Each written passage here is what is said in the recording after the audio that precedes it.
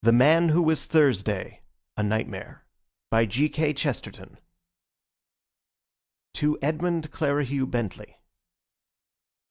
A cloud was on the mind of men, and wailing went the weather, yea, a sick cloud upon the soul, when we were boys together.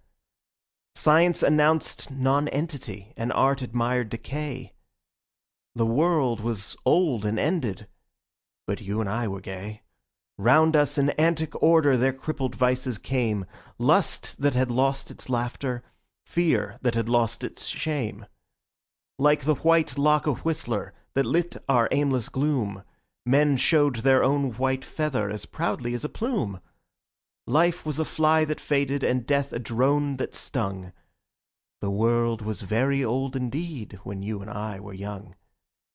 They twisted even decent sin to shapes not to be named. Men were ashamed of honor, but we were not ashamed. Weak if we were and foolish, not thus we failed, not thus. When that black Baal blocked the heavens, he had no hymns from us. Children we were, our forts of sand were even as weak as Eve. High as they went, we piled them up to break that bitter sea. Fools as we were in motley, all jangling and absurd, when all church bells were silent, our cap and beds were heard. Not all unhelped we held the fort, our tiny flags unfurled. Some giants labored in that cloud to lift it from the world. I find again the book we found, I feel the hour that flings far out of fish-shaped Paumanok some cry of cleaner things. And the green carnation withered as in forest fires that pass, roared in the wind of all the world 10,000,000 leaves of grass. Or sane and sweet and sudden as a bird sings in the rain, truth out of Tusitala spoke, and pleasure out of pain. Yea, cool and clear and sudden as a bird sings in the grey, Dunedin to Samoa spoke, and darkness unto day. But we were young. We lived to see God break their bitter charms.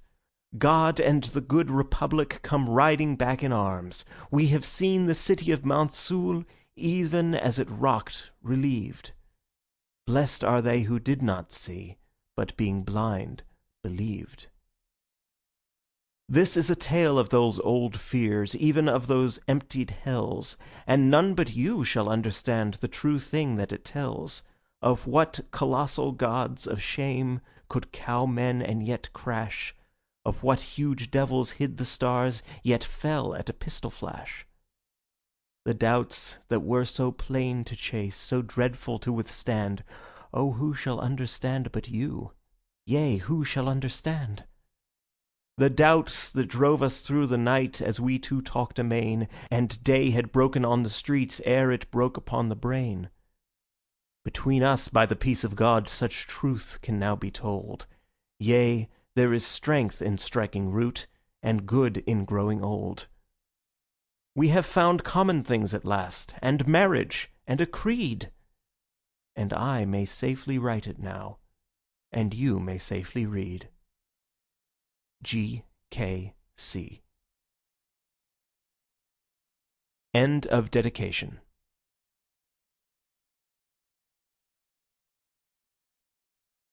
Chapter 1. The Two Poets of Saffron Park. The suburb of Saffron Park lay on the sunset side of London, as red and ragged as a cloud of sunset. It was built of a bright brick throughout. Its skyline was fantastic, and even its ground plan was wild.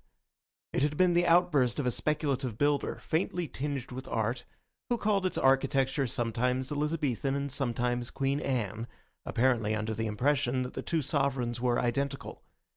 It was described with some justice as an artistic colony, though it never in any definable way produced any art. But although its pretensions to be an intellectual centre were a little vague, its pretensions to be a pleasant place were quite indisputable. The stranger who looked for the first time at the quaint red houses could only think how very oddly shaped the people must be who could fit into them. Nor when he met the people was he disappointed in this respect. The place was not only pleasant, but perfect. if once he could regard it not as a deception, but rather as a dream. Even if the people were not artists, the whole was nevertheless artistic. That young man with the long auburn hair and the impudent face, that young man was not really a poet, but surely he was a poem. That old gentleman with the wild white beard and the wild white hat, that venerable humbug was not really a philosopher, but at least he was the cause of philosophy in others. That scientific gentleman with the bald egg-like head and the bare bird-like neck had no real right to the airs of science that he assumed. He had not discovered anything new in biology, but what biological creature could he have discovered more singular than himself? Thus and thus only the whole place had properly to be regarded. It had to be considered not so much as a workshop for artists, but as a frail but finished work of art. A man who stepped into its social atmosphere felt as if he had stepped into a written comedy. More especially this attractive unreality fell upon it about nightfall, when the extravagant roofs were dark against the afterglow and the whole insane village seemed as separate as a drifting cloud. This again was more strongly true of the many nights of local festivity, when the little gardens were often illuminated, and the big Chinese lanterns glowed in the dwarfish trees like some fierce and monstrous fruit.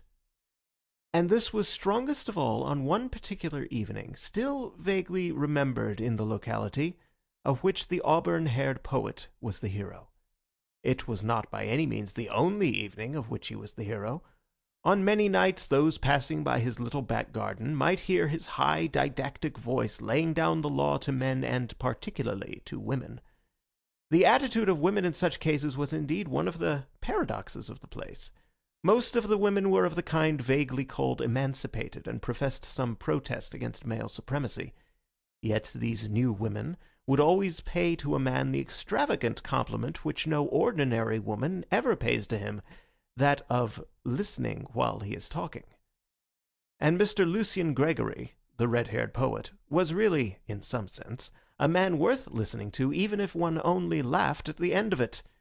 He put the old cant of the lawlessness of art in the art of lawlessness, with a certain impudent freshness which gave at least a momentary pleasure. He was helped in some degree by the arresting oddity of his appearance, which he worked, as the phrase goes, for all it was worth. His dark red hair, parted in the middle, was literally like a woman's, and curved into the slow curls of a virgin in a pre-Raphaelite picture. From within this almost saintly oval, however, his face projected suddenly broad and brutal, the chin carried forward with a look of cockney contempt. This combination at once tickled and terrified the nerves of a neurotic population. He seemed like a walking blasphemy, a blend of the angel and the ape.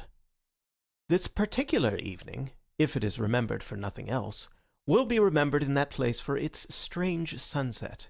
It looked like the end of the world. All the heavens seemed covered with a quite vivid and palpable plumage. You could only say that the sky was full of feathers, and of feathers that almost brushed the face. Across the great part of the dome they were grey, with the strangest tints of violet and mauve and an unnatural pink or pale green.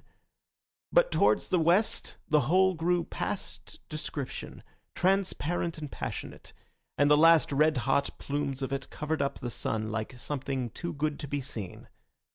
The whole was so close about the earth as to express nothing but a violent secrecy. The very empyrean seemed to be a secret. It expressed that splendid smallness which is the soul of local patriotism. The very sky seemed small. I say that there are some inhabitants who may remember the evening, if only by that oppressive sky. There are others who may remember it because it marked the first appearance in the place of the second poet of Saffron Park. For a long time the red-haired revolutionary had reigned without a rival. It was upon the night of the sunset that his solitude suddenly ended. The new poet, who introduced himself by the name of Gabriel Syme, was a very mild-looking mortal, with a fair pointed beard and faint yellow hair. But an impression grew that he was less meek than he looked. He signalized his entrance by differing with the established poet, Gregory, upon the whole nature of poetry. He said that he, Syme, was a poet of law, a poet of order. Nay, he said he was a poet of respectability. So all the Saffron Parkers looked at him as if he had that moment fallen out of that impossible sky. In fact, Mr. Lucian Gregory, the anarchic poet, connected the two events. "It may well be," he said, in his sudden lyrical manner, "it may well be, on such a night of clouds and cruel colours, that there is brought forth upon the earth such a portent as a respectable poet. You say you are a poet of law. I say you are a contradiction in terms. I only wonder there were not comets and earthquakes on the night you appeared in this garden." The man with the meek blue eyes and the pale, pointed beard endured these thunders with a certain submissive solemnity. The third party of the group, Gregory's sister Rosamond, who had her brother's braids of red hair but a kindlier face underneath them, laughed with such mixture of admiration and disapproval as she gave commonly to the family oracle. Gregory resumed in high oratorical good humour. "An artist is identical with an anarchist," he cried. "You might transpose the words anywhere. An anarchist is an artist. The man who throws a bomb is an artist because he prefers a great movement to everything. He sees how much more valuable is one burst of blazing light, one peal of perfect thunder, than the mere common bodies of a few shapeless policemen. An artist disregards all governments, abolishes all conventions. The poet delights in disorder only. If it were not so, the most poetical thing in the world would be the Underground Railway." "So it is," said Mr. Syme. "Nonsense," said Gregory, who was very rational when anyone else attempted paradox. "Why do all the clerks and navvies in the railway trains look so sad and tired, so very sad and tired? I will tell you. It is because they know the train is going right. It is because they know that whatever place they have taken a ticket for, that place they will reach. It is because after they have passed Sloane Square, they know that the next station must be Victoria, and nothing but Victoria. Oh, their wild rapture! Oh, their eyes like stars, and their souls again in Eden, if the next station were unaccountably Baker Street." "It is you who are unpoetical," replied the poet Syme. "If what you say of clerks is true, they can only be as prosaic as your poetry. The rare, strange thing is to hit the mark. The gross, obvious thing is to miss it. We feel it is epical when man with one wild arrow strikes a distant bird. Is it not also epical when man with one wild engine strikes a distant station? Chaos is dull, because in chaos the train might indeed go anywhere, to Baker Street or to Baghdad. But man is a magician, and his whole magic is in this, that he does say Victoria, and lo, it is Victoria. No, take your books of mere poetry and prose. Let me read a timetable with tears of pride. Take your Byron, who commemorates the defeats of man. Give me Bradshaw, who commemorates his victories. Give me Bradshaw, I say." "Must you go?" inquired Gregory sarcastically. "I tell you," went on Syme with passion, "that every time a train comes in, I feel that it has broken past batteries of besiegers, and that man has won a battle against chaos. You say contemptuously that when one has left Sloane Square, one must come to Victoria. I say that one might do 1,000 things instead, and that whenever I really come there, I have the sense of hairbreadth escape. And when I hear the guard shout out the word Victoria, it is not an unmeaning word. It is to me the cry of a herald announcing conquest. It is to me indeed Victoria. It is the victory of Adam." Gregory wagged his heavy red head with a slow and sad smile. "And even then," he said, "we poets always ask the question, and what is Victoria now that you have got there? You think Victoria is like the New Jerusalem. We know that the New Jerusalem will only be like Victoria. Yes, the poet will be discontented even in the streets of heaven. The poet is always in revolt." "There again," said Syme irritably, "what is there poetical about being in revolt? You might as well say that it is poetical to be seasick. Being sick is a revolt. Both being sick and being rebellious may be the wholesome thing on certain desperate occasion, but I'm hanged if I can see why they are poetical. Revolt in the abstract is revolting. It's mere vomiting." The girl winced for a flash at the unpleasant word, but Syme was too hot to heed her. "It is things going right," he cried. that is poetical.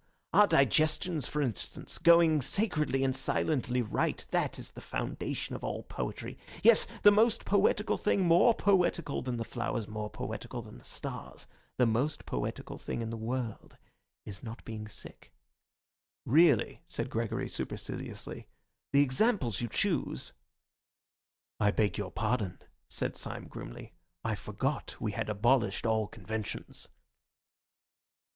For the first time a red patch appeared on Gregory's forehead. "You don't expect me," he said, "to revolutionize society on this lawn?" Syme looked straight into his eyes and smiled sweetly. "No, I don't," he said. "But I suppose that if you were serious about your anarchism, that is exactly what you would do." Gregory's big bull's eyes blinked suddenly like those of an angry lion, and one could almost fancy that his red mane rose. "Don't you think, then," he said in a dangerous voice, "that I am serious about my anarchism?" "I beg your pardon?" said Syme. "Am I not serious about my anarchism?" cried Gregory, with knotted fists. "My dear fellow," said Syme, and strolled away. With surprise, but with a curious pleasure, he found Rosamund Gregory still in his company. "Mr. Syme," she said, "do the people who talk like you and my brother often mean what they say? Do you mean what you say now?" Syme smiled. "Do you?" he asked. "What do you mean?" asked the girl, with grave eyes. "My dear Miss Gregory," said Syme gently, "there are many kinds of sincerity and insincerity. When you say thank you for the salt, do you mean what you say? No. When you say the world is round, do you mean what you say? No. It is true, but you don't mean it. Now, sometimes a man like your brother really finds a thing he does mean. It may be only a half-truth, quarter-truth, tenth truth, but then he says more than he means from sheer force of meaning it." She was looking at him from under level brows. Her face was grave and open, and there had fallen upon it the shadow of that unreasoning responsibility which is at the bottom of the most frivolous woman, the maternal watch which is as old as the world. "Is he really an anarchist, then?" she asked. "Only in that sense that I speak of," replied Syme. "Or, if you prefer it, in that nonsense." She drew her broad brows together and said abruptly, "He wouldn't really use bombs or that sort of thing?" Syme broke into a great laugh that seemed too large for his slight and somewhat dandified figure. "Good Lord, no!" he said. "That has to be done anonymously." And at that the corners of her own mouth broke into a smile, and she thought with a simultaneous pleasure of Gregory's absurdity and of his safety. Syme strolled with her to a seat in the corner of the garden and continued to pour out his opinions. For he was a sincere man, and in spite of his superficial airs and graces, at root a humble one. And it is always the humble man who talks too much. The proud man watches himself too closely. He defended respectability with violence and exaggeration. He grew passionate in his praise of tidiness and propriety. All the time there was a smell of lilac all round him.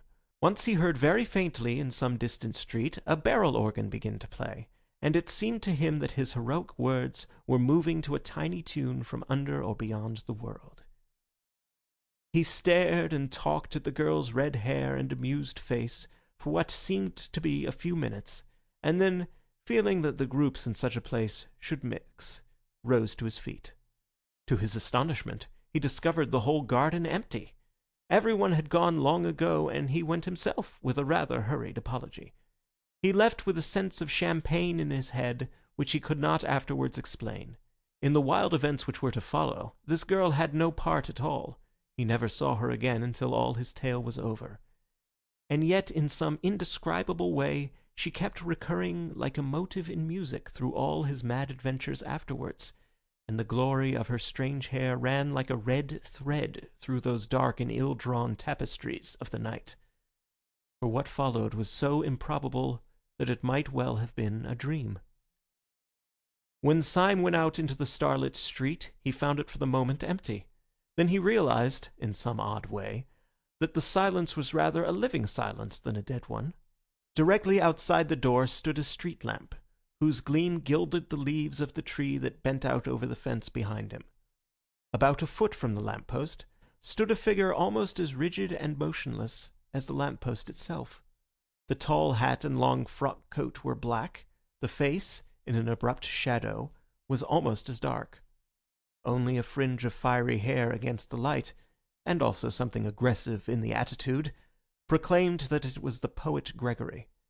He had something of the look of a masked bravo waiting sword in hand for his foe. He made a sort of doubtful salute, which Syme somewhat more formally returned. "I was waiting for you," said Gregory. "Might I have a moment's conversation?" "Certainly. About what?" asked Syme in a sort of weak wonder. Gregory struck out with his stick at the lamp-post and then at the tree. "About this and this," he cried. "About order and anarchy. There is your precious order, that lean iron lamp, ugly and barren. And there is anarchy, rich, living, reproducing itself. There is anarchy, splendid in green and gold." "All the same," replied Syme patiently, "just at present you only see the tree by the light of the lamp. I wonder when you would ever see the lamp by the light of the tree." Then after a pause he said, "But may I ask if you have been standing out here in the dark only to resume our little argument?" "No," cried out Gregory in a voice that rang down the street. "I did not stand here to resume our argument, but to end it forever." The silence fell again, and Syme, though he understood nothing, listened instinctively for something serious. Gregory began in a smooth voice and with a rather bewildering smile.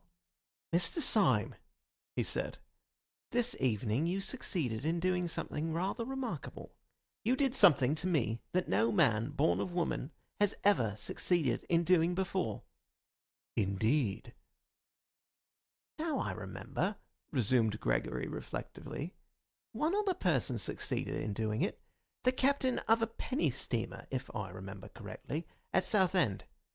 You have irritated me." "I am very sorry," replied Syme with gravity. "I am afraid my fury and your insult are too shocking to be wiped out even with an apology," said Gregory very calmly. "No duel could wipe it out. If I struck you dead, I could not wipe it out. There is only one way by which that insult can be erased, and that way I choose. I am going, at the possible sacrifice of my life and honour, to prove to you that you were wrong in what you said." "In what I said?" "You said I was not serious about being an anarchist." "There are degrees of seriousness," replied Syme. "I have never doubted that you were perfectly sincere in this sense, that you thought what you said well worth saying, that you thought a paradox might wake men up to a neglected truth." Gregory stared at him steadily and painfully. "And in no other sense," he asked, "you think me serious? You think me a flaneur who lets fall occasional truths. You do not think that in a deeper, more deadly sense, I am serious." Syme struck his stick violently on the stones of the road. "Serious!" he cried. "Good Lord, is this street serious?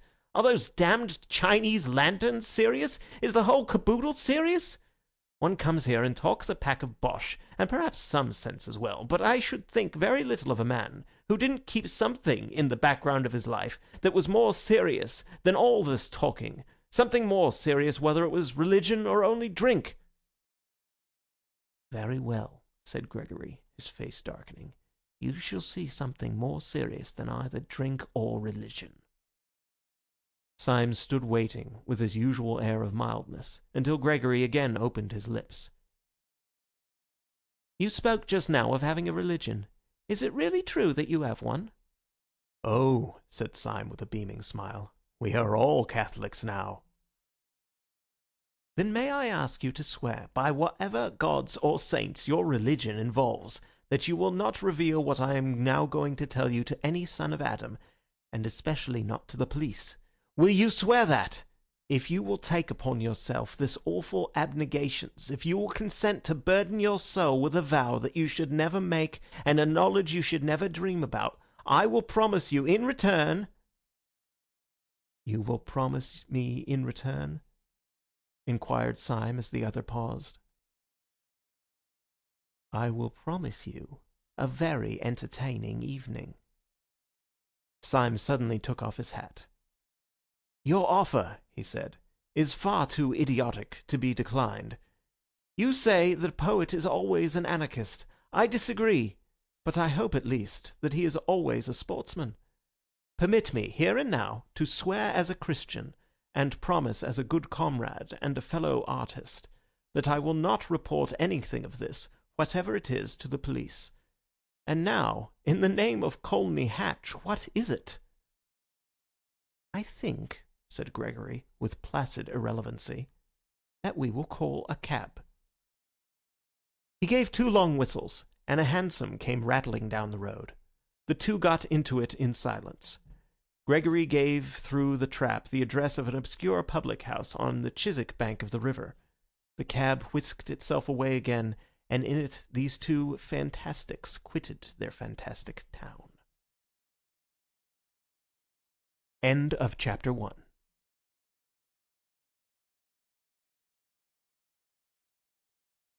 Chapter 2.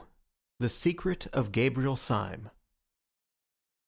The cab pulled up before a particularly dreary and greasy beer shop, into which Gregory rapidly conducted his companion. They seated themselves in a close and dim sort of bar parlour, at a stained wooden table with one wooden leg. The room was so small and dark that very little could be seen of the attendant who was summoned, beyond a vague and dark impression of something bulky and bearded. "Will you take a little supper?" asked Gregory politely. "The pâté de foie gras is not good here, but I can recommend the game." Syme received the remark with stolidity, imagining it to be a joke. Accepting the vein of humour, he said with a well-bred indifference, "Oh, bring me some lobster mayonnaise." To his indescribable astonishment, the man only said, "Certainly, sir," and went away apparently to get it. "What will you drink?" resumed Gregory with the same careless yet apologetic air. "I shall only have a crêpe de menthe myself, I've dined. But the champagne can really be trusted. Do let me start you with a half bottle of Pommery at least." "Thank you," said the motionless Syme. "You are very good." His further attempts at conversation, somewhat disorganized in themselves, were cut short finally as by a thunderbolt, by the actual appearance of the lobster. Syme tasted it, and found it particularly good. Then he suddenly began to eat with great rapidity and appetite. "Excuse me if I enjoy myself rather obviously," he said to Gregory, smiling. "I don't often have the luck to have a dream like this. It is new to me for a nightmare to lead to a lobster. It is commonly the other way." "You are not asleep, I assure you," said Gregory. "You are, on the contrary, close to the most actual and rousing moment of your existence. Ah, here comes your champagne.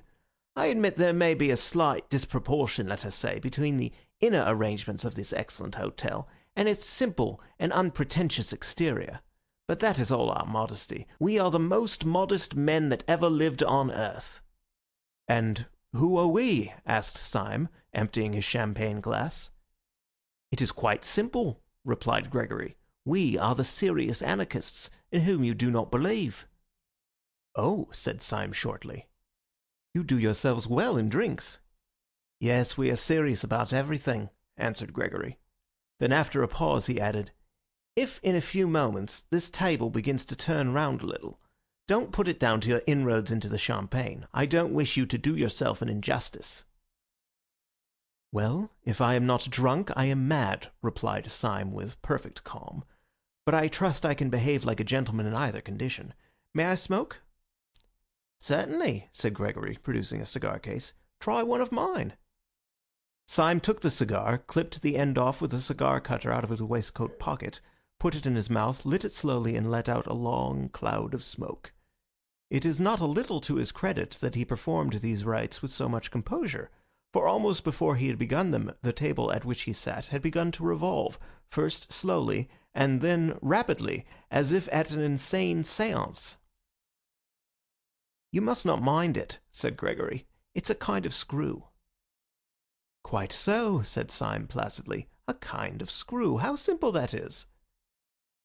The next moment the smoke of his cigar, which had been wavering across the room in snaky twists, went straight up as if from a factory chimney, and the two, with their chairs and table, shot down through the floor as if the earth had swallowed them.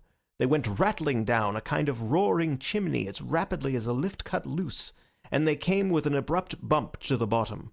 But when Gregory threw open a pair of doors and let in a red subterranean light, Syme was still smoking with one leg thrown over the other, and had not turned a yellow hair.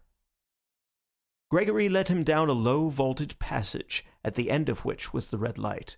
It was an enormous crimson lantern, nearly as big as a fireplace, fixed over a small but heavy iron door. In the door there was a sort of hatchway or grating, and on this Gregory struck 5 times. A heavy voice with a foreign accent asked him who he was.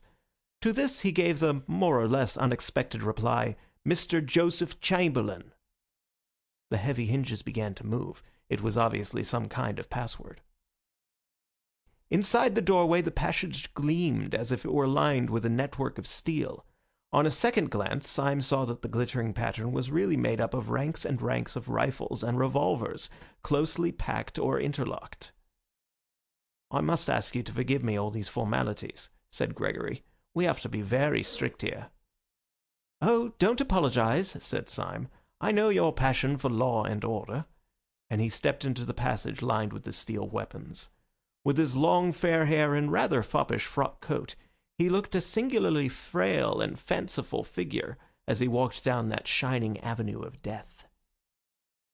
They passed through several such passages, and came out at last into a queer steel chamber with curved walls, almost spherical in shape, but presenting, with its tiers of benches, something of the appearance of a scientific lecture theatre. There were no rifles or pistols in this apartment, but round the walls of it were hung more dubious and dreadful shapes, things that looked like the bulbs of iron plants or the eggs of iron birds. They were bombs, and the very room itself seemed like the inside of a bomb. Syme knocked his cigar ash off against the wall and went in. "And now, my dear Mr. Syme," said Gregory, throwing himself in an expansive manner on the bench under the largest bomb, "now we are quite cosy, so let us talk properly. Now, no human words can give you any notion of why I brought you here. It was one of those quite arbitrary emotions, like jumping off a cliff or falling in love. Suffice it to say that you were an inexpressibly irritating fellow, and to do you justice, you are still. I would break 20 oaths of secrecy for the pleasure of taking you down a peg. That way you have of lighting a cigar would make a priest break the seal of confession. Well, you said that you were quite certain I was not a serious anarchist. Does this place strike you as being serious?" "It does seem to have a moral under all its gaiety," assented Syme. "But may I ask you 2 questions? You need not fear to give me information, because, as you remember, you very wisely extorted from me a promise not to tell the police, a promise I shall certainly keep. So it is in mere curiosity that I make my queries. First of all, what is it really all about? What is it you object to? You want to abolish government?" "To abolish God," said Gregory, opening the eyes of a fanatic.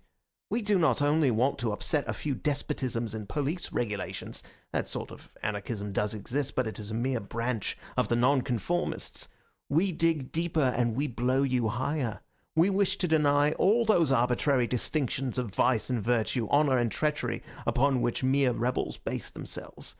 The silly sentimentalists of the French Revolution talked of the rights of man. We hate rights as we hate wrongs. We have abolished right and wrong." "And right and left," said Syme with a simple eagerness. "I hope you will abolish them too. They are much more troublesome to me." "You spoke of a second question," snapped Gregory. "With pleasure," resumed Syme. "In all your present acts and surroundings there is a scientific attempt at secrecy.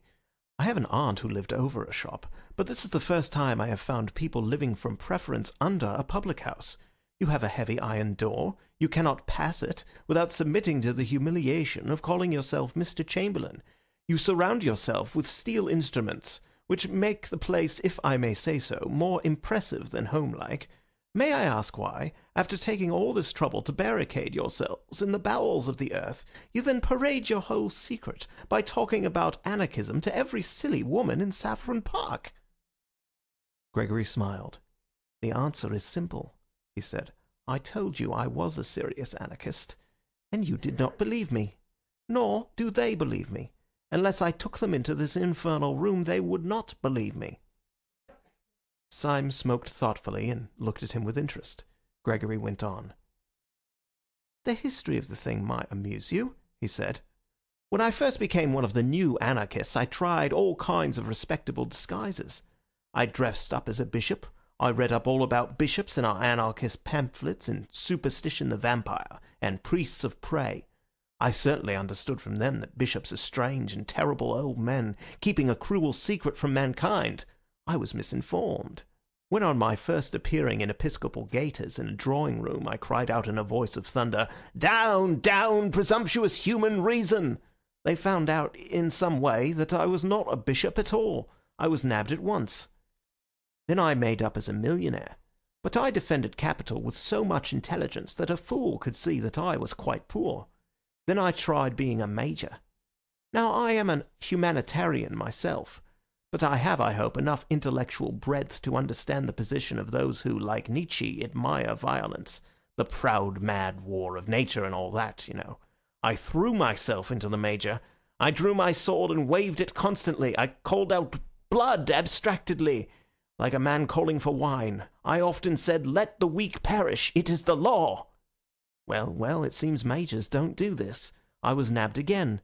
At last I went in despair to the president of the Central Anarchist Council, who is the greatest man in Europe." "What is his name?" asked Syme. "You would not know it," answered Gregory.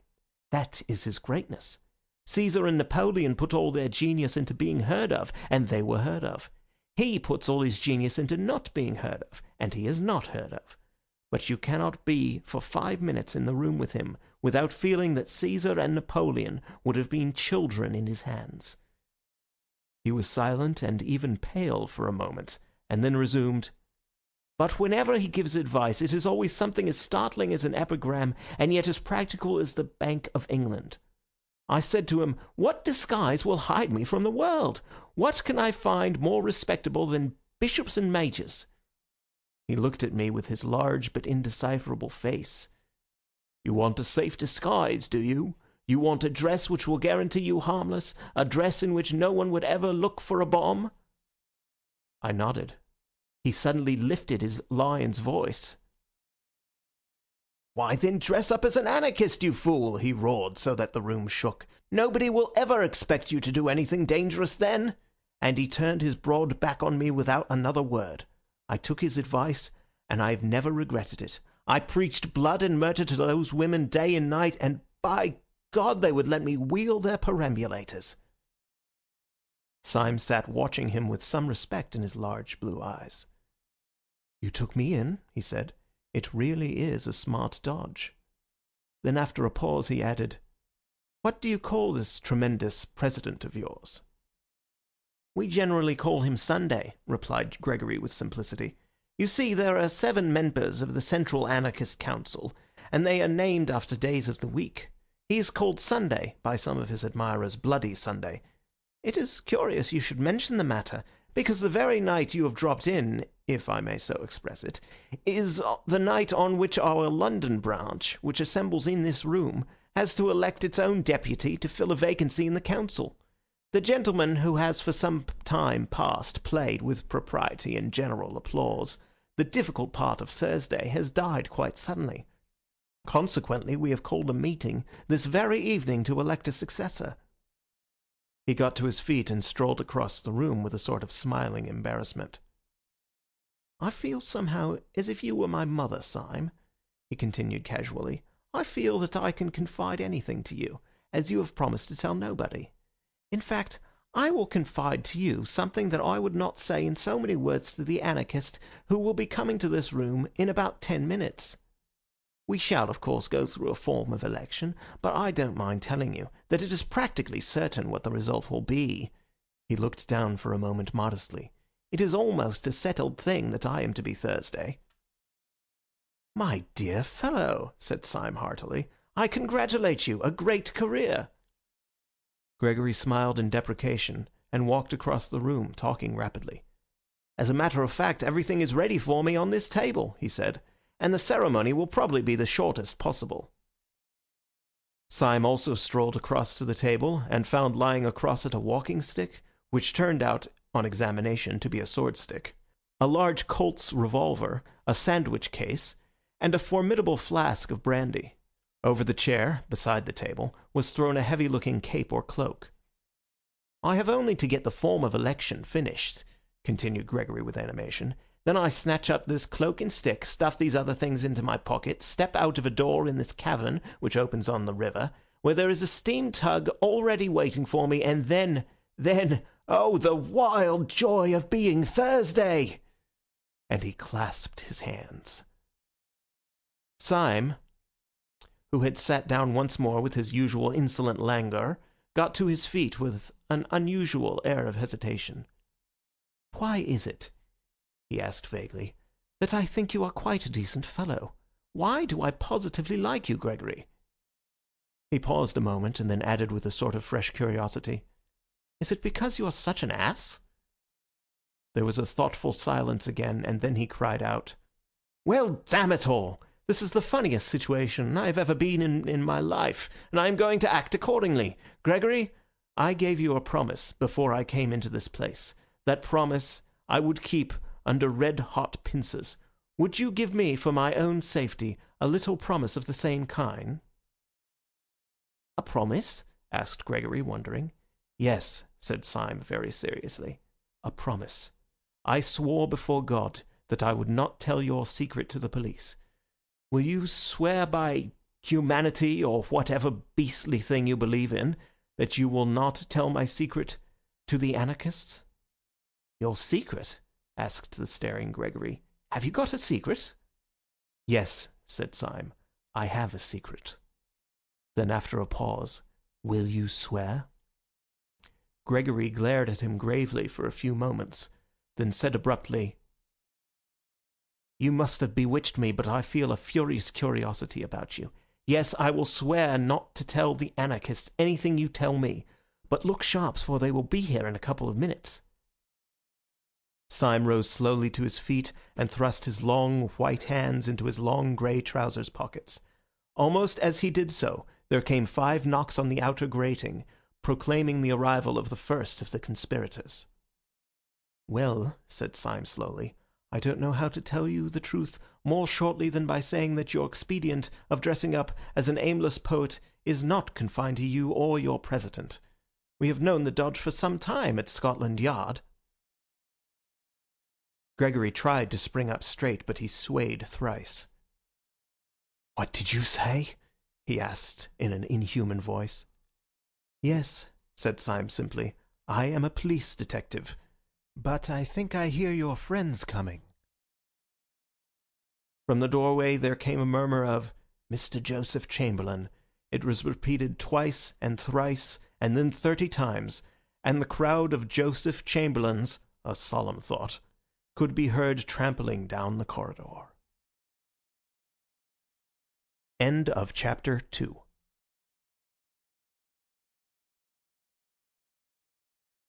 Chapter 3. The Man Who Was Thursday. Before one of the fresh faces could appear at the doorway, Gregory's stunned surprise had fallen from him. He was beside the table with a bound and a noise in his throat like a wild beast. He caught up the Colt's revolver and took aim at Syme. Syme did not flinch, but he put up a pale and polite hand. "Don't be such a silly man," he said, with the effeminate dignity of a curate. "Don't you see it's not necessary? Don't you see that we're both in the same boat? Yes, and jolly seasick." Gregory could not speak, but he could not fire either, and he looked his question. "Don't you see we've checkmated each other?" cried Syme. "I can't tell the police you are an anarchist. You can't tell the anarchists I'm a policeman. I can only watch you, knowing what you are. You can only watch me, knowing what I am. In short, it's a lonely intellectual duel, my head against yours. I'm a policeman deprived of the help of the police. You, my poor fellow, are an anarchist deprived of the help of that law and organization which is so essential to anarchy. The one solitary difference is in your favor. You are not surrounded by inquisitive policemen. I am surrounded by inquisitive anarchists. I cannot betray you, but I might betray myself. Come, come, wait and see me betray myself. I shall do it so nicely." Gregory put the pistol slowly down, still staring at Syme as if he were a sea monster. "I don't believe in immortality," he said at last. "But if, after all this, you were to break your word, God would make a hell only for you to howl in forever." "I shall not break my word," said Syme sternly, "nor will you break yours. Here are your friends." The mass of the anarchists entered the room heavily, with a slouching and somewhat weary gait, but one little man with a black beard and glasses, a man somewhat of the type of Mr. Tim Healy, detached himself and bustled forward with some papers in his hand. "Comrade Gregory," he said, "I suppose this man is a delegate." Gregory, taken by surprise, looked down and muttered the name of Syme, but Syme replied almost pertly, "I am glad to see that your gate is well enough guarded to make it hard for anyone to be here who was not a delegate." The brow of the little man with the black beard was, however, still contracted with something like suspicion. "What branch do you represent?" he asked sharply. "I should hardly call it a branch," said Syme, laughing. "I should call it, at the very least, a root." "What do you mean?" "The fact is," said Syme serenely, "the truth is I am a Sabbatarian. I have been specially sent here to see that you show a due observance of Sunday." The little man dropped one of his papers, and a flicker of fear went over all the faces of the group. Evidently the awful president, whose name was Sunday, did sometimes send down such irregular ambassadors to such branch meetings. "Well, comrade," said the man with the papers after a pause, "I suppose we'd better give you a seat in the meeting." "If you ask my advice as a friend," said Syme with severe benevolence, "I think you'd better." When Gregory heard the dangerous dialogue end with a sudden safety for his rival, he rose abruptly and paced the floor in painful thought. He was indeed in an agony of diplomacy. It was clear that Syme's inspired impudence was likely to bring him out of all merely accidental dilemmas. Little was to be hoped from them. He could not himself betray Syme, partly from honour, but partly also because if he betrayed him, and for some reason failed to destroy him, the Syme who escaped would be a Syme freed from all obligation of secrecy, a Syme who would simply walk to the nearest police station. After all, it was only one night's discussion, and only one detective who would know of it. He would let out as little as possible of their plans that night, and then let Syme go and chance it. He strode across to the group of anarchists, which was already distributing itself along the benches. "I think it is time we began," he said. "The steam tug is waiting on the river already. I move that Comrade Buttons takes the chair." This being approved by a show of hands, the little man with the papers slipped into the presidential seat. "Comrades," he began, as sharp as a pistol shot, "our meeting tonight is important, though it need not be long. This branch has always had the honour of electing Thursdays for the Central European Council. We have elected many and splendid Thursdays. We all lament the sad decease of the heroic worker who occupied the post until last week. As you know, his services to the cause were considerable. He organized the great dynamite coup of Brighton, which under happier circumstances ought to have killed everybody on the pier. As you also know, his death was as self-denying as his life, for he died through his faith in a hygienic mixture of chalk and water as a substitute for milk, which beverage he regarded as barbaric and as involving cruelty to the cow. Cruelty, or anything approaching to cruelty, revolted him always. But it is not to acclaim his virtues that we are met, but for a harder task. It is difficult properly to praise his qualities, but it is more difficult to replace them. Upon you, comrades, it devolves this evening to choose out of the company present the man who shall be Thursday. If any comrade suggests a name, I will put it to the vote. If no comrade suggests a name, I can only tell myself that that dear dynamiter who has gone from us has carried into the unknowable abysses the last secret of his virtue and his innocence." There was a stir of almost inaudible applause, such as is sometimes heard in church. Then a large old man with a long and venerable white beard, perhaps the only real working man present, rose lumberingly and said, "I move that Comrade Gregory be elected Thursday," and sat lumberingly down again. "Does anyone second?" asked the chairman. A little man with a velvet coat and pointed beard seconded. "Before I put the matter to the vote," said the chairman, "I will call on Comrade Gregory to make a statement." Gregory rose amid a great rumble of applause. His face was deadly pale, so that by contrast his queer red hair looked almost scarlet. But he was smiling and altogether at ease. He had made up his mind, and he saw his best policy quite plain in front of him like a white road. His best chance was to make a softened and ambiguous speech, such as would leave on the detective's mind the impression that the anarchist brotherhood was a very mild affair after all. He believed in his own literary power, his capacity for suggesting fine shades and picking perfect words. He thought that with care he could succeed, in spite of all the people around him, in conveying an impression of the institution subtly and delicately false. Syme had once thought that anarchists, under all their bravado, were only playing the fool. Could he not now, in the hour of peril, make Syme think so again? "Comrades," began Gregory in a low but penetrating voice, "it is not necessary for me to tell you what is my policy, for it is your policy also. Our belief has been slandered, it has been disfigured, it has been utterly confused and concealed, but it has never been altered. Those who talk about anarchism and its dangers go everywhere and anywhere to get their information, except to us, except to the fountainhead. They learn about anarchists from sixpenny novels. They learn about anarchists from tradesmen's newspapers. They learn about anarchists from Ali Sloper's Half Holiday and the Sporting Times. They never learn about anarchists from anarchists.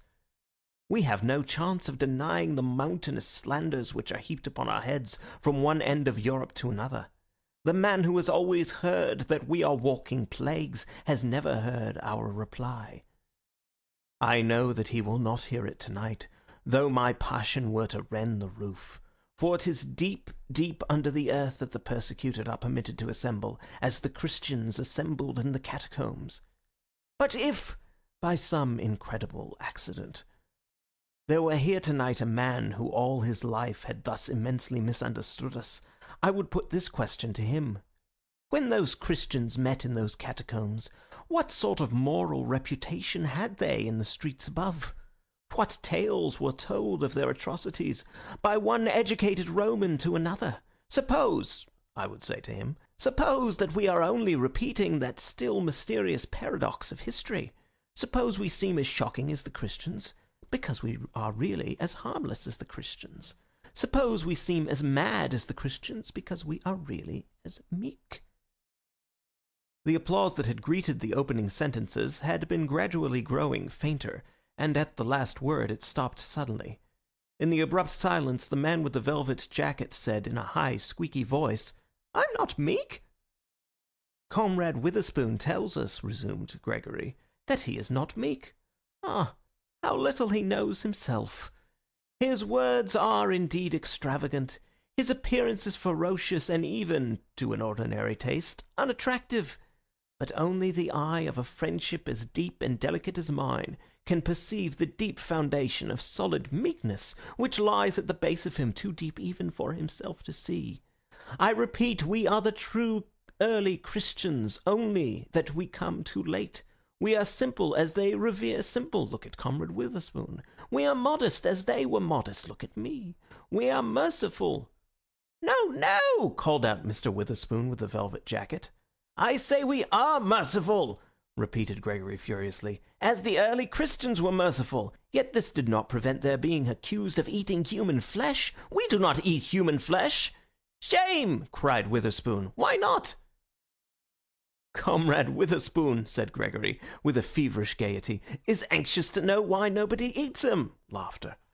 "In our society, at any rate, which loves him sincerely, which is founded upon love," No, no, said Witherspoon. Down with love. Which is founded upon love, repeated Gregory, grinding his teeth. There will be no difficulty about the aims which we shall pursue as a body, or which I should pursue, were I chosen as the representative of that body. Superbly careless of the slanders that represent us as assassins and enemies of human society, we shall pursue with moral courage and quiet intellectual pressure the permanent ideals of brotherhood and simplicity. Gregory resumed his seat and passed his hand across his forehead. The silence was sudden and awkward, but the chairman rose like an automaton and said in a colourless voice, "Does anyone oppose the election of Comrade Gregory?" The assembly seemed vague and subconsciously disappointed, and Comrade Witherspoon moved restlessly on his seat and muttered in his thick beard. By the sheer rush of routine, however, the motion would have been put and carried, but as the chairman was opening his mouth to put it, Syme sprang to his feet and said in a small and quiet voice, "Yes, Mr. Chairman, I oppose." The most effective fact in oratory is an unexpected change in the voice. Mr. Gabriel Syme evidently understood oratory. Having said these first formal words in a moderated tone and with a brief simplicity, he made his next word ring and volley in the vault as if one of the guns had gone off. "Comrades," he cried, in a voice that made every man jump out of his boots, "have we come here for this? Do we live underground like rats in order to listen to talk like this? This is talk we might listen to while eating buns at a Sunday school treat. Do we line these walls with weapons and bar that door with death, lest anyone should come and hear Comrade Gregory saying to us, 'Be good and you will be happy. Honesty is the best policy, and virtue is its own reward'? There was not a word in Comrade Gregory's address to which a curate could not have listened with pleasure. Hear, hear. But I am not a curate. Loud cheers. And I did not listen to it with pleasure. Renewed cheers. The man who is fitted to make a good curate is not fitted to make a resolute, forcible, and efficient Thursday. Hear, hear.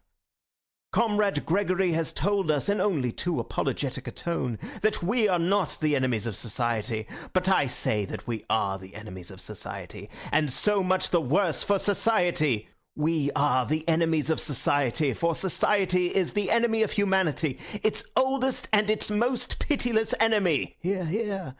Comrade Gregory has told us, apologetically again, that we are not murderers. There, I agree. We are not murderers. We are executioners! Cheers! Ever since Syme had risen, Gregory had sat staring at him, his face idiotic with astonishment. Now in the pause his lips of clay parted, and he said with an automatic and lifeless distinctness, "You damnable hypocrite!" Syme looked straight into those frightful eyes with his own pale blue ones, and said with dignity, "Comrade Gregory accuses me of hypocrisy. He knows as well as I do that I am keeping all my engagements and doing nothing but my duty. I do not mince words. I do not pretend to. I say that Comrade Gregory is unfit to be Thursday for all his amiable qualities. He is unfit to be Thursday because of his amiable qualities. We do not want the Supreme Council of Anarchy infected with a maudlin mercy. Hear, hear. This is no time for ceremonial politeness. Neither is it a time for ceremonial modesty. I set myself against Comrade Gregory as I would set myself against all the governments of Europe, because the anarchist, who has given himself to anarchy, has forgotten modesty as much as he has forgotten pride. Cheers. I am not a man at all. I am a cause. Renewed cheers. I set myself against Comrade Gregory as impersonally and as calmly as I should choose one pistol rather than another out of that rack upon the wall. And I say that rather than have Gregory and his milk and water methods on the Supreme Council, I would offer myself for election." His sentence was drowned in a deafening cataract of applause. The faces that had grown fiercer and fiercer with approval as his tirade grew more and more uncompromising were now distorted with grins of anticipation or cloven with delighted cries. At the moment when he announced himself as ready to stand for the post of Thursday, a roar of excitement and assent broke forth, and became uncontrollable, and at the same moment Gregory sprang to his feet, with foam upon his mouth, and shouted against the shouting. "Stop, you blasted madmen!" he cried, at the top of a voice that tore his throat. "Stop, you—" But louder than Gregory's shouting and louder than the roar of the room came the voice of Syme, still speaking in a peal of pitiless thunder. "I do not go to the council to rebut that slander that calls us murderers. I go to earn it!" Loud and prolonged cheering. "To the priest who says these men are the enemies of religion, to the judge who says these men are the enemies of law, to the fat parliamentarian who says these men are the enemies of order and public decency, to all these I will reply, you are false kings, but you are true prophets. I am come to destroy you and to fulfill your prophecies." The heavy clamour gradually died away, but before it had ceased Witherspoon had jumped to his feet, his hair and beard all on end, and had said, "I move, as an amendment, that Comrade Syme be appointed to the post." "Stop all this, I tell you!" cried Gregory with frantic face and hands. "Stop it, it is all—" The voice of the chairman clove his speech with a cold accent. "Does anyone second this amendment?" he said. A tall, tired man with melancholy eyes and an American chin-beard was observed on the back bench to be slowly rising to his feet. Gregory had been screaming for some time past. Now there was a change in his accent, more shocking than any scream. "I end all this," he said, in a voice as heavy as stone. "This man cannot be elected. He is a—" "Yes," said Syme, quite motionless. "What is he?" Gregory's mouth worked twice without a sound. Then slowly the blood began to crawl back into his dead face. "He is a man quite inexperienced in our work," he said, and sat down abruptly. Before he had done so, the long, lean man with the American beard was again upon his feet, and was repeating in a high American monotone, "I beg to second the election of Comrade Syme." "The amendment will, as usual, be put first," said Mr. Buttons, the chairman, with mechanical rapidity. "The question is that Comrade Syme—" Gregory had again sprung to his feet, panting and passionate. "Comrades!" he cried out, "I am not a madman!" "Oh, oh!" said Mr. Witherspoon. "I am not a madman," reiterated Gregory, with a frightful sincerity which for a moment staggered the room. "But I give you a counsel which you can call mad, if you like. No, I will not call it a counsel, for I can give you no reason for it. I will call it a command. Call it a mad command, but act upon it. Strike, but hear me. Kill me, but obey me. Do not elect this man." Truth is so terrible, even in fetters, that for a moment Syme's slender and insane victory swayed like a reed. But you could not have guessed it from Syme's bleak blue eyes. He merely began, "Comrade Gregory commands." Then the spell was snapped, and one anarchist called out to Gregory, "Who are you? You are not Sunday." And another anarchist added in a heavier voice, "And you are not Thursday." "Comrades!" cried Gregory in a voice like that of a martyr who in an ecstasy of pain has passed beyond pain.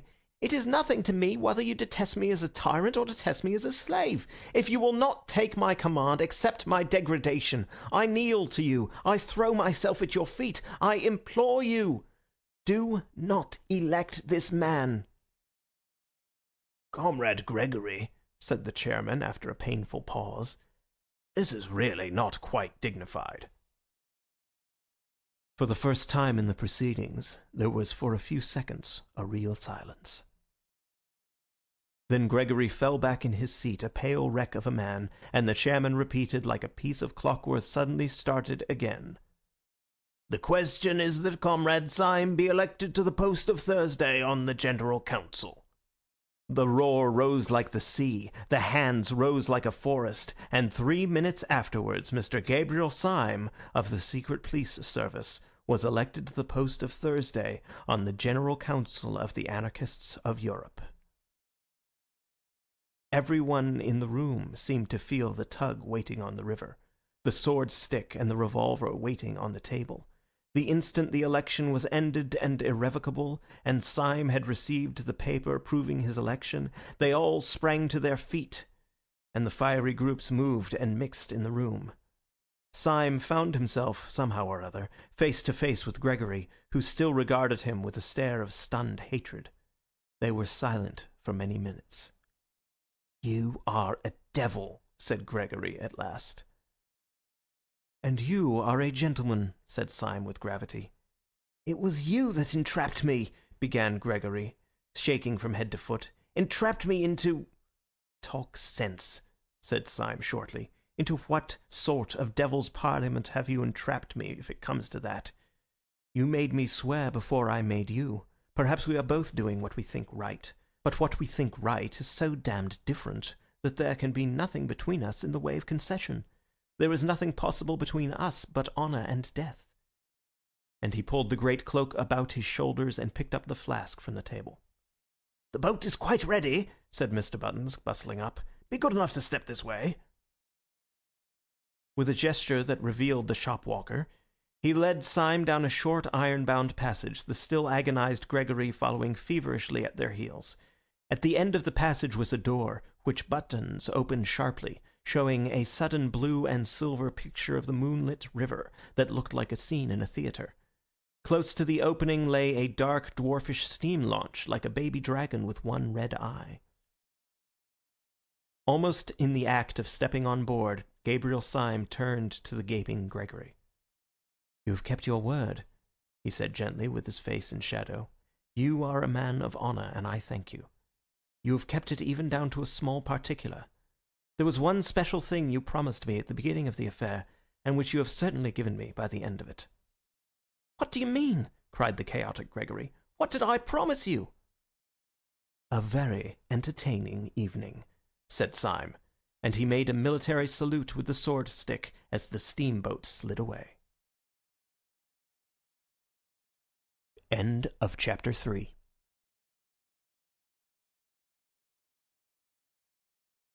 Chapter 4. The Tale of a Detective. Gabriel Syme was not merely a detective who pretended to be a poet. He was really a poet who had become a detective. Nor was his hatred of anarchy hypocritical. He was one of those who are driven early in life into too conservative an attitude by the bewildering folly of most revolutionists. He had not attained it by any tame tradition. His respectability was spontaneous and sudden, a rebellion against rebellion. He came of a family of cranks, in which all the oldest people had all the newest notions. One of his uncles always walked about without a hat, and another had made an unsuccessful attempt to walk about with a hat and nothing else. His father cultivated art and self-realization. His mother went in for simplicity and hygiene.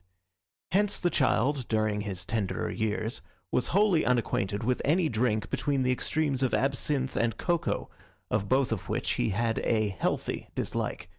The more his mother preached a more than Puritan abstinence, the more did his father expand into a more than pagan latitude, and by the time the former had come to enforcing vegetarianism, the latter had pretty well reached the point of defending cannibalism. Being surrounded with every conceivable kind of revolt from infancy, Gabriel had to revolt into something, so he revolted into the only thing left, sanity. But there was just enough in him of the blood of these fanatics to make even his protest for common sense a little too fierce to be sensible. His hatred of modern lawlessness had been crowned also by an accident. It happened that he was walking in a side street at the instant of a dynamite outrage. He had been blind and deaf for a moment, and then seen the smoke clearing, the broken windows and the bleeding faces. After that he went about as usual, quiet, courteous, rather gentle. But there was a spot on his mind that was not sane. He did not regard anarchists, as most of us do, as a handful of morbid men combining ignorance with intellectualism. He regarded them as a huge and pitiless peril, like a Chinese invasion. He poured perpetually into newspapers and their waste-paper baskets a torrent of tales, verses, and violent articles, warning men of this deluge of barbaric denial. But he seemed to be getting no nearer his enemy, and what was worse, no nearer a living. As he paced the Thames embankment, bitterly biting a cheap cigar and brooding on the advance of anarchy, there was no anarchist with a bomb in his pocket so savage or so solitary as he. Indeed, he always felt that government stood alone and desperate with its back to the wall. He was too quixotic to have cared for it otherwise. He walked on the embankment once under a dark red sunset. The red river reflected the red sky, and they both reflected his anger. The sky indeed was so swarthy, and the light on the river relatively so lurid, that the water almost seemed of fiercer flame than the sunset it mirrored. It looked like a stream of literal fire winding under the vast caverns of a subterranean country. Syme was shabby in those days. He wore an old-fashioned black chimney-pot hat. He was wrapped in a yet more old-fashioned cloak, black and ragged, and the combination gave him the look of the early villains in Dickens and Bulwer Lytton. Also his yellow beard and hair were more unkempt and leonine than when they appeared long afterwards cut and pointed on the lawns of Saffron Park. A long, lean, black cigar, bought in Soho for twopence, stood out from between his tightened teeth, and altogether he looked a very satisfactory specimen of the anarchists upon whom he had vowed a holy war. Perhaps this was why a policeman on the embankment spoke to him and said, "Good evening." Syme, at a crisis of his morbid fears for humanity, seemed stung by the mere stolidity of the automatic official, a mere bulk of blue in the twilight. "A good evening, is it?" he said sharply.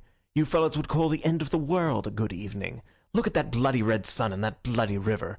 I tell you that if that were literally human blood, spilt and shining, you would still be standing here as solid as ever, looking out for some poor harmless tramp whom you could move on.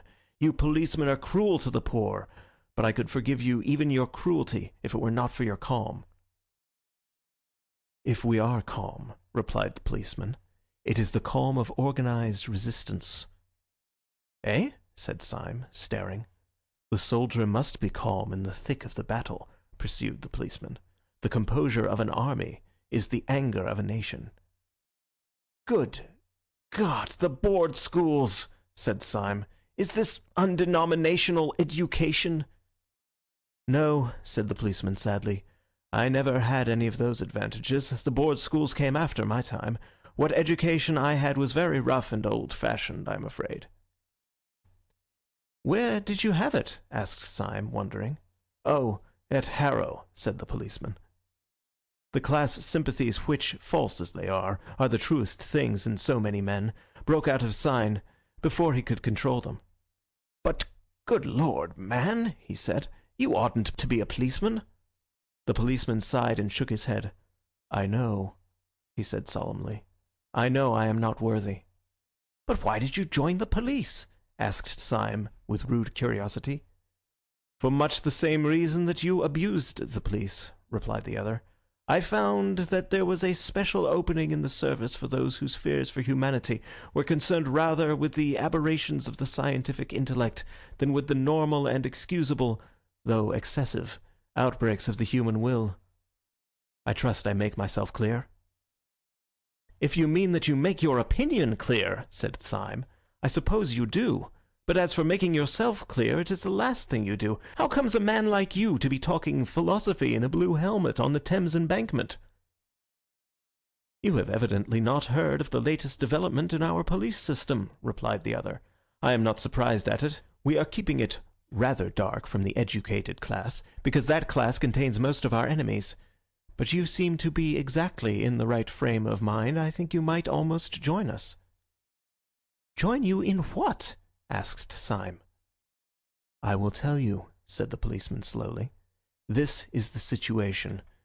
The head of one of our departments, one of the most celebrated detectives in Europe, has long been of opinion that a purely intellectual conspiracy would soon threaten the very existence of civilization.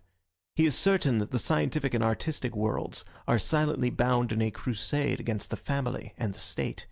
He has therefore formed a special corps of policemen who are also philosophers. It is their business to watch the beginnings of this conspiracy, not merely in a criminal, but in a controversial sense.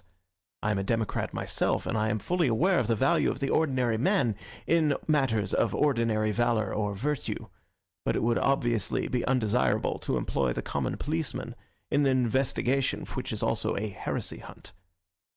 Syme's eyes were bright with a sympathetic curiosity. "What do you do, then?" he said. "The work of the philosophical policeman," replied the man in blue, "is at once bolder and more subtle than that of the ordinary detective.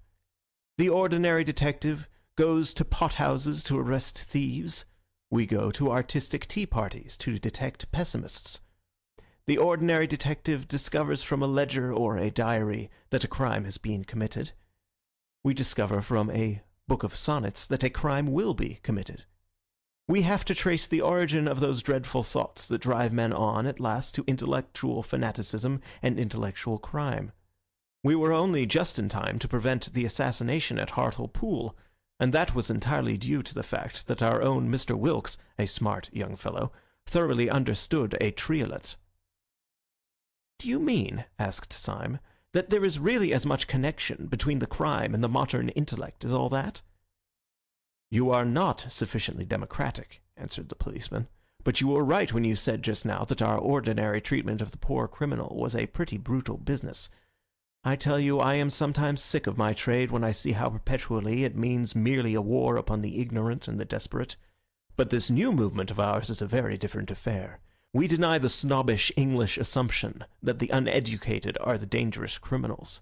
We remember the Roman emperors. We remember the great poisoning princes of the Renaissance. We say that the dangerous criminal is the educated criminal.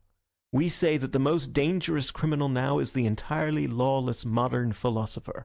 Compared to him, burglars and bigamists are essentially moral men. My heart goes out to them. They accept the essential idea of man. They merely seek it wrongly. Thieves respect property. They merely wish the property to become their property so that they may more perfectly respect it. But philosophers dislike property as property. They wish to destroy the very idea of personal possession. Bigamists respect marriage, or they would not go through the highly ceremonial and even ritualistic formality of bigamy. But philosophers despise marriage as marriage. Murderers respect human life. They merely wish to attain a greater fullness of human life in themselves by the sacrifice of what seems to them to be lesser lives. But philosophers hate life itself, their own, as much as other people's." Syme struck his hands together. "How true that is!" he cried. "I have felt it from my boyhood, but could never state the verbal antithesis. The common criminal is a bad man, but at least he is, as it were, a conditional good man. He says that if only a certain obstacle be removed, say a wealthy uncle, he is then prepared to accept the universe and praise God. He is a reformer, but not an anarchist. He wishes to cleanse the edifice, but not destroy it. But the evil philosopher is not trying to alter things, but to annihilate them. Yes, the modern world has retained all those parts of police work which are really oppressive and ignominious, the harrying of the poor, the spying upon the unfortunate. It has given up its more dignified work, the punishment of powerful traitors in the state and powerful heresiarchs in the church. The moderns say we must not punish heretics. My only doubt is whether we have a right to punish anybody else." "But this is absurd!" cried the policeman, clasping his hands with an excitement uncommon in persons of his figure and costume. "But this is intolerable! I don't know what you're doing, but you're wasting your life. You must, you shall, join our special army against anarchy. Their armies are on our frontiers. Their bolt is ready to fall. A moment more, and you may lose the glory of working with us, perhaps the glory of dying with the last heroes of the world." "It is a chance not to be missed, certainly," assented Syme. "But I still do not quite understand. I know as well as anybody that the modern world is full of lawless little men and mad little movements, but, beastly as they are, they generally have the one merit of disagreeing with each other. How can you talk of their leading one army or hurling one bolt? What is this anarchy?" "Do not confuse it," replied the constable, "with those chance dynamite outbreaks from Russia or from Ireland, which are really the outbreaks of oppressed, if mistaken, men. This is a vast philosophic movement consisting of an outer and an inner ring. You might even call the outer ring the laity and the inner ring the priesthood. I prefer to call the outer ring the innocent section, the inner ring the supremely guilty section. The outer ring, the main mass of their supporters, are merely anarchists. That is, men who believe that rules and formulas have destroyed human happiness. They believe that all the evil results of human crime are the results of the system that has called it crime.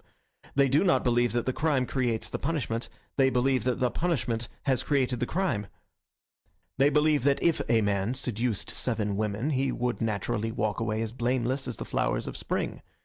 They believe that if a man picked a pocket, he would naturally feel exquisitely good. These I call the innocent section. "Oh," said Syme. "Naturally, therefore, these people talk about a happy time coming, the paradise of the future, mankind freed from the bondage of vice and the bondage of virtue, and so on. And so also the men of the inner circle speak, the sacred priesthood. They also speak to applauding crowds of the happiness of the future and of mankind freed at last, but in their mouths." And the policeman lowered his voice. "In their mouths these happy phrases have a horrible meaning. They are under no illusions. They are too intellectual to think that man upon this earth can ever be quite free of original sin and the struggle, and they mean death. When they say that mankind shall be free at last, they mean that mankind shall commit suicide. When they talk of a paradise without right or wrong, they mean the grave. They have but 2 objects, to destroy first humanity and then themselves. That is why they throw bombs instead of firing pistols. The innocent rank and file are disappointed because the bomb has not killed the king, but the high priesthood are happy because it has killed somebody." "How can I join you?" asked Syme with a sort of passion. "I know for a fact that there is a vacancy at the moment," said the policeman. "As I have the honor to be somewhat in the confidence of the chief whom I have spoken, you should really come and see him, or rather I should not say see him. Nobody ever sees him. But you can talk to him if you like." "Telephone?" inquired Syme with interest. "No," said the policeman placidly. "He has a fancy for always sitting in a pitch-dark room. He says it makes his thoughts brighter. Do come along." Somewhat dazed and considerably excited, Syme allowed himself to be led to a side door in the long row of buildings of Scotland Yard.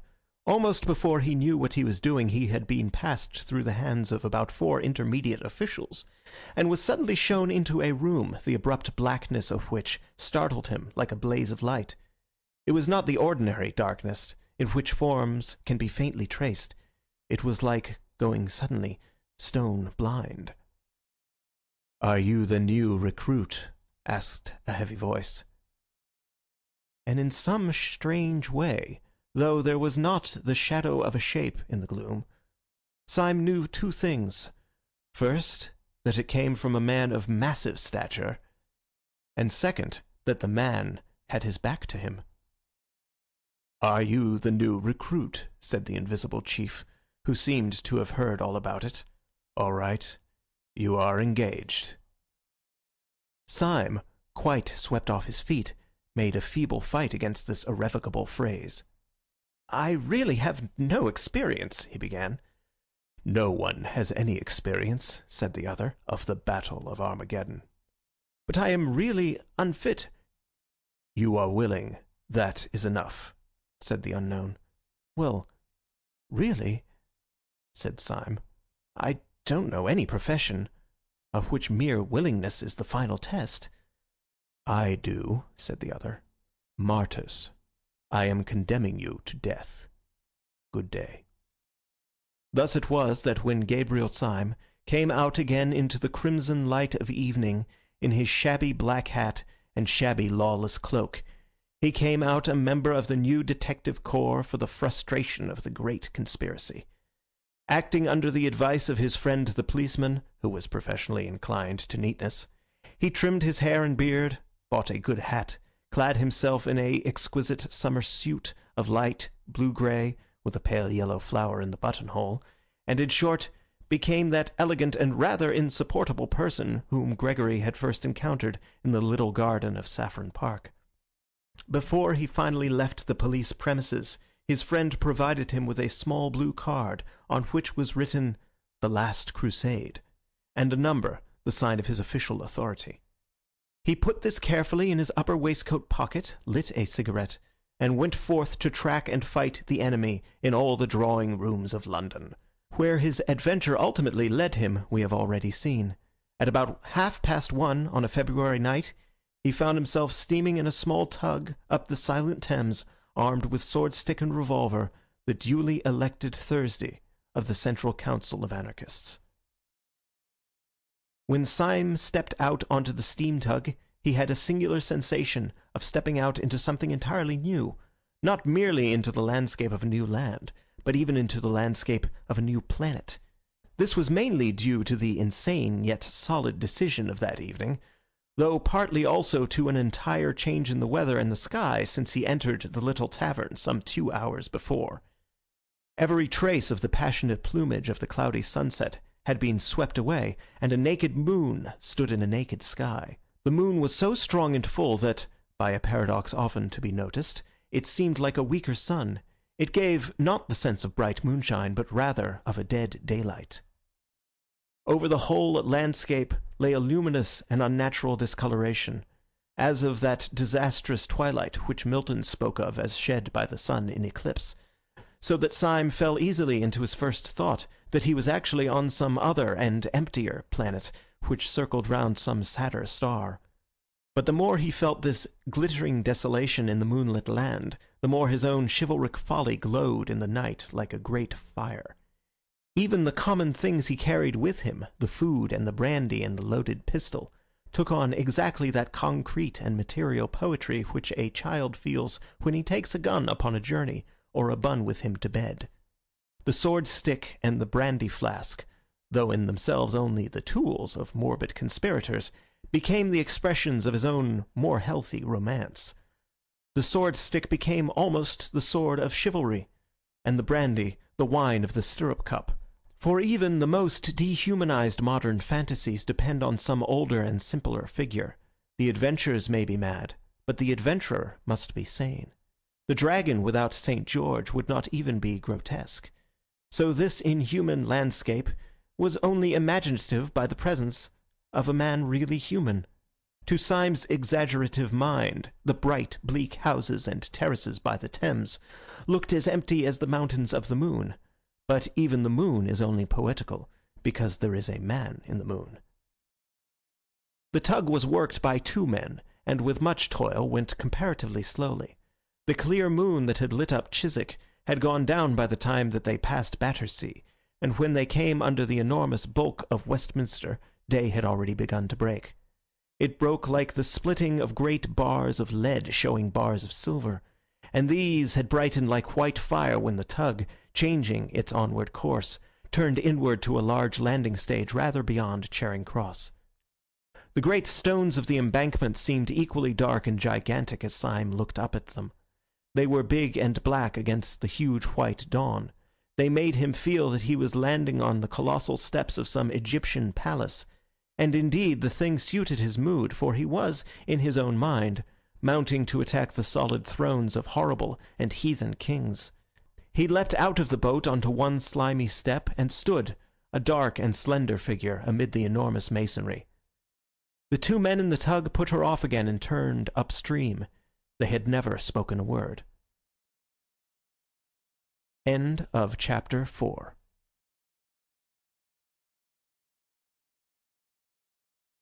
Chapter 5. The Feast of Fear. At first, the large stone stair seemed to Syme as deserted as a pyramid, but before he reached the top, he had realized that there was a man leaning over the parapet of the embankment and looking out across the river. As a figure he was quite conventional, clad in a silk hat and frock coat of the more formal type of fashion. He had a red flower in his buttonhole. As Syme drew nearer to him step by step, he did not even move a hair. and Syme could come close enough to notice, even in the dim, pale morning light, that his face was long, pale, and intellectual, and ended in a small triangular tuft of dark beard at the very point of the chin, all else being clean-shaven. This scrap of hair almost seemed a mere oversight. The rest of the face was of the type that is best shaven, clear-cut, ascetic, and in its way noble. Syme drew closer and closer, noting all this, and still the figure did not stir. At first an instinct had told Syme that this was the man whom he was meant to meet. Then, seeing that the man made no sign, he had concluded that he was not. And now again he had come back to a certainty that the man had something to do with his mad adventure, for the man remained more still than would have been natural if a stranger had come so close. He was as motionless as a waxwork, and got on the nerves, somewhat in the same way. Syme looked again and again at the pale, dignified and delicate face, and the face still looked blankly across the river. Then he took out of his pocket the note from Buttons proving his election, and put it before that sad and beautiful face. Then the man smiled, and his smile was a shock, for it was all on one side, going up in the right cheek and down in the left. There was nothing, rationally speaking, to scare anyone about this. Many people have this nervous trick of a crooked smile, and in many it is even attractive. But in all Syme's circumstances, with the dark dawn and the deadly errand, and the loneliness on the great dripping stones, there was something unnerving in it. There was the silent river and the silent man, a man of even classic face. And there was the last nightmare touch, that his smile suddenly went wrong. The spasm of smile was instantaneous, and the man's face dropped at once into its harmonious melancholy. He spoke without further explanation or inquiry, like a man speaking to an old colleague. "If we walk up towards Leicester Square," he said, "we shall just be in time for breakfast. Sunday always insists on an early breakfast. Have you had any sleep?" "No," said Syme. "Nor have I," answered the man in an ordinary tone. "I shall try to get to bed after breakfast." He spoke with casual civility, but in an utterly dead voice that contradicted the fanaticism of his face. It seemed almost as if all friendly words were to him lifeless conveniences, and that his only life was hate. After a pause the man spoke again. "Of course the secretary of the branch told you everything that can be told, but the one thing that can never be told is the last notion of the president, for his notions grow like a tropical forest. So in case you don't know, I'd better tell you that he is carrying out his notion of concealing ourselves by not concealing ourselves to the most extraordinary lengths just now. Originally, of course, we met in a cell underground, just as your branch does. Then Sunday made us take a private room at an ordinary restaurant.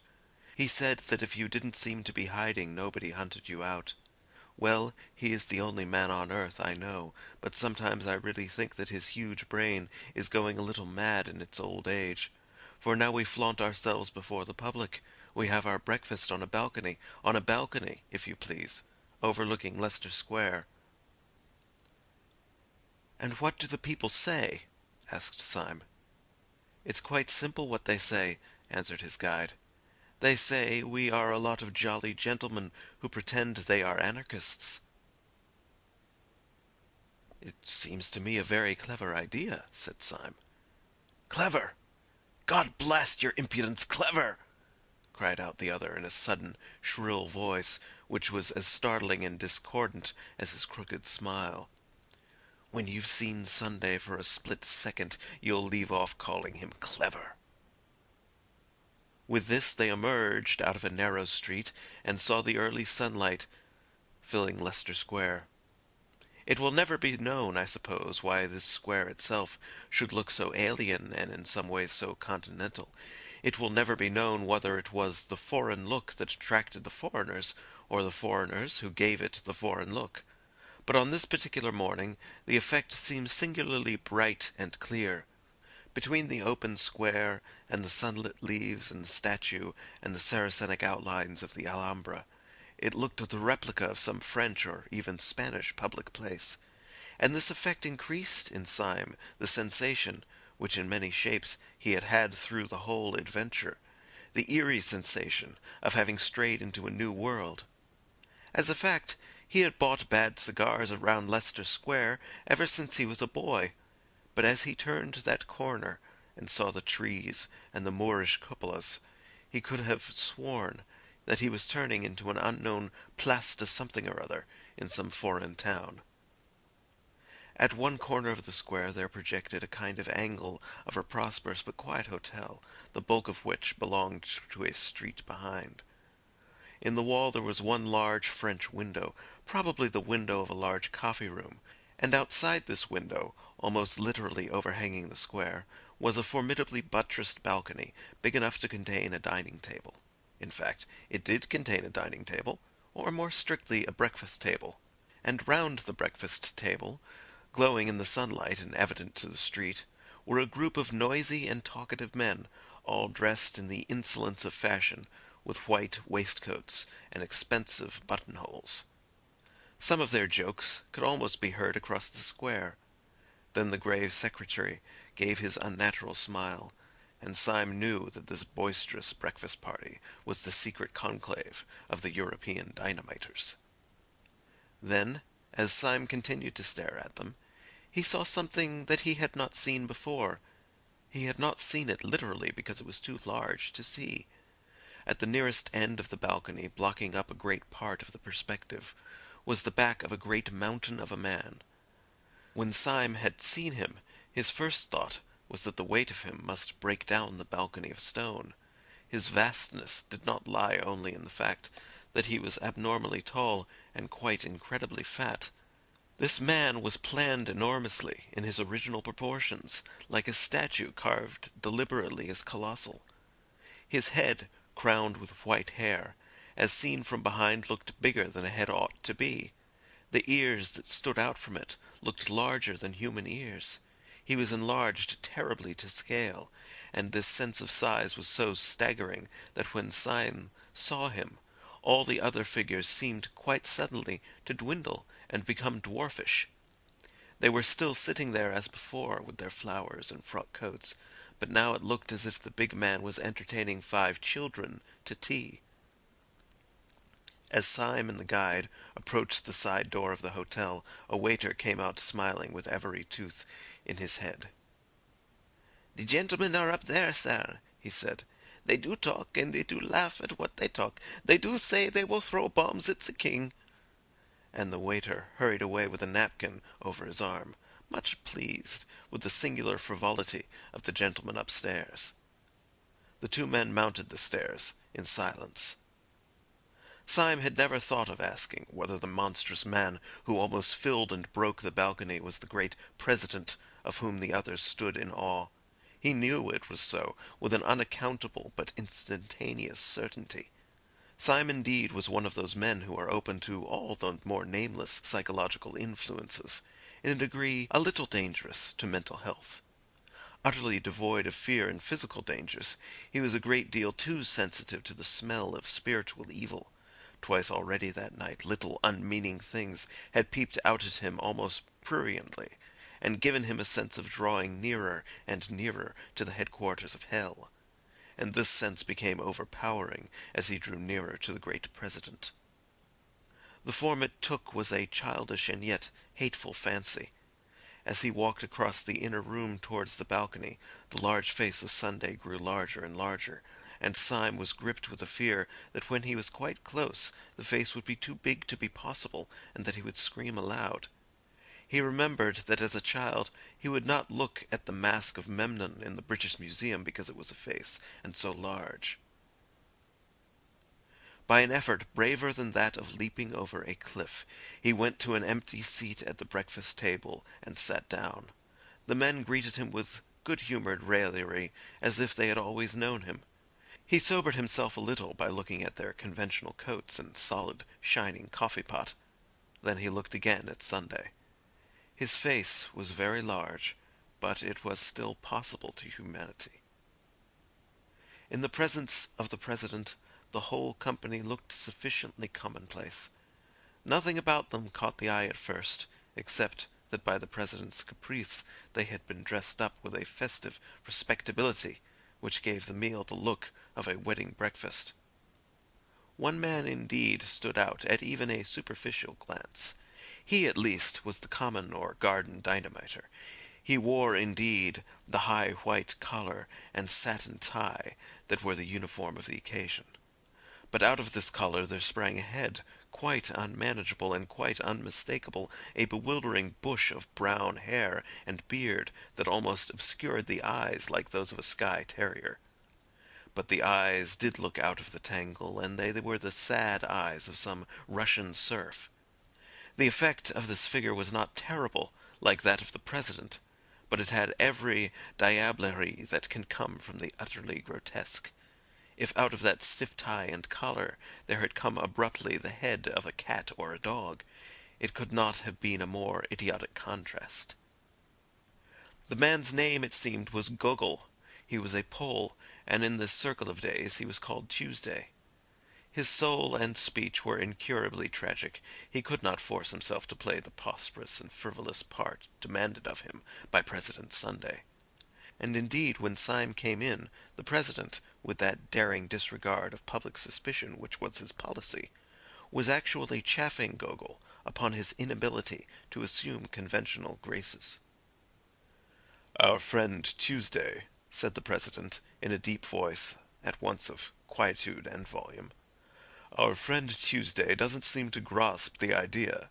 He dresses up like a gentleman, but he seems to be too great a soul to behave like one. He insists on the ways of the stage conspirator. Now, if a gentleman goes about London in a top hat and a frock coat, no one need know that he is an anarchist.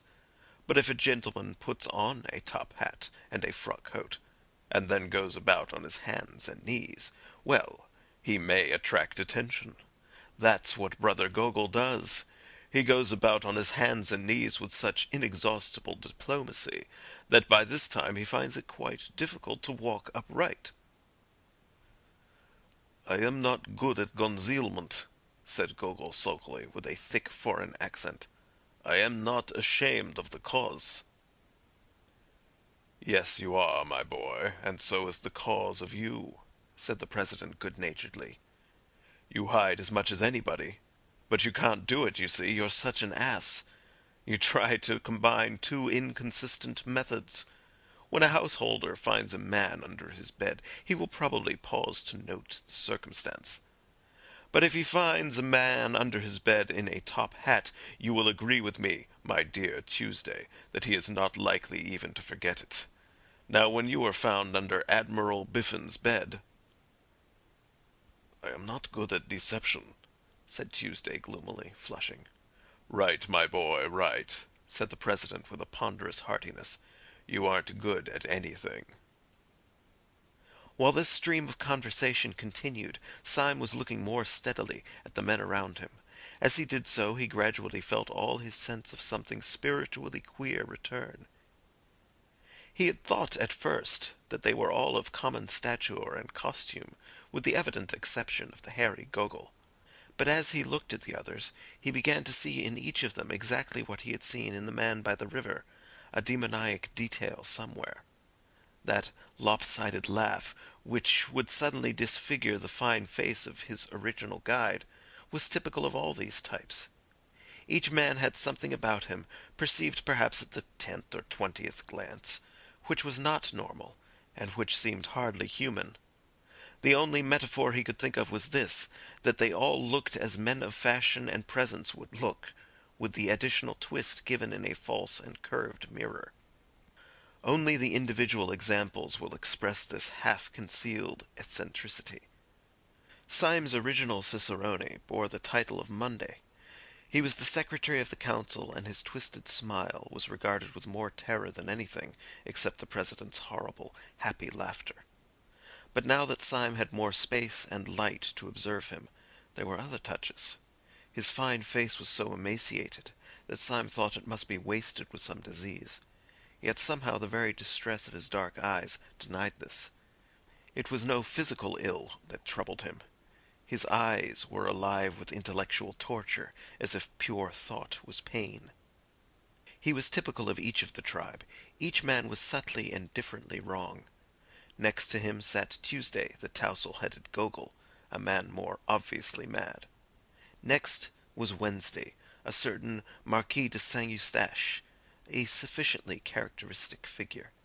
The first few glances found nothing unusual about him, except that he was the only man at table who wore the fashionable clothes as if they were really his own.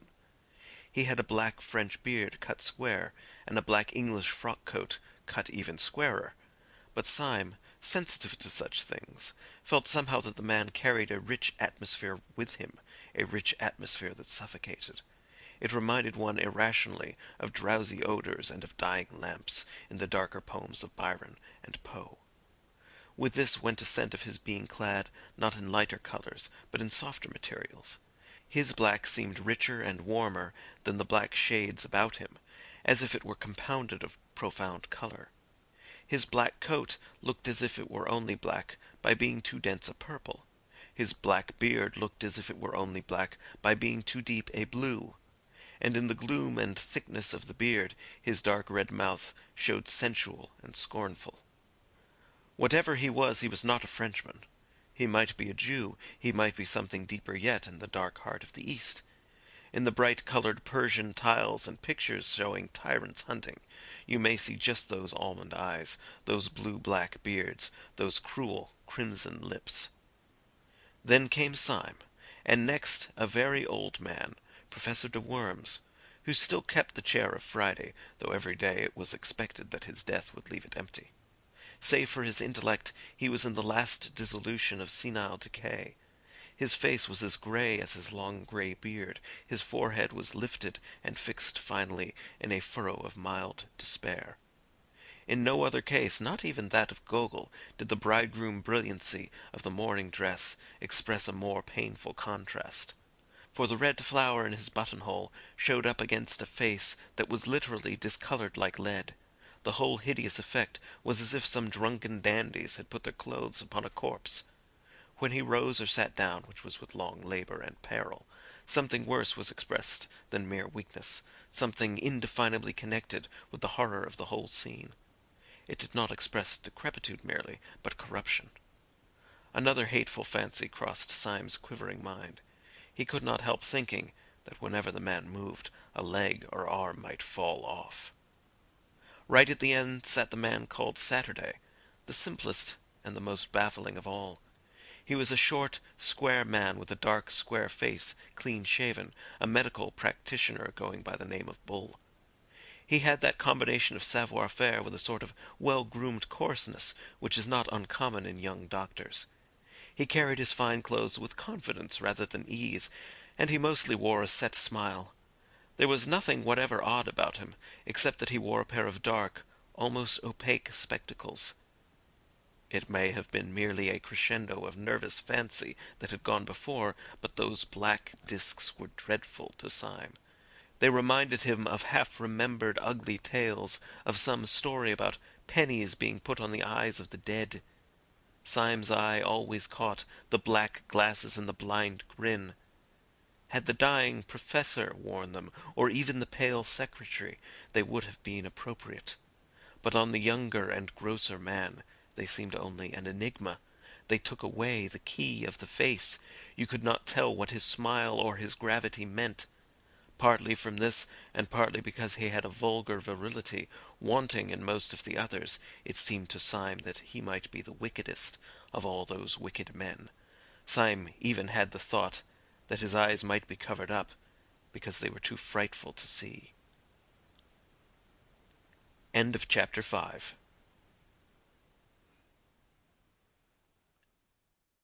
Chapter 6. The Exposure. Such were the 6 men who had sworn to destroy the world.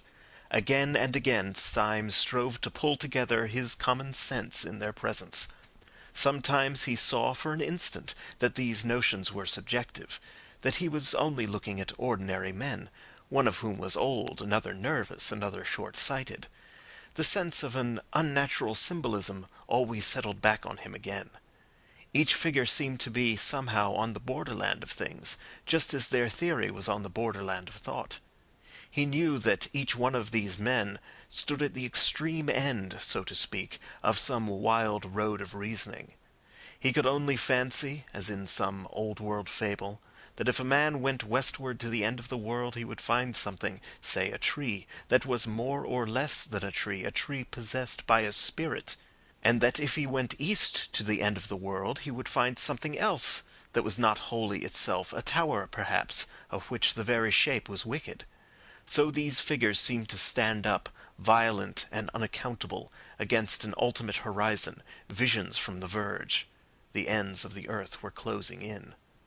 Talk had been going on steadily as he took in the scene, and not the least of the contrasts of that bewildering breakfast table was the contrast between the easy and unobtrusive tone of talk and its terrible purport. They were deep in the discussion of an actual and immediate plot. The waiter downstairs had spoken quite correctly when he said that they were talking about bombs and kings. Only 3 days afterwards the Tsar was to meet the President of the French Republic in Paris, and over their bacon and eggs upon their sunny balcony these beaming gentlemen had decided how both should die. Even the instrument was chosen. The black-bearded Marquis, it appeared, was to carry the bomb. Ordinarily speaking, the proximity of this positive and objective crime would have sobered Syme, and cured him of all his merely mystical tremors. He would have thought of nothing but the need of saving at least 2 human bodies from being ripped in pieces with iron and roaring gas. But the truth was that by this time he had begun to feel a third kind of fear, more piercing and practical than either his moral revulsion or his social responsibility. Very simply, he had no fear to spare for the French President or the Tsar.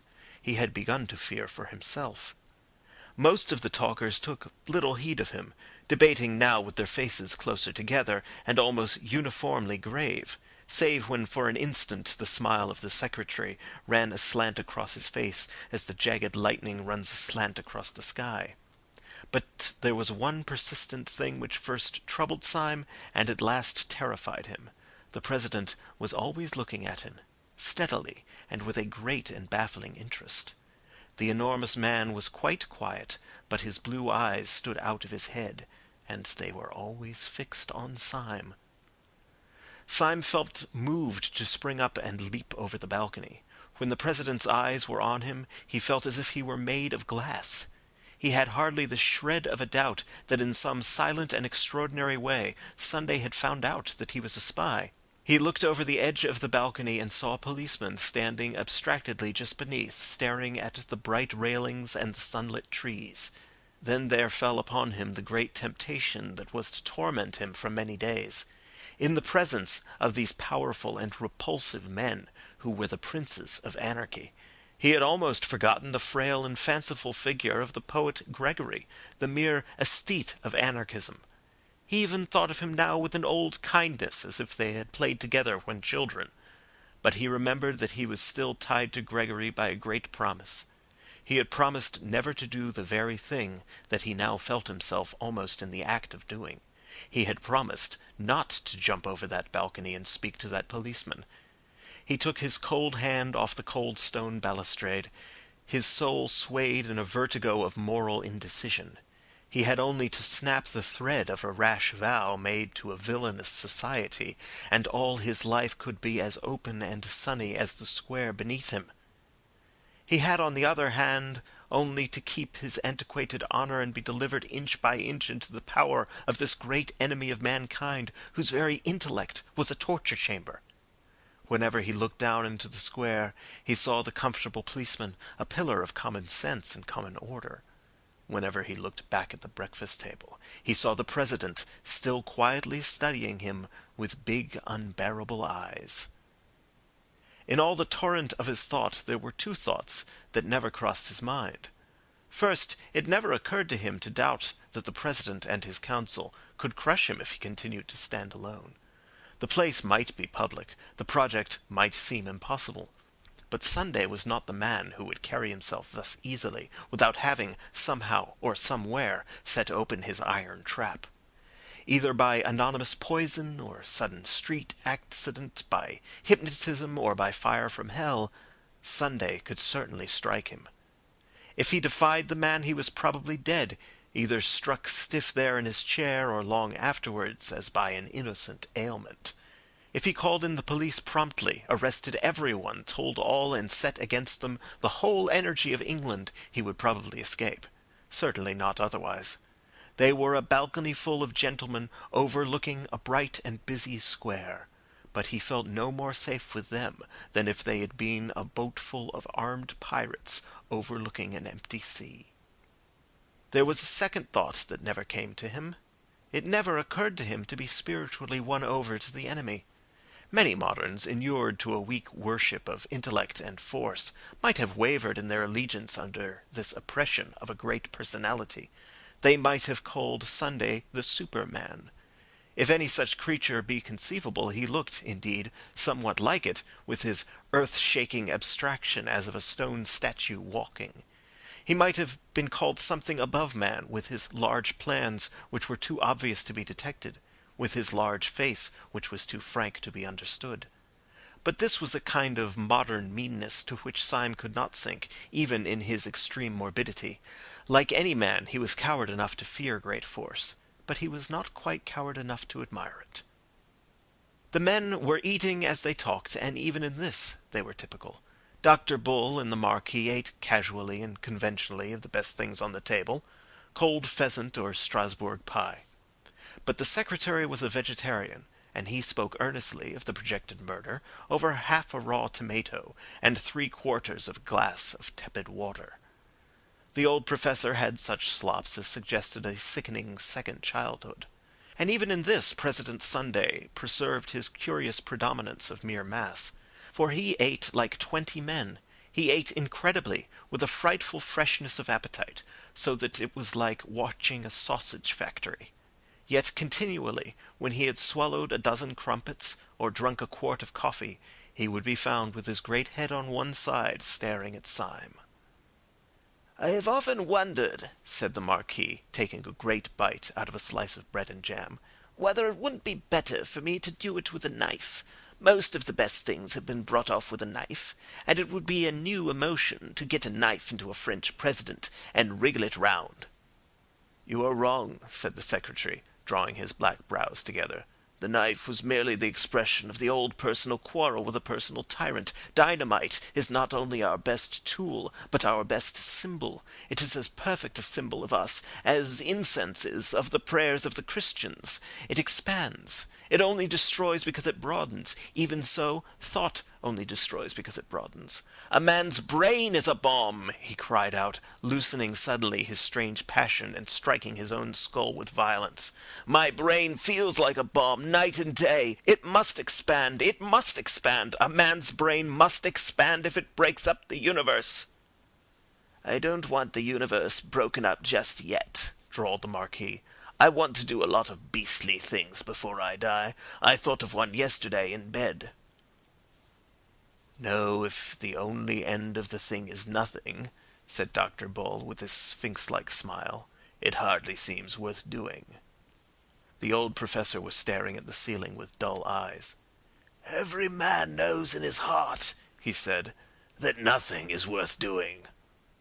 There was a singular silence, and then the secretary said, "We are wandering, however, from the point. The only question is how Wednesday is to strike the blow. I take it we should all agree with the original notion of a bomb. As to the actual arrangements, I should suggest that tomorrow morning he should go first of all to—" The speech was broken off short under a vast shadow. President Sunday had risen to his feet, seeming to fill the sky above them. "Before we discuss that," he said in a small, quiet voice, "let us go into a private room. I have something very particular to say." Syme stood up before any of the others. The instant of choice had come at last. The pistol was at his head. On the pavement before he could hear the policeman idly stir and stamp, for the morning, though bright, was cold. A barrel organ in the street suddenly sprang with a jerk into a jovial tune. Syme stood up taut, as if it had been a bugle before the battle. He found himself filled with a supernatural courage that came from nowhere. That jingling music seemed full of the vivacity, the vulgarity, and the irrational valour of the poor, who in all those unclean streets were all clinging to the decencies and the charities of Christendom. His youthful prank of being a policeman had faded from his mind. He did not think of himself as the representative of the corps of gentlemen turned into fancy constables, or of the old eccentric who lived in the dark room. But he did feel himself as the ambassador of all these common and kindly people in the street who every day marched into the battle to the music of the barrel organ. And this high pride in being human had lifted him unaccountably to an infinite height above the monstrous men around him. For an instant at least he looked down upon all their sprawling eccentricities from the starry pinnacle of the commonplace. He felt towards them all that unconscious and elementary superiority that a brave man feels over powerful beasts or a wise man over powerful errors. He knew that he had neither the intellectual nor the physical strength of President Sunday, but in that moment he minded it no more than the fact that he had not the muscles of a tiger or a horn on his nose like a rhinoceros. All was swallowed up in an ultimate certainty that the President was wrong and that the barrel organ was right. There clanged in his mind that unanswerable and terrible truism in the Song of Roland. Païen ont tort et chrétien ont droit, which in the old nasal French has the clang and groan of great iron. This liberation of his spirit from the load of his weakness went with a quite clear decision to embrace death. If the people of the barrel organ could keep their old world obligations, so could he. This very pride in keeping his word was that he was keeping it to miscreants.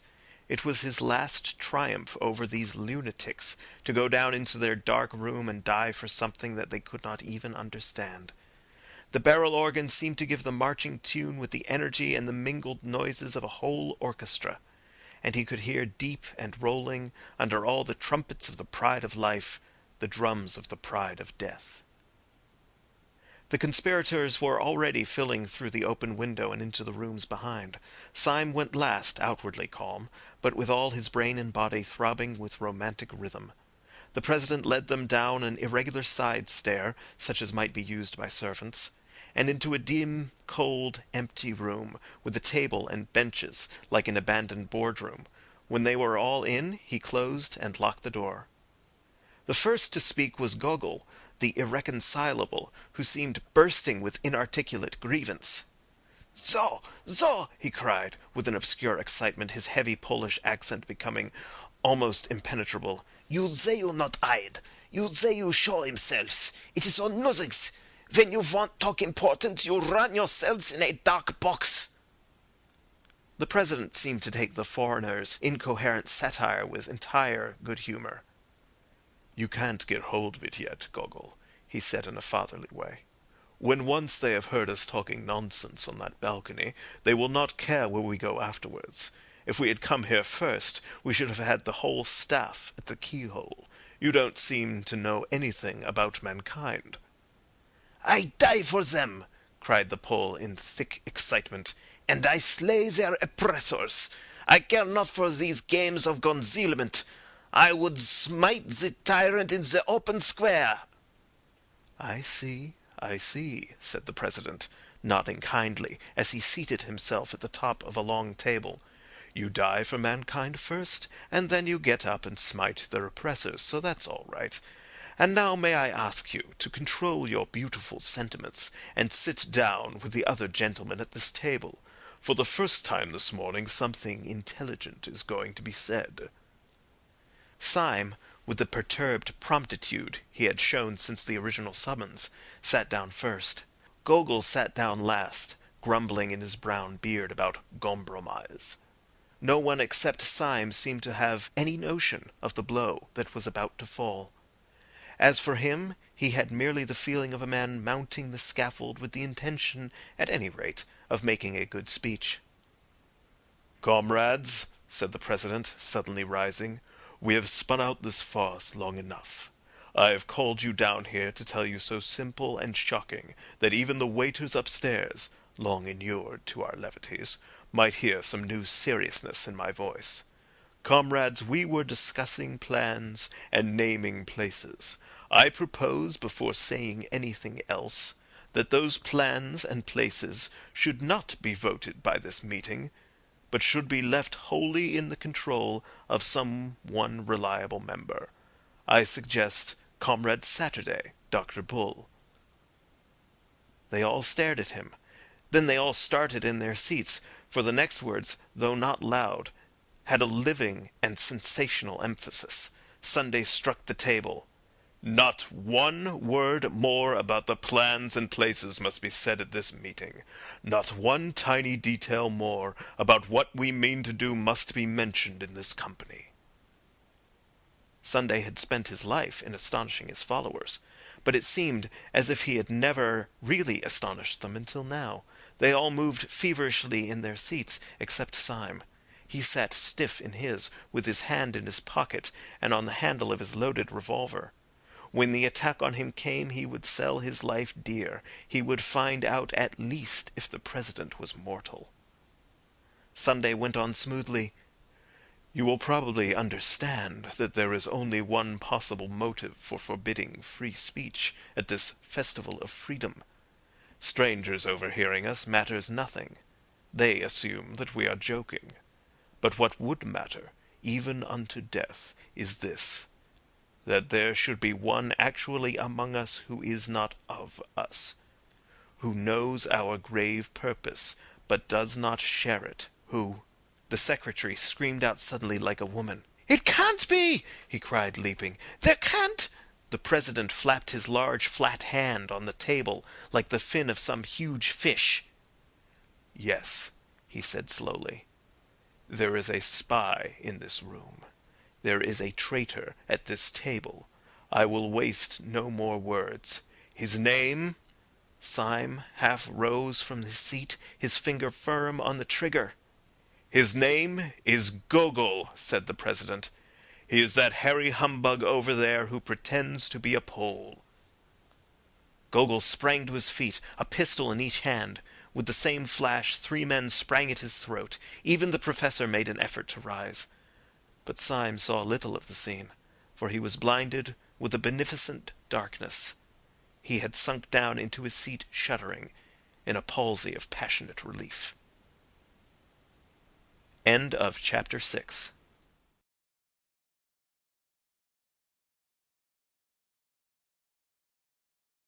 Chapter 7. The Unaccountable Conduct of Professor de Worms.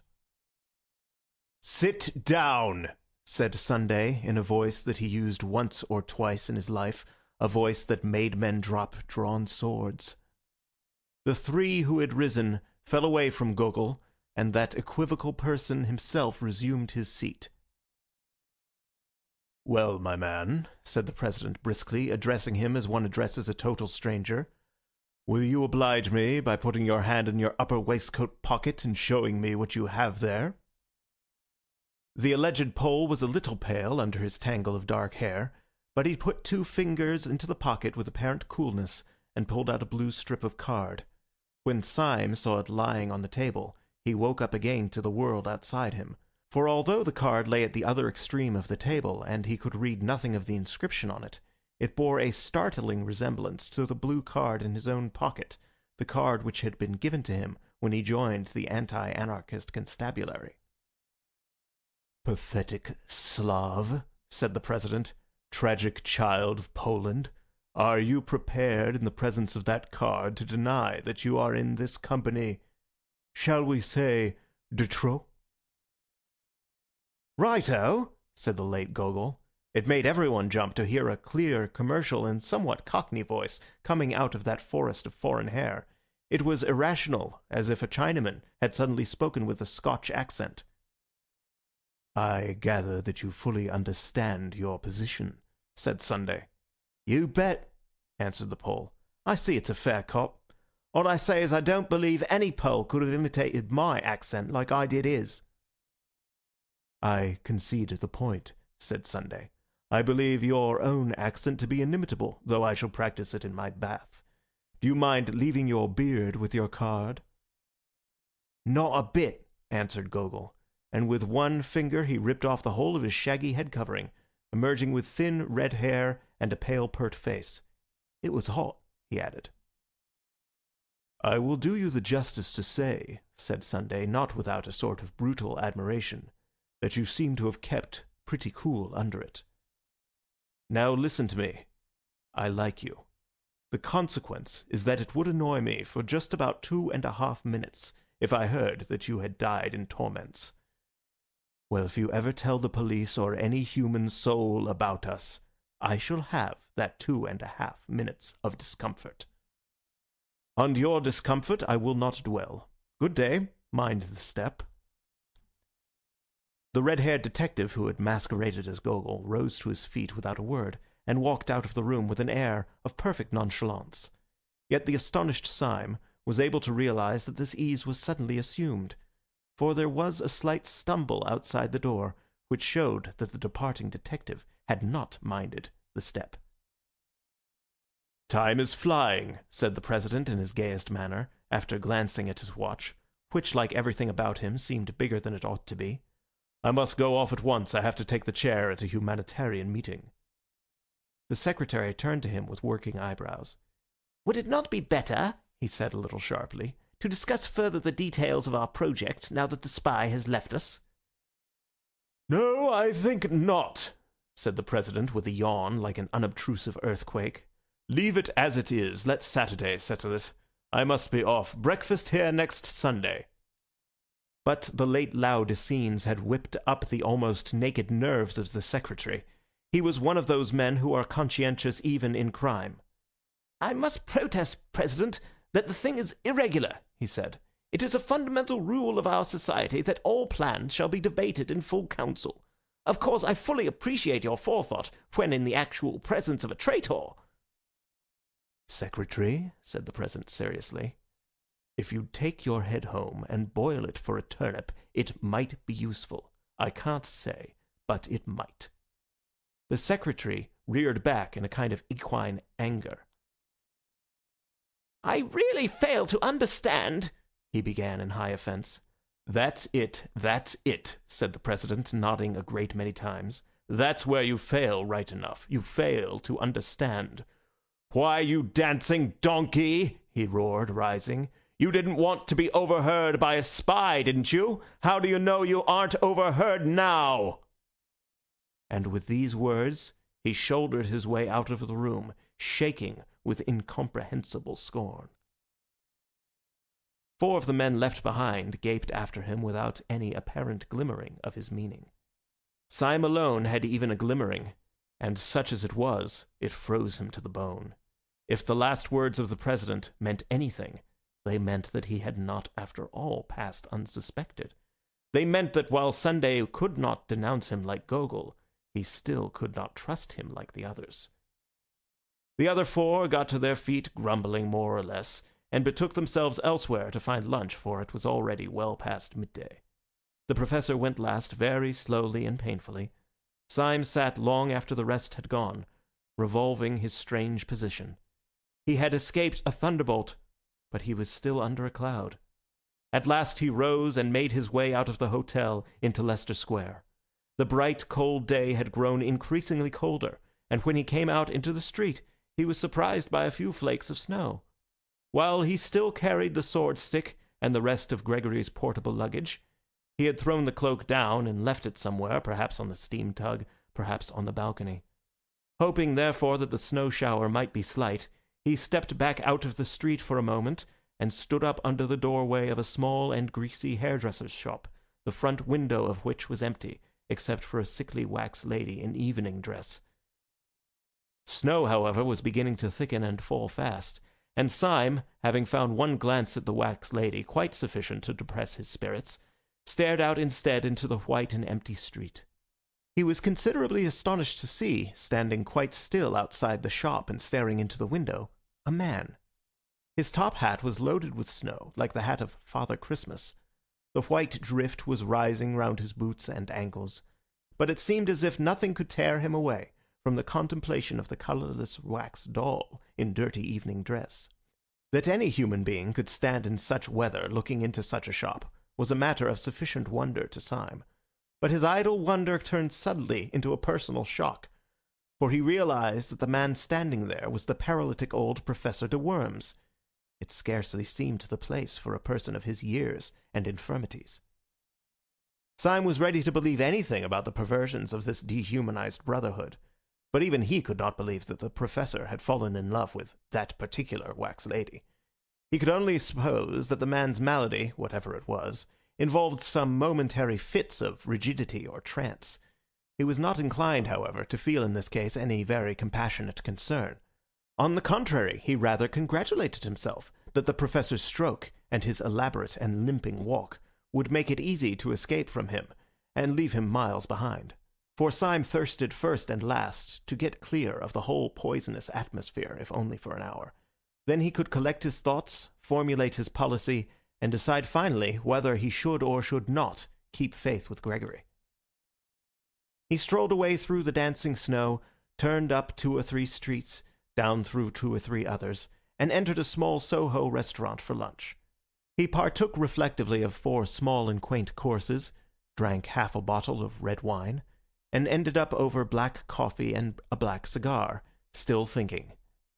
He had taken his seat in the upper room of the restaurant, which was full of the chink of knives and the chatter of foreigners.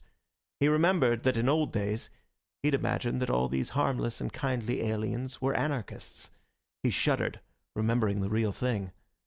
But even the shudder had the delightful shame of escape. The wine, the common food, the familiar place, the faces of natural and talkative men, made him almost feel as if the Council of the 7 Days had been a bad dream. And although he knew it was nevertheless an objective reality, it was at least a distant one. Tall houses and populous streets lay between him and his last sight of the shameful 7.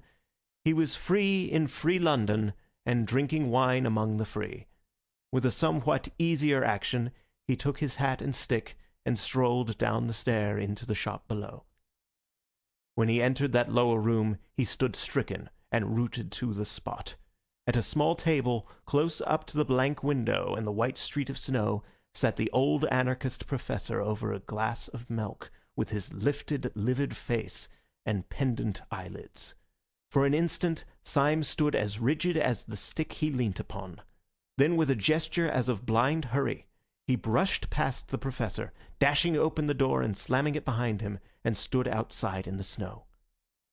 "Can that old corpse be following me?" he asked himself, biting his yellow moustache.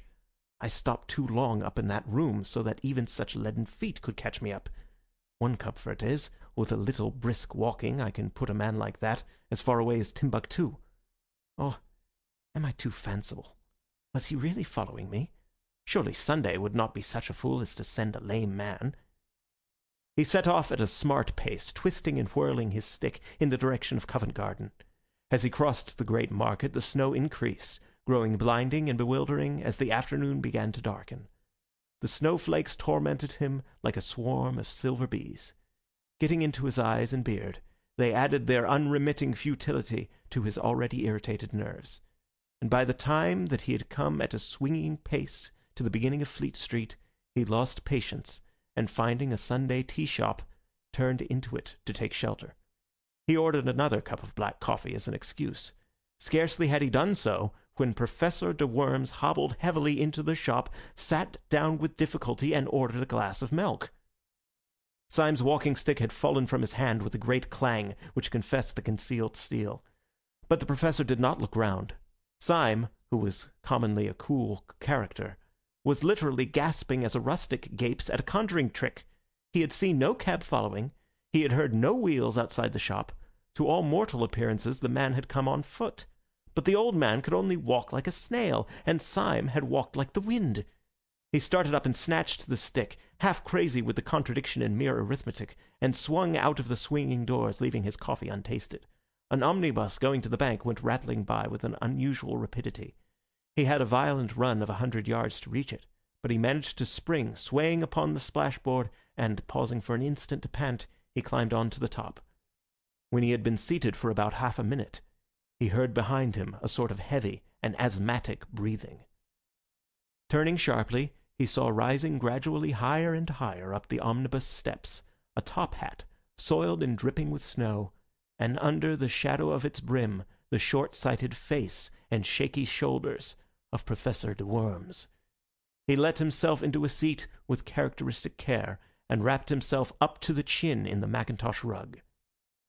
Every movement of the old man's tottering figure and vague hands, every uncertain gesture and panic-stricken pause, seemed to put it beyond question that he was helpless, that he was in the last imbecility of the body.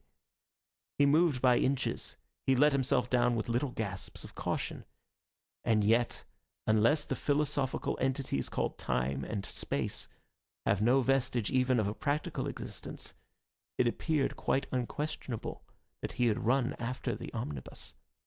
Syme sprang erect upon the rocking car, and after staring wildly at the wintry sky that grew gloomier every moment, he ran down the steps. He had repressed an elemental impulse to leap over the side. Too bewildered to look back or to reason, he rushed into one of the little courts at the side of Fleet Street, as a rabbit rushes into a hole. He had a vague idea, if this incomprehensible old jack-in-the-box was really pursuing him, that in the labyrinth of little streets he could soon throw him off the scent. He dived in and out of those crooked lanes, which were more like cracks than thoroughfares, and by the time he had completed about 20 alternate angles and described an unthinkable polygon, he paused to listen for any sound of pursuit. There was none. There could not in any case have been much, for the little streets were thick with the soundless snow. Somewhere behind Red Lion Court, however, he noticed a place where some energetic citizen had cleared away the snow for a space of about 20 yards, leaving the wet, glistening cobblestones. He thought little of this as he passed it, only plunging into yet another arm of the maze. But when a few hundred yards farther on, he stood still again to listen. His heart stood still also, for he heard from that space of rugged stones the clinking crutch and labouring feet of the infernal cripple. The sky above was loaded with the clouds of snow, leaving London in a darkness and oppression premature for that hour of the evening. On each side of Syme the walls of the alley were blind and featureless. There was no little window or any kind of eave. He felt a new impulse to break out of this hive of houses, and to get once more into the open and lamplit street. Yet he rambled and dodged for a long time before he struck the main thoroughfare. When he did so, he struck it much farther up than he had fancied. He came out into what seemed the vast and void of Ludgate Circus, and saw St. Paul's Cathedral sitting in the sky. At first he was startled to find these great roads so empty, as if a pestilence had swept through the city. Then he told himself that some degree of emptiness was natural, first because the snowstorm was even dangerously deep, and secondly because it was Sunday. And at the very word Sunday he bit his lip. The word was henceforth for hire like some indecent pun. Under the white fog of snow high up in the heaven, the whole atmosphere of the city was turned to a very queer kind of green twilight, as of men under the sea. The sealed and sullen sunset behind the dark dome of St. Paul's had in it smoky and sinister colours, colours of sickly green, dead red or decaying bronze, that were just bright enough to emphasize the solid whiteness of the snow. But right up against those dreary colours rose the black bulk of the cathedral, and upon the top of the cathedral was a random splash and great stain of snow, still clinging as to an alpine peak. It had fallen accidentally, but just so fallen as to half drape the dome from its very topmost point, and to pick out in perfect silver the great orb and the cross. When Syme saw it, he suddenly straightened himself, and made with his sword-stick an involuntary salute. He knew that that evil figure, his shadow, was creeping quickly or slowly behind him, and he did not care. It seemed a symbol of human faith and valour that while the skies were darkening, that high place of the earth was bright. The devils might have captured heaven, but they had not yet captured the cross. He had a new impulse to tear out the secret of this dancing, jumping, and pursuing paralytic. And at the entrance of the court, as it opened upon the circus, he turned, stick in hand, to face his pursuer. Professor de Worms came slowly round the corner of the irregular alley behind him, his unnatural form outlined against a lonely gas lamp. irresistibly recalling that very imaginative figure in the nursery rhymes, the crooked man who went a crooked mile. He really looked as if he had been twisted out of shape by the tortuous streets he had been threading. He came nearer and nearer, the lamplight shining on his lifted spectacles, his lifted patient face. Syme waited for him as St. George waited for the dragon, as a man waits for a final explanation or for death. And the old professor came right up to him and passed him like a total stranger, without even a blink of his mournful eyelids. There was something in this silent and unexpected innocence that left Syme in a final fury. The man's colorless face and manner seemed to assert that the whole following had been an accident. Syme was galvanized with an energy that was something between bitterness and a burst of boyish derision. He made a wild gesture, as if to knock the old man's hat off, called out something like, "Catch me if you can!" and went racing away across the white, open circus. Concealment was impossible now, and looking back over his shoulder, he could see the black figure of the old gentleman coming after him with long, swinging strides, like a man winning a mile race. But the head upon that bounding body was still pale, grave, and professional, like the head of a lecturer upon the body of a harlequin. This outrageous chase sped across Ludgate Circus, up Ludgate Hill, round St. Paul's Cathedral, along Cheapside, Syme remembering all the nightmares he had ever known. Then Syme broke away towards the river and ended almost down by the docks. He saw the yellow panes of a low, lighted public house, flung himself into it, and ordered beer. It was a foul tavern, sprinkled with foreign sailors, a place where opium might be smoked or knives drawn.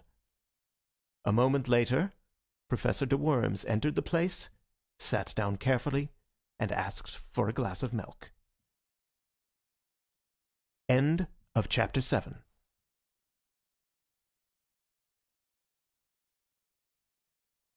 Chapter 8. The Professor Explains. When Gabriel Syme found himself finally established in a chair, and opposite to him, fixed and final also, the lifted eyebrows and leaden eyelids of the professor, his fears fully returned. This incomprehensible man from the fierce council, after all, had certainly pursued him. If the man had one character as a paralytic and another character as a pursuer, the antithesis might make him more interesting, but scarcely more soothing. It would be a very small comfort that he could not find the professor out, if by some serious accident the professor should find him out. He emptied a whole pewter pot of ale before the professor had touched his milk. One possibility, however, kept him hopeful and yet helpless. It was just possible that this escapade signified something other than even a slight suspicion of him. Perhaps it was some regular form or sign. Perhaps the foolish scamper was some sort of friendly signal that he ought to have understood. Perhaps it was a ritual. Perhaps the new Thursday was always chased along Cheapside, as the new Lord Mayor is always escorted along it. He was just selecting a tentative inquiry when the old professor opposite suddenly and simply cut him short. Before Syme could ask the first diplomatic question, the old anarchist had asked suddenly, without any sort of preparation, "Are you a policeman?" Whatever else Syme had expected, he had never expected anything so brutal and actual as this. Even his great presence of mind could only manage a reply with an air of rather blundering jocularity. "A policeman?" he said, laughing vaguely. "Whatever made you think of a policeman in connection with me?" "The process was simple enough," answered the professor patiently. "I thought you looked like a policeman. I think so now." "Did I take a policeman's hat by mistake out of the restaurant?" asked Syme, smiling wildly. "Have I by any chance got a number stuck on me somewhere? Have my boots got that watchful look? Why must I be a policeman? Do let me be a postman." The old professor shook his head with a gravity that gave no hope, but Syme ran on with a feverish irony. "But perhaps I misunderstood the delicacies of your German philosophy. Perhaps policeman is a relative term. In an evolutionary sense, sir, the ape fades so gradually into the policeman that I myself can never detect the shade. The monkey is only the policeman that may be. Perhaps a maiden lady on Clapham Common is only the policeman that might have been. I don't mind being the policeman that might have been. I don't mind being anything in German thought." "Are you in the police service?" said the old man, ignoring all Syme's improvised and desperate raillery. "Are you a detective?" Syme's heart turned to stone, but his face never changed. "Your suggestion is ridiculous," he began. "Why on earth—" The old man struck his palsied hand passionately on the rickety table, nearly breaking it. "Do you hear me ask a plain question, you pattering spy?" he shrieked in a high, crazy voice. "Are you or are you not a police detective?" "No," answered Syme, like a man standing on the hangman's drop.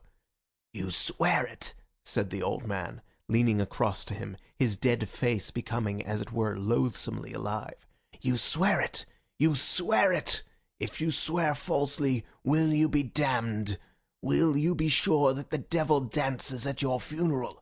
Will you see that the nightmare sits on your grave? Will there really be no mistake? You are an anarchist? You are a dynamiter? Above all, you are not in any sense a detective. You are not in the British police." He leant his angular elbow far across the table and put up his large loose hand like a flap to his ear. "I am not in the British police," said Syme with insane calm. Professor de Worms fell back in his chair with a curious air of kindly collapse. "That's a pity," he said, "because I am." Syme sprang up straight, sending back the bench behind him with a crash. "Because you are what?" he said thickly. "You are what?" "I am a policeman," said the professor with his first broad smile, and beaming through his spectacles. "But as you think policeman only a relative term, of course I have nothing to do with you. I am in the British police force, but as you tell me you are not in the British police force, I can only say that I met you in a dynamiters' club.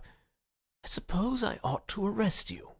And with these words he laid on the table before Syme an exact facsimile of the blue card which Syme had in his own waistcoat pocket, the symbol of his power from the police. Syme had for a flash the sensation that the cosmos had turned exactly upside down, that all trees were growing downwards and that all stars were under his feet. Then came slowly the opposite conviction. For the last 24 hours the cosmos had really been upside down, but now the capsized universe had come right side up again. This devil from whom he had been fleeing all day was only an elder brother of his own house, who on the other side of the table lay back and laughed at him. He did not for the moment ask any questions of detail.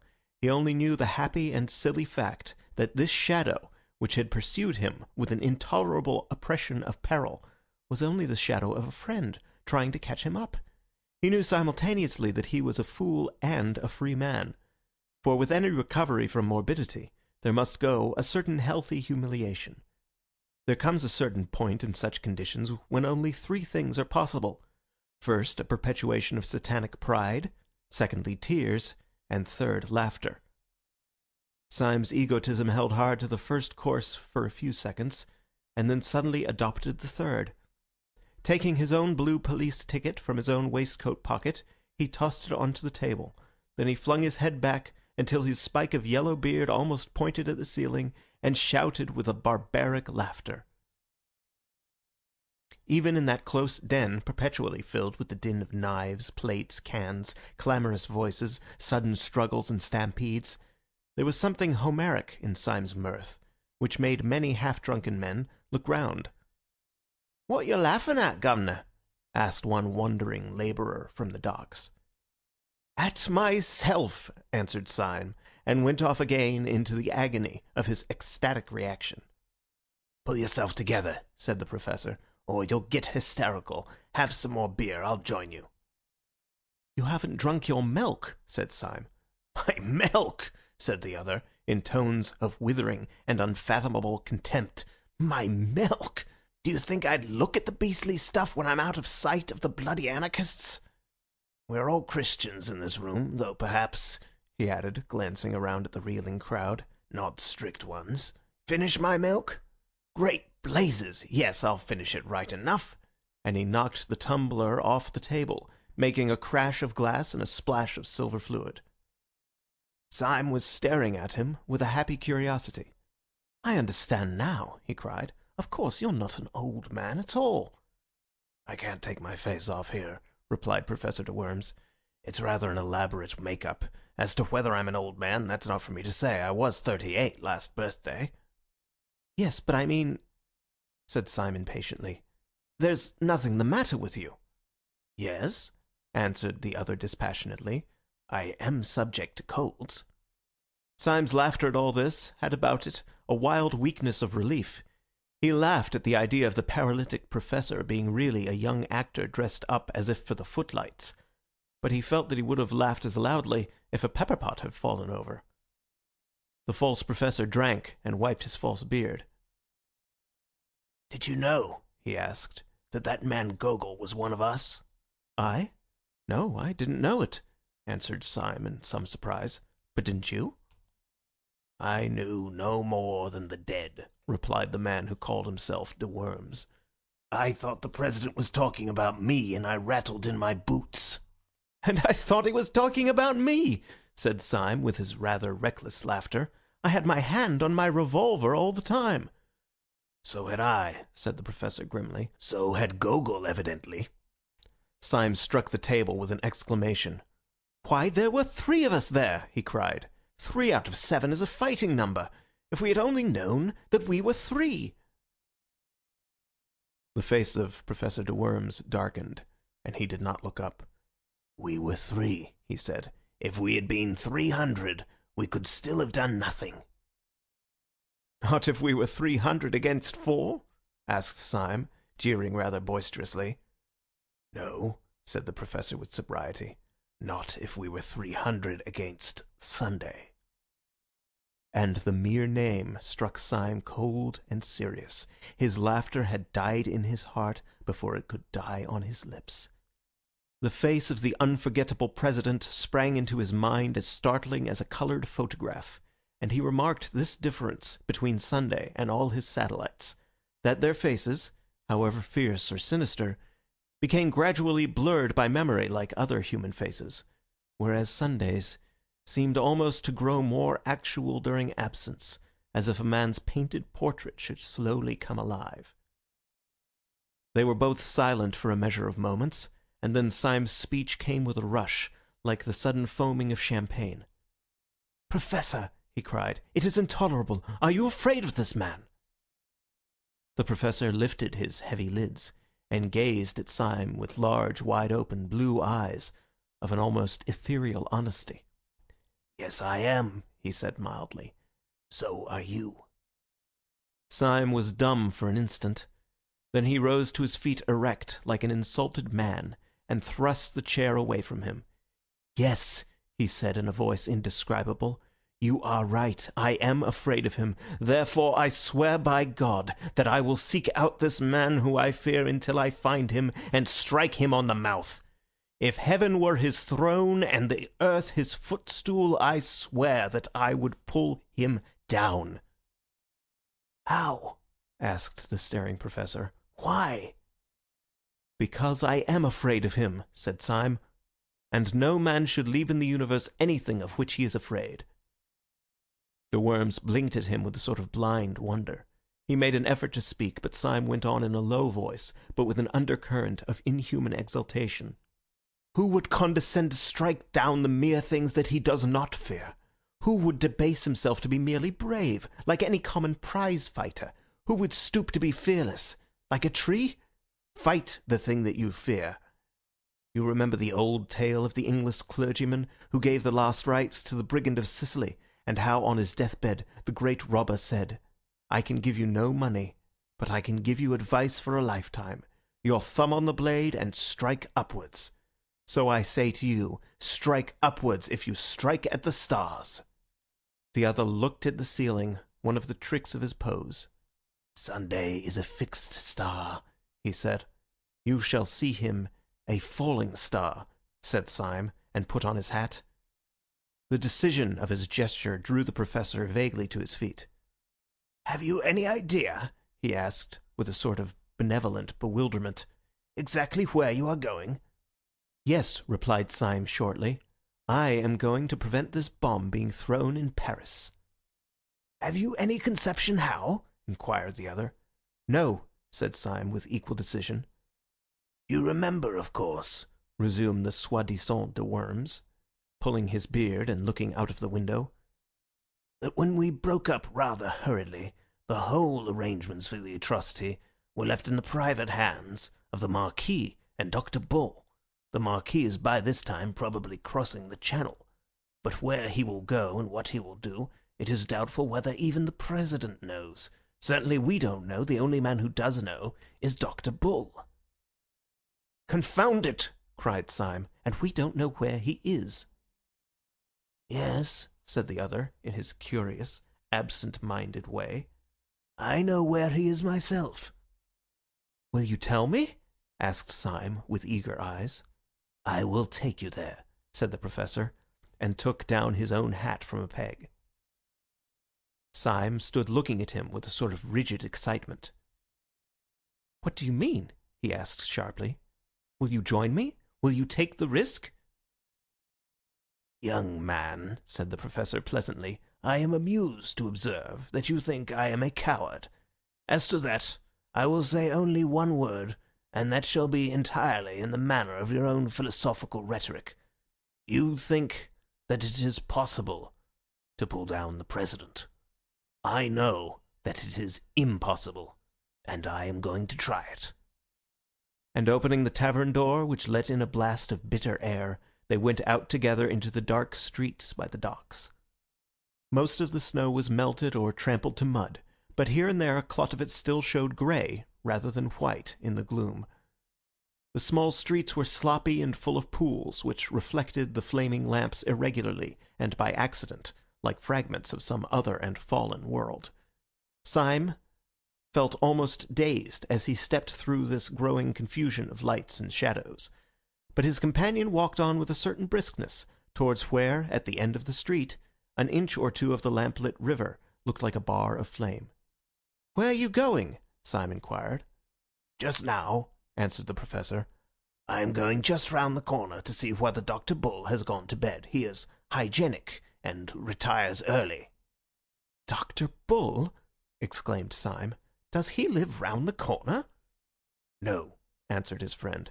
"As a matter of fact, he lives some way off on the other side of the river, but we can tell from here whether he has gone to bed." Turning the corner as he spoke, and facing the dim river flecked with flame, he pointed with his stick to the other bank. On the Surrey side at this point there ran out into the Thames, seeming almost to overhang it, a bulk and cluster of those tall tenements dotted with lighted windows, and rising like factory chimneys to an almost insane height. Their special poise and position made one block of buildings especially look like a Tower of Babel with 100 eyes. Syme had never seen any of the skyscraping buildings in America, so he could only think of the buildings in a dream. Even as he stared, the highest light in this innumerably lighted turret abruptly went out, as if this black Argus had winked at him with one of his innumerable eyes. Professor de Worms swung round on his heel and struck his stick against his boot. "We are too late," he said. "The hygienic doctor has gone to bed." "What do you mean?" asked Syme. "Does he live over there, then?" "Yes," said de Worms, "behind that particular window which you can't see. Come along and get some dinner. We must call on him tomorrow morning." Without further parley, he led the way through several byways until they came out into the flare and clamour of the East India Dock Road. The Professor, who seemed to know his way about the neighbourhood, proceeded to a place where the line of lighted shops fell back into a sort of abrupt twilight and quiet, in which an old white inn, all out of repair, stood back some 20 feet from the road. "You can find good English inns left by accident everywhere, like fossils," explained the Professor. "I once found a decent place in the West End." "I suppose," said Syme, smiling, "that this is the corresponding decent place in the East End?" "It is," said the Professor reverently, and went in. In that place they dined and slept, both very thoroughly. The beans and bacon which these unaccountable people cooked well, the astonishing emergence of Burgundy from their cellars, crowned Syme's sense of a new comradeship and comfort. Through all this ordeal his root horror had been isolation, and there are no words to express the abyss between isolation and having one ally. It may be conceded to the mathematicians that 4 is twice 2, but 2 is not twice 1. 2 is 2,000 times 1.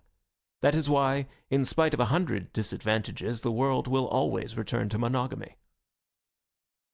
Syme was able to pour out for the first time the whole of his outrageous tale from the time when Gregory had taken him to the little tavern by the river. He did it idly and amply in a luxuriant monologue, as a man speaks with very old friends. On his side also, the man who had impersonated Professor de Worms was not less communicative. His own story was almost as silly as Syme's. "That's a good get-up of yours," said Syme, draining a glass of Macon. "A lot better than old Gogol's. Even at the start I thought he was a bit too hairy." "A difference of artistic theory," replied the Professor pensively. "Gogol was an idealist. He made up as the abstract or platonic ideal of an anarchist. But I am a realist. I am a portrait painter. But, indeed, to say that I am a portrait painter is an inadequate expression. I am a portrait." "I don't understand you," said Syme. "I am a portrait," repeated the Professor. "I am a portrait of the celebrated Professor de Worms, who is, I believe, in Naples." "You mean you are made up like him," said Syme. "But doesn't he know that you are taking his nose in vain?" "He knows it right enough," replied his friend cheerfully. "Then why doesn't he denounce you?" "I have denounced him," answered the Professor. "Do explain yourself," said Syme. "With pleasure, if you don't mind hearing my story," replied the eminent foreign philosopher. "I am by profession an actor, and my name is Wilkes. When I was on the stage I mixed with all sorts of bohemian and blackguard company.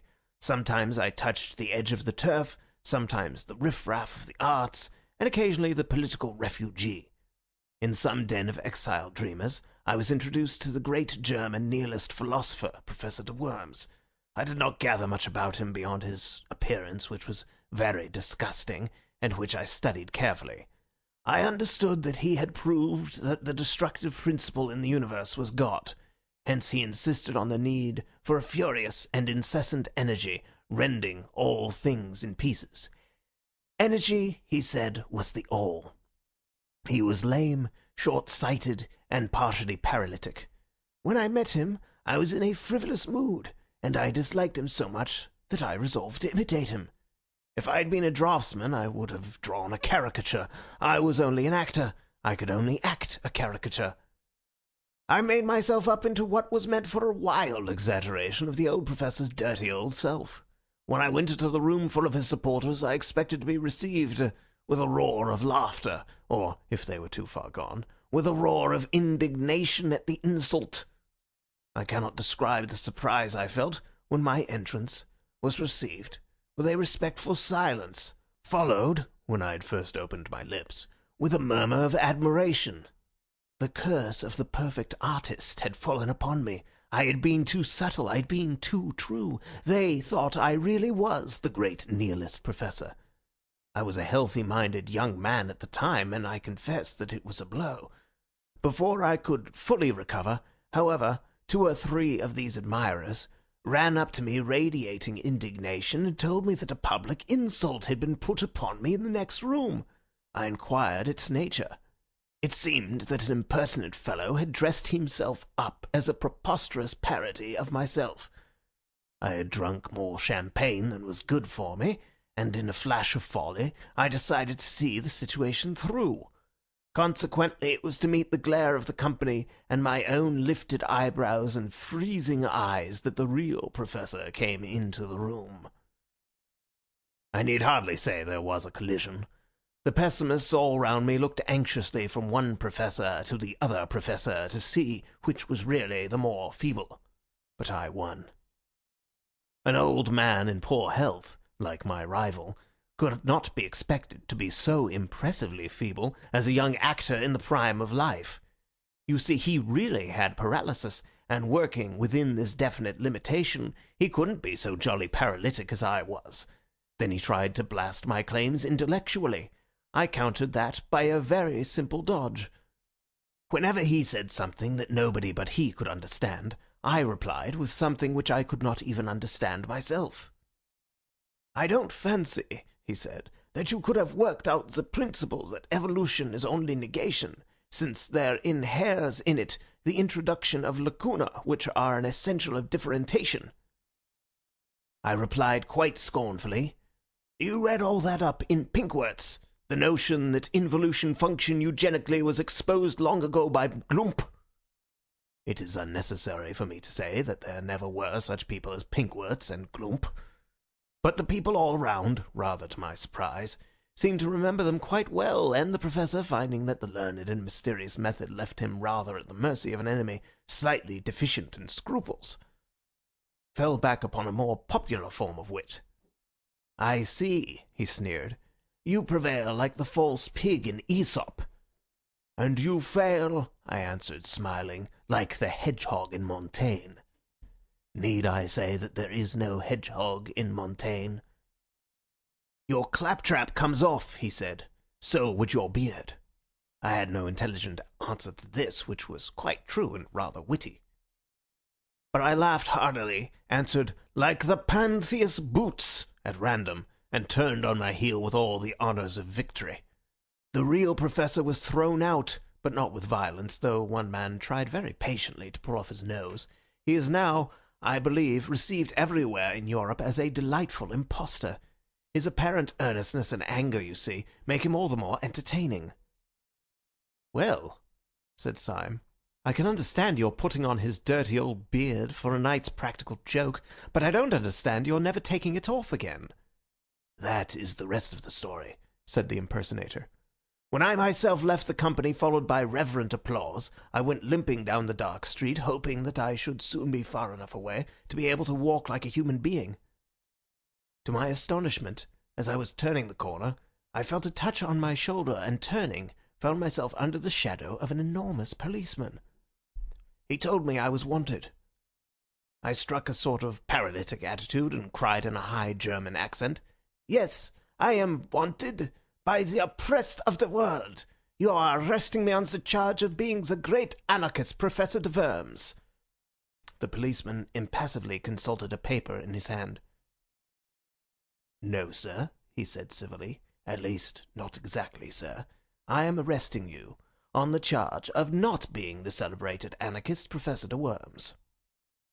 This charge, if it was criminal at all, was certainly the lighter of the two, and I went along with the man doubtful but not greatly dismayed. I was shown into a number of rooms, and eventually into the presence of a police officer, who explained that a serious campaign had been opened against the centres of anarchy, and that this, my successful masquerade, might be of considerable value to the public safety. He offered me a good salary and this little blue card. Though our conversation was short, he struck me as a man of very massive common sense and humour. But I cannot tell you much about him personally, because... Syme laid down his knife and fork. "I know," he said, "because you talked to him in a dark room." Professor de Worms nodded and drained his glass. End of chapter 8.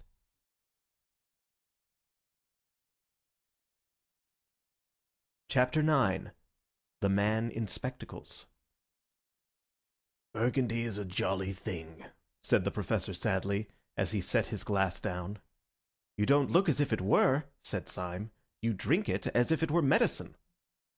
"You must excuse my manner," said the professor dismally. "My position is rather a curious one. Inside I am really bursting with boyish merriment, but I acted the paralytic professor so well that now I can't leave off. so that when I am among friends and have no need at all to disguise myself, I still can't help speaking slow and wrinkling my forehead, just as if it were my forehead. I can be quite happy, you understand, but only in a paralytic sort of way. The most buoyant exclamations leap up in my heart, but they come out of my mouth quite different. You should hear me say, 'Buck up, old cock.' It would bring tears to your eyes." "It does," said Syme, "but I cannot help thinking that apart from all that, you are really a bit worried." The Professor stared a little and looked at him steadily. "You are a very clever fellow," he said. "It is a pleasure to work with you. Yes, I have rather a heavy cloud in my head. There is a great problem to face." And he sank his bald brow in his two hands. Then he said in a low voice, "Can you play the piano?" "Yes," said Syme in simple wonder. "I'm supposed to have a good touch." Then, as the other did not speak, he added, "I trust the great cloud is lifted." After a long silence, the Professor said out of the cavernous shadow of his hands, "It would have done just as well if you could work a typewriter." "Thank you," said Syme. "You flatter me." "Listen to me," said the other, "and remember whom we have to see tomorrow. You and I are going tomorrow to attempt something which is very much more dangerous than trying to steal the crown jewels out of the tower. We are trying to steal a secret from a very sharp, very strong, and very wicked man. I believe there is no man, except the President, of course, who is so seriously startling and formidable as that little grinning fellow in goggles. He has not perhaps the white-hot enthusiasm unto death, the mad martyrdom for anarchy, which marks the secretary.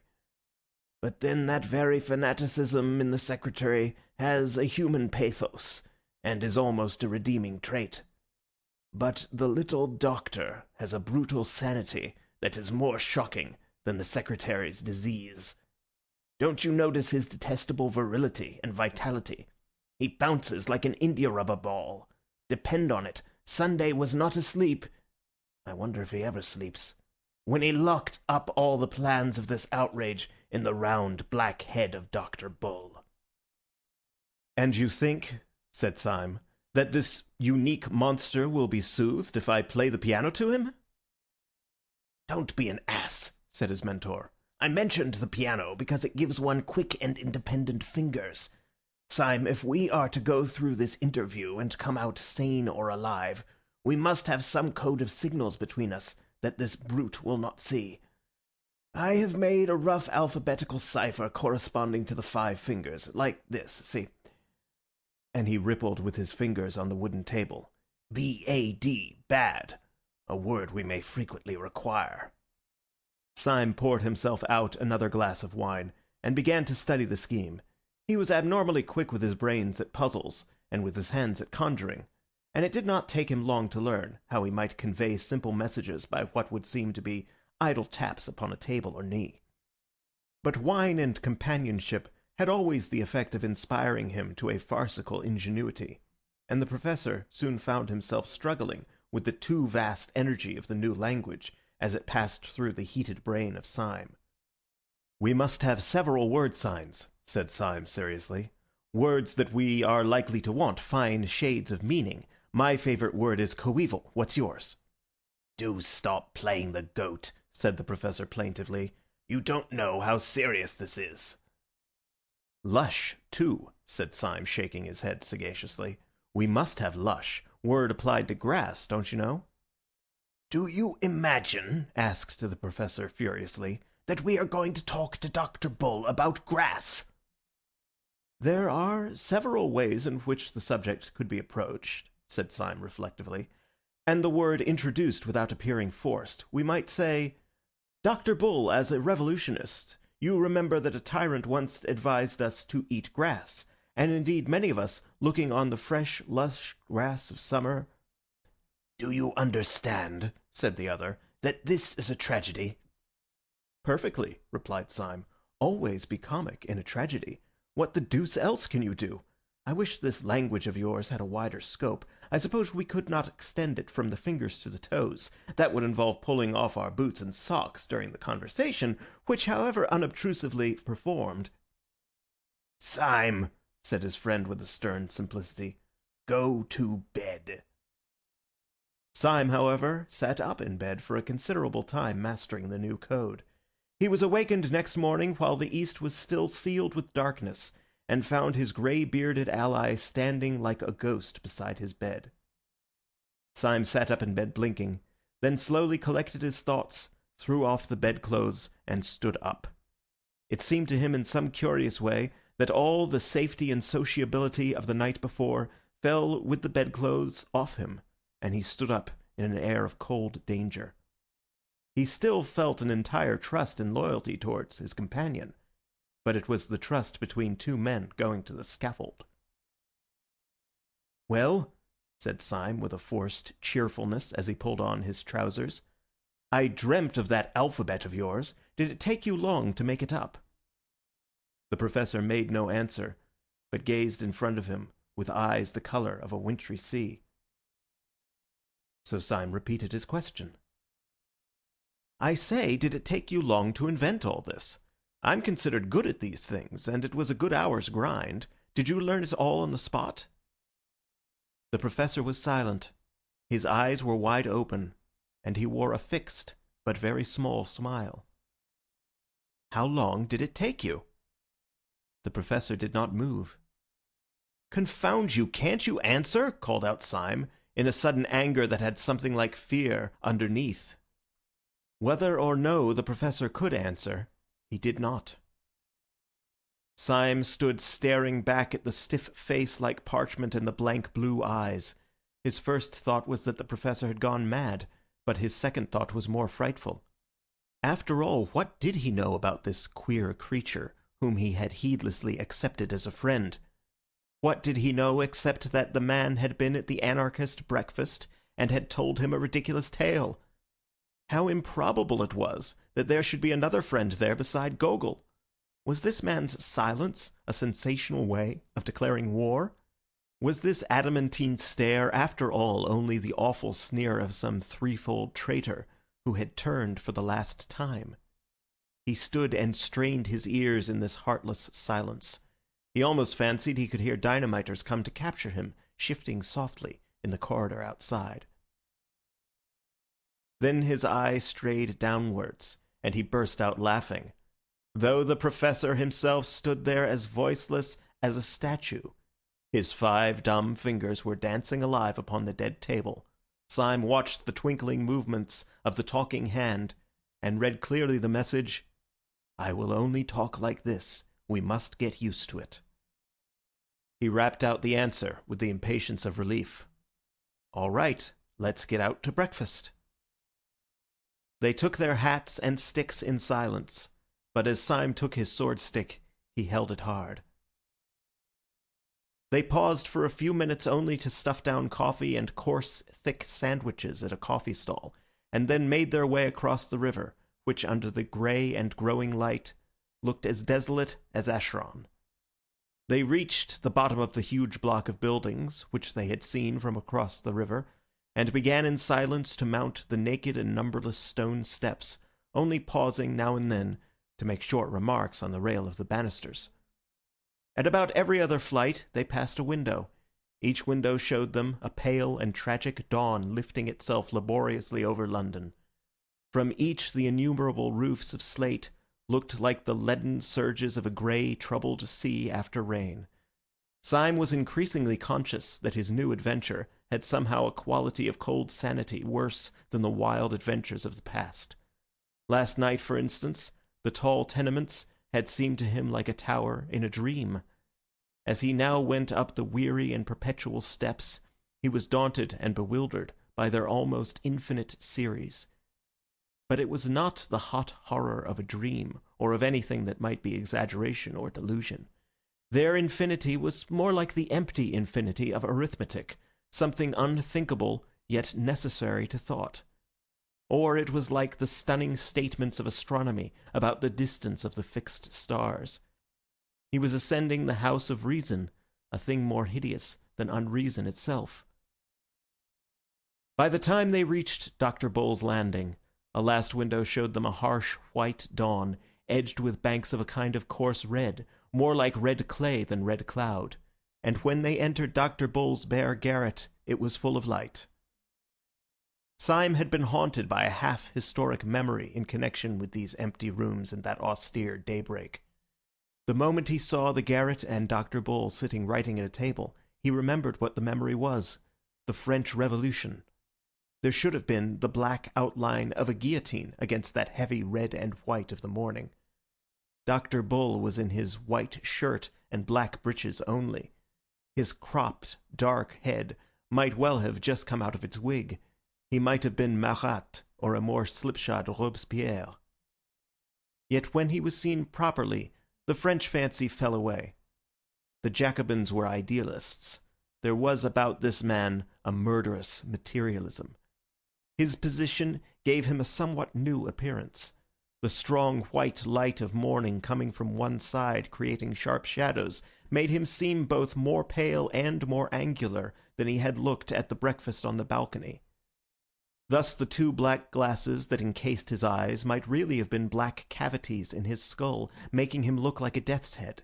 And indeed, if ever Death himself sat writing at a wooden table, it might have been he. He looked up and smiled brightly enough as the men came in, and rose with the resilient rapidity of which the Professor had spoken. He set chairs for both of them, and going to a peg behind the door, proceeded to put on a coat and waistcoat of rough dark tweed. He buttoned it up neatly, and came back to sit down at his table. The quiet good humour of his manner left his two opponents helpless. It was with some momentary difficulty that the Professor broke silence and began, "I'm sorry to disturb you so early, comrade," said he, with a careful resumption of the slow de Worm's manner. "You have no doubt made all the arrangements for the Paris affair?" Then he added with infinite slowness, "We have information which renders intolerable anything in the nature of a moment's delay." Dr. Bull smiled again, but continued to gaze on them without speaking. The Professor resumed, a pause before each weary word. "Please do not think me excessively abrupt, but I advise you to alter those plans, or, if it is too late for that, to follow your agent with all the support you can get for him. Comrade Syme and I have had an experience which it would take more time to recount than we can afford if we are to act on it. I will, however, relate the occurrence in detail, even at the risk of losing time, if you really feel that it is essential to the understanding of the problem we have to discuss." He was spinning out his sentences, making them intolerably long and lingering, in the hope of maddening the practical little doctor into an explosion of impatience which might show his hand. But the little doctor continued only to stare and smile, and the monologue was uphill work. Syme began to feel a new sickness and despair. The doctor's smile and silence were not at all like the cataleptic stare and horrible silence which he had confronted in the Professor half an hour before. About the Professor's make-up and all his antics, there was always something merely grotesque, like a gollywog. Syme remembered those wild woes of yesterday as one remembers being afraid of bogey in childhood. But here was daylight. Here was a healthy, square-shouldered man in tweeds, not odd save for the accident of his ugly spectacles, not glaring or grinning at all, but smiling steadily and not saying a word. The whole had a sense of unbearable reality. Under the increasing sunlight, the colours of the doctor's complexion, the pattern of his tweeds, grew and expanded outrageously, as such things grow too important in a realistic novel. But his smile was quite slight, the pose of his head polite. The only uncanny thing was his silence. "As I say," resumed the Professor, like a man toiling through heavy sand, The incident that has occurred to us and has led us to ask for information about the Marquis is one which you may think it better to have narrated. But as it came in the way of Comrade Syme rather than me—" His words seemed to be dragging out like words in an anthem. But Syme, who was watching, saw his long fingers rattle quickly on the edge of the crazy table. He read the message. "You must go on. This devil has sucked me dry."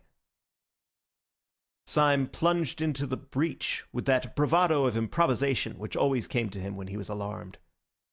"Yes, the thing really happened to me," he said hastily. "I had the good fortune to fall into conversation with a detective who took me, thanks to my hat, for a respectable person. Wishing to clinch my reputation for respectability, I took him and made him very drunk at the Savoy. Under this influence he became friendly, and told me in so many words that within a day or two they hope to arrest the Marquis in France. So unless you or I can get on his track—" The doctor was still smiling in the most friendly way, and his protected eyes were still impenetrable. The professor signalled to Syme that he would resume his explanation, and he began again with the same elaborate calm.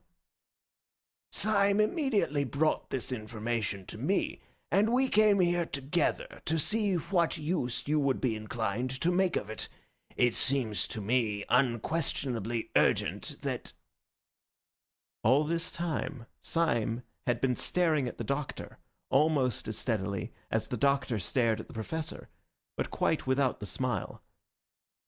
The nerves of both comrades in arms were near snapping under that strain of motionless amiability, when Syme suddenly leant forward and idly tapped the edge of the table. His message to his ally ran, "I have an intuition." The professor, with scarcely a pause in his monologue, signalled back, "Then sit on it." Syme telegraphed, "It is quite extraordinary." The other answered, "Extraordinary rot." Syme said, "I am a poet." The other retorted, "You are a dead man."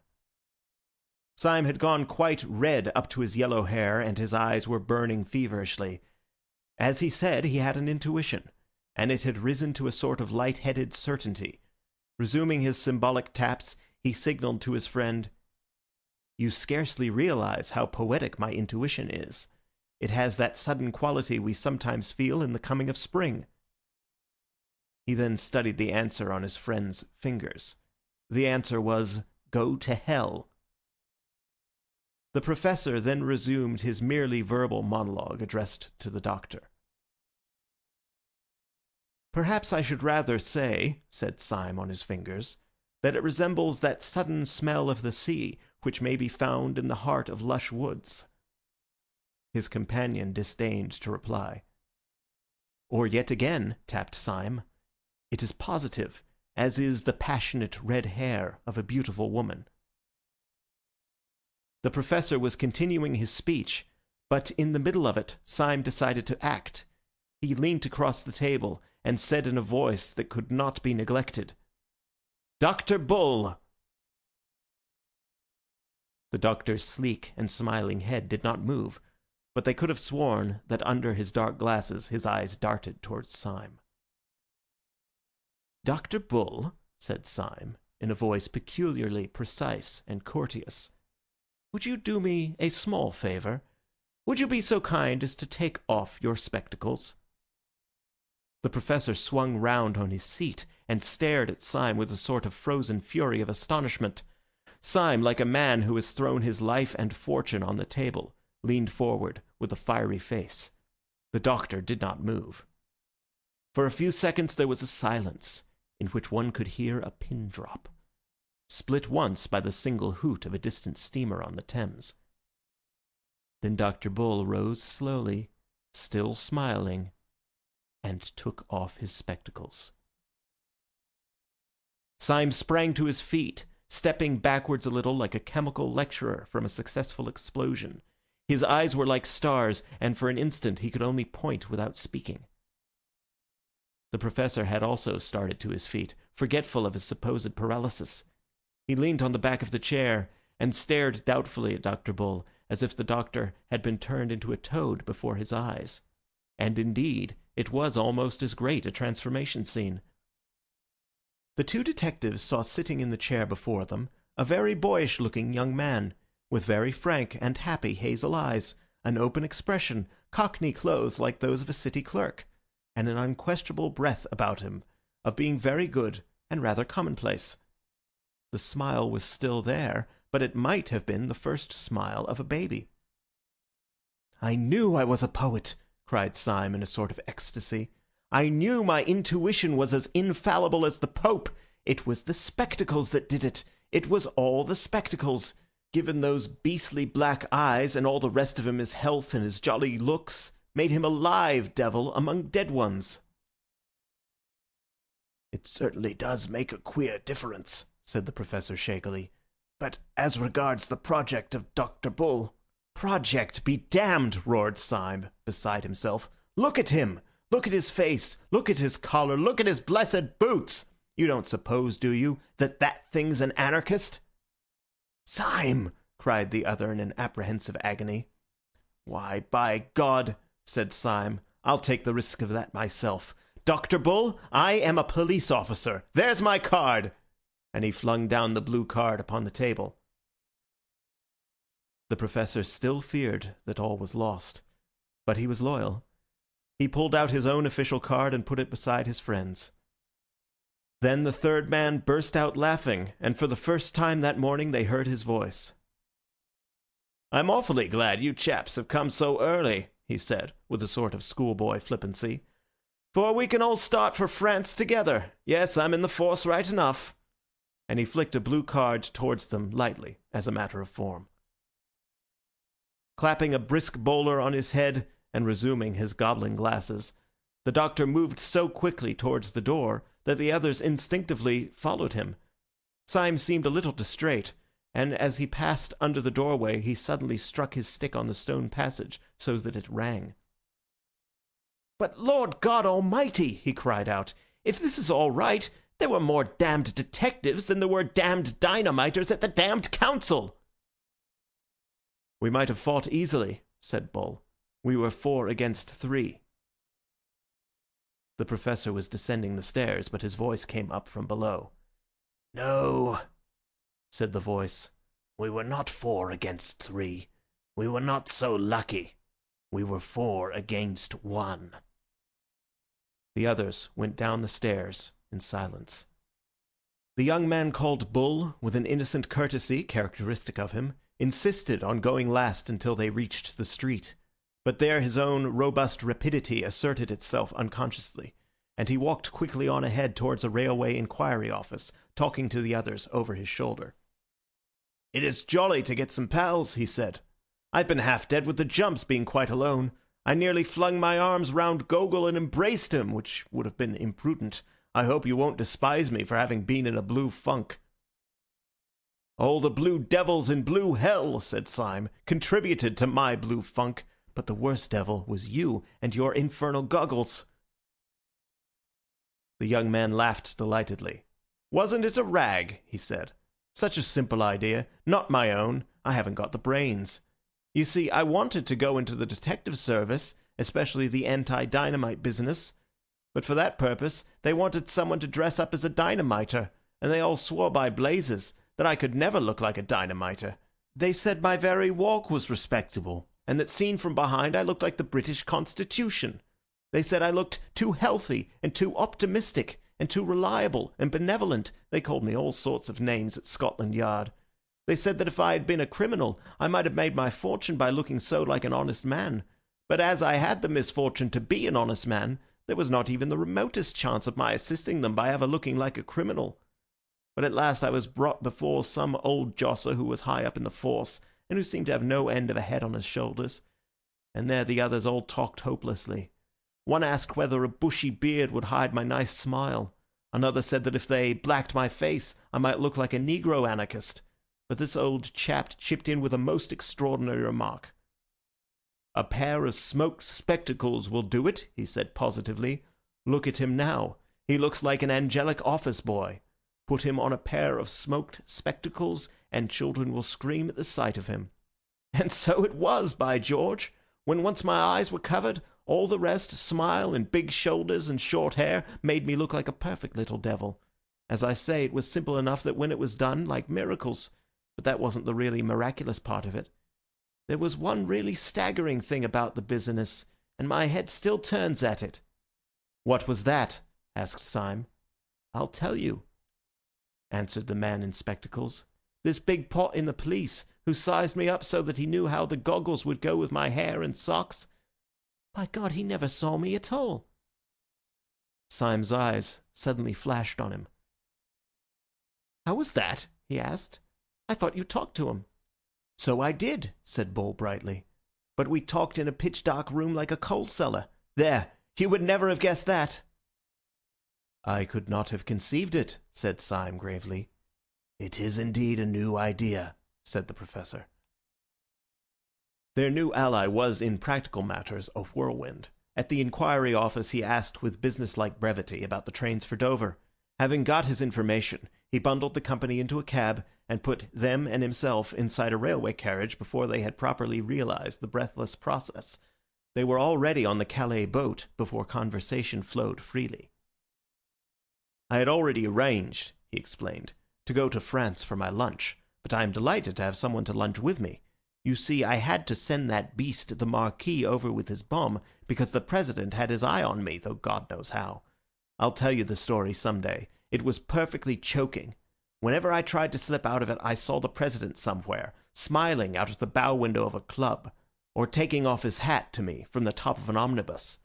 I tell you, you can say what you like. That fellow sold himself to the devil. He can be in 6 places at once." "So you sent the Marquis off, I understand?" asked the Professor. "Was it long ago? Shall we be in time to catch him?" "Yes," answered the new guide. "I've timed it all. He'll still be at Calais when we arrive." "But when we do catch him at Calais," said the Professor, "what are we going to do?" At this question the countenance of Dr. Bull fell for the first time. He reflected a little, and then said, "Theoretically, I suppose we ought to call the police." "Not I," said Syme. "Theoretically, I ought to drown myself first. I promised a poor fellow, who was a real modern pessimist, on my word of honour not to tell the police. I'm no hand at casuistry, but I can't break my word to a modern pessimist. It's like breaking one's word to a child." "I'm in the same boat," said the Professor. "I tried to tell the police, and I couldn't because of some silly oath I took. You see, when I was an actor, I was a sort of all-round beast. Perjury or treason is the only crime I haven't committed. If I did that, I shouldn't know the difference between right and wrong." "I've been through all that," said Dr. Bull, "and I've made up my mind. I gave my promise to the secretary. You know him, man who smiles upside down. My friends, that man is the most utterly unhappy man that was ever human. It may be his digestion, or his conscience, or his nerves, or his philosophy of the universe, but he's damned, he's in hell. Well, I can't turn on a man like that and hunt him down. It's like whipping a leper. I may be mad, but that's how I feel, and there's jolly well the end of it." "I don't think you're mad," said Syme. "I knew you would decide like that when first you—" "Eh?" said Dr. Bull. "When first you took off your spectacles." Dr. Bull smiled a little, and strolled across the deck to look at the sunlit sea.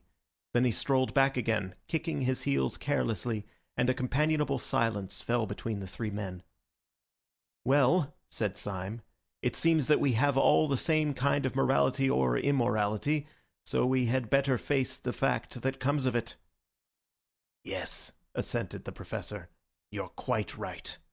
And we must hurry up, for I can see the grey nose standing out from France." "The fact that comes of it," said Syme seriously, "is this, that we three are alone on this planet. Gogol has gone, God knows where. Perhaps the President has smashed him like a fly. On the Council we are 3 men against 3, like the Romans who held the bridge. But we are worse off than that. First, because they can appeal to their organization, and we cannot appeal to ours. And second, because one of those 3 other men," said the Professor, "is not a man." Syme nodded, and was silent for a second or two. Then he said, My idea is this. We must do something to keep the Marquis in Calais till tomorrow midday. I have turned over 20 schemes in my head. We cannot denounce him as a dynamiter, that is agreed. We cannot get him detained on some trivial charge, for we should have to appear. He knows us, and he would smell a rat. We cannot pretend to keep him on anarchist business. He might swallow much in that way, but not the notion of stopping in Calais while the Tsar went safely through Paris. We might try to kidnap him and lock him up ourselves, but he is a well-known man here. He has a whole bodyguard of friends. He is very strong and brave, and the event is doubtful. The only thing I can see to do is actually to take advantage of the very things that are in the Marquis's favour. I am going to profit by the fact that he is a highly respected nobleman. I am going to profit by the fact that he has many friends and moves in the best society. "What the devil are you talking about?" asked the professor. "The Symes are first mentioned in the 14th century," said Syme, "but there is a tradition that one of them rode behind Bruce at Bannockburn. Since 1350 the tree is quite clear." "He's gone off his head," said the little doctor, staring. "Our bearings," continued Syme calmly, "are argent a chevron gules charged with 3 cross crosslets of the field. The motto varies."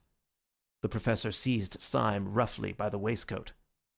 "We are just inshore," he said. "Are you seasick or joking in the wrong place?" "My remarks are almost painfully practical," answered Syme in an unhurried manner. "The house of Saint-Eustache is also very ancient. The Marquis cannot deny that he is a gentleman. He cannot deny that I am a gentleman.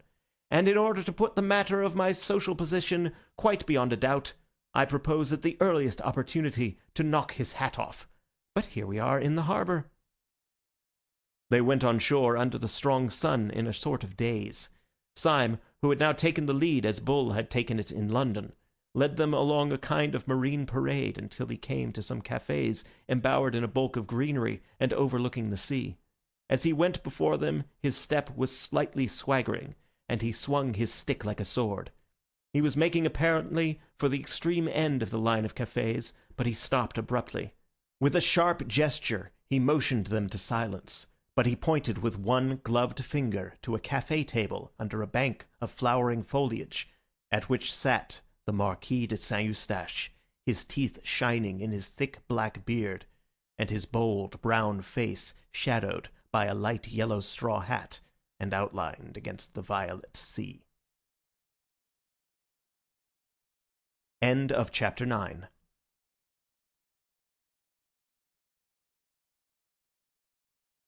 Chapter 10. The Duel. Syme sat down at a café table with his companions, his blue eyes sparkling like the bright sea below, and ordered a bottle of Saumur with a pleased impatience. He was for some reason in a condition of curious hilarity. His spirits were already unnaturally high. They rose as the Saumur sank, and in half an hour his talk was a torrent of nonsense.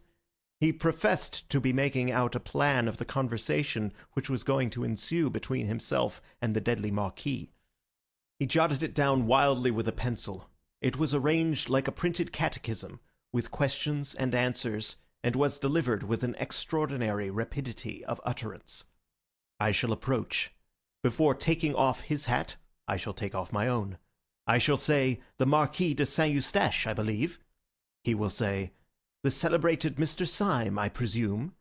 He will say in the most exquisite French, "How are you?" I shall reply in the most exquisite Cockney, "Oh, just the Syme." "Oh, shut it," said the man in spectacles. "Pull yourself together and chuck away that bit of paper. What are you really going to do?" "But it was a lovely catechism," said Syme pathetically. "Do let me read it to you. It has only 43 questions and answers, and some of the Marquis's answers are wonderfully witty. I like to be just to my enemy." "But what's the good of it all?" asked Dr. Bull in exasperation. "It leads up to my challenge, don't you see?" said Syme, beaming, "when the Marquis has given the 39th reply, which runs." "Has it by any chance occurred to you," asked the professor with a ponderous simplicity, that the Marquis may not say all the 43 things you have put down for him. In that case, I understand, your own epigrams may appear somewhat more forced." Syme struck the table with a radiant face. "Why, how true that is," he said, "and I never thought of it. Sir, you have an intellect beyond the common. You will make a name." "Oh, you're as drunk as an owl," said the doctor. "It only remains," continued Syme, quite unperturbed, "to adopt some other method of breaking the ice, if I may so express it, between myself and the man I wish to kill. And since the course of a dialogue cannot be predicted by one of its parties alone, as you have pointed out with such recondite acumen, the only thing to be done, I suppose, is for the one party as far as possible to do all the dialogue by himself. And so I will, by George!" And he stood up suddenly, his yellow hair blowing in the slight sea breeze. A band was playing in a café chantant, hidden somewhere among the trees, and a woman had just stopped singing. On Syme's heated head, the bray of the brass band seemed like the jar and jingle of that barrel organ in Leicester Square, to the tune of which he had once stood up to die. He looked across to the little table where the Marquis sat. The man had two companions now, solemn Frenchmen in frock coats and silk hats, one of them with the red rosette of the Legion of Honour, evidently people of a solid social position. Besides these black cylindrical costumes, the Marquis, in his loose straw hat and light spring clothes, looked bohemian and even barbaric. But he looked the Marquis. Indeed, one might say that he looked the king, with his animal elegance, his scornful eyes, and his proud head lifted against the purple sea. But he was no Christian king, at any rate. He was rather some swarthy despot, half Greek, half Asiatic, who in the days when slavery seemed natural looked down on the Mediterranean, on his galley and his groaning slaves.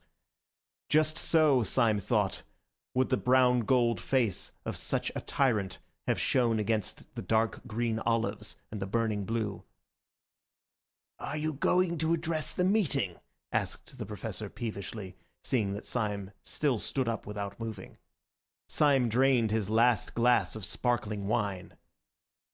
"I am," he said, pointing across to the Marquis and his companions. That meeting displeases me.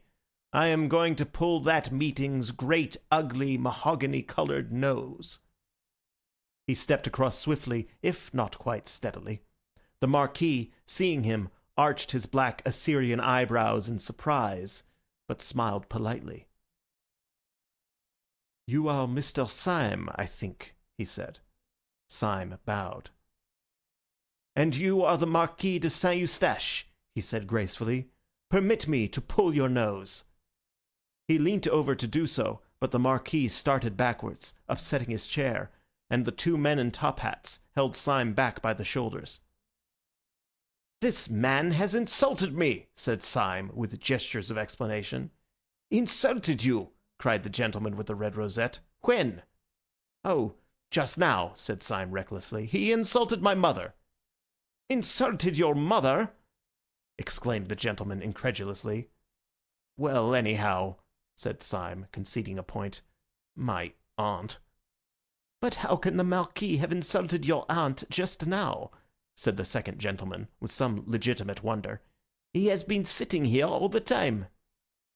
"Ah, it was what he said," said Syme darkly.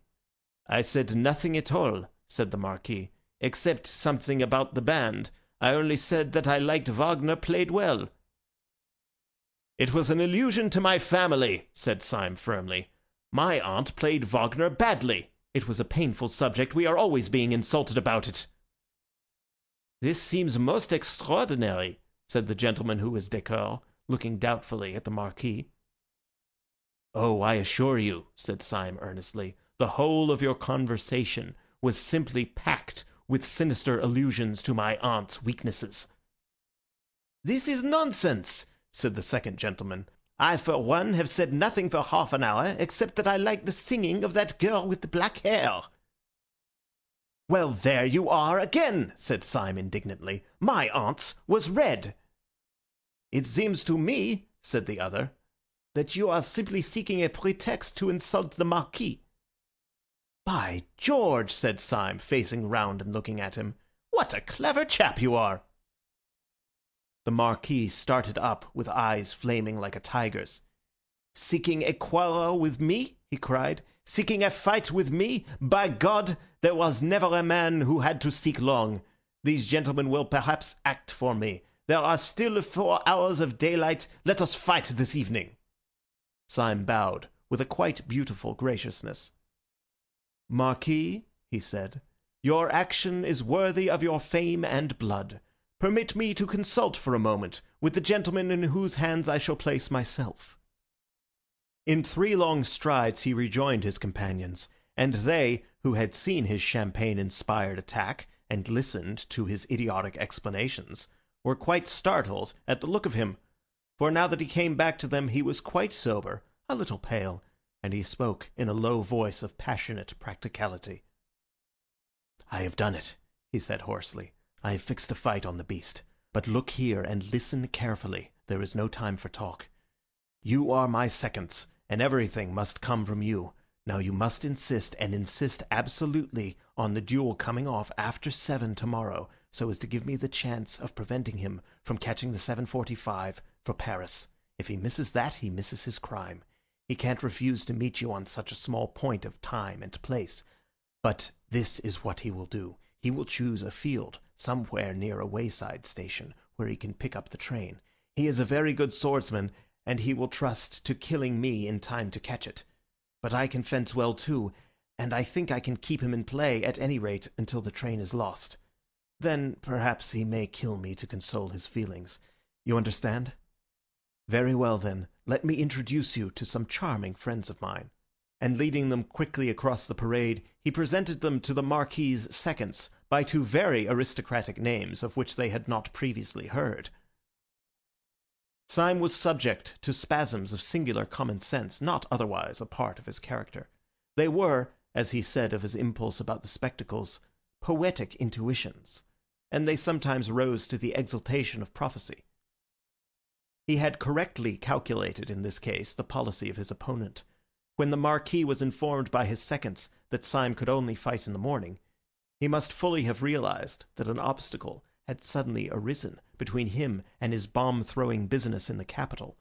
Naturally, he could not explain this objection to his friends, so he chose the course which Syme had predicted. He induced his seconds to settle on a small meadow not far from the railway, and he trusted to the fatality of the first engagement. When he came down very coolly to the field of honour, no one could have guessed that he had any anxiety about a journey. His hands were in his pockets, his straw hat on the back of his head, his handsome face brazen in the sun.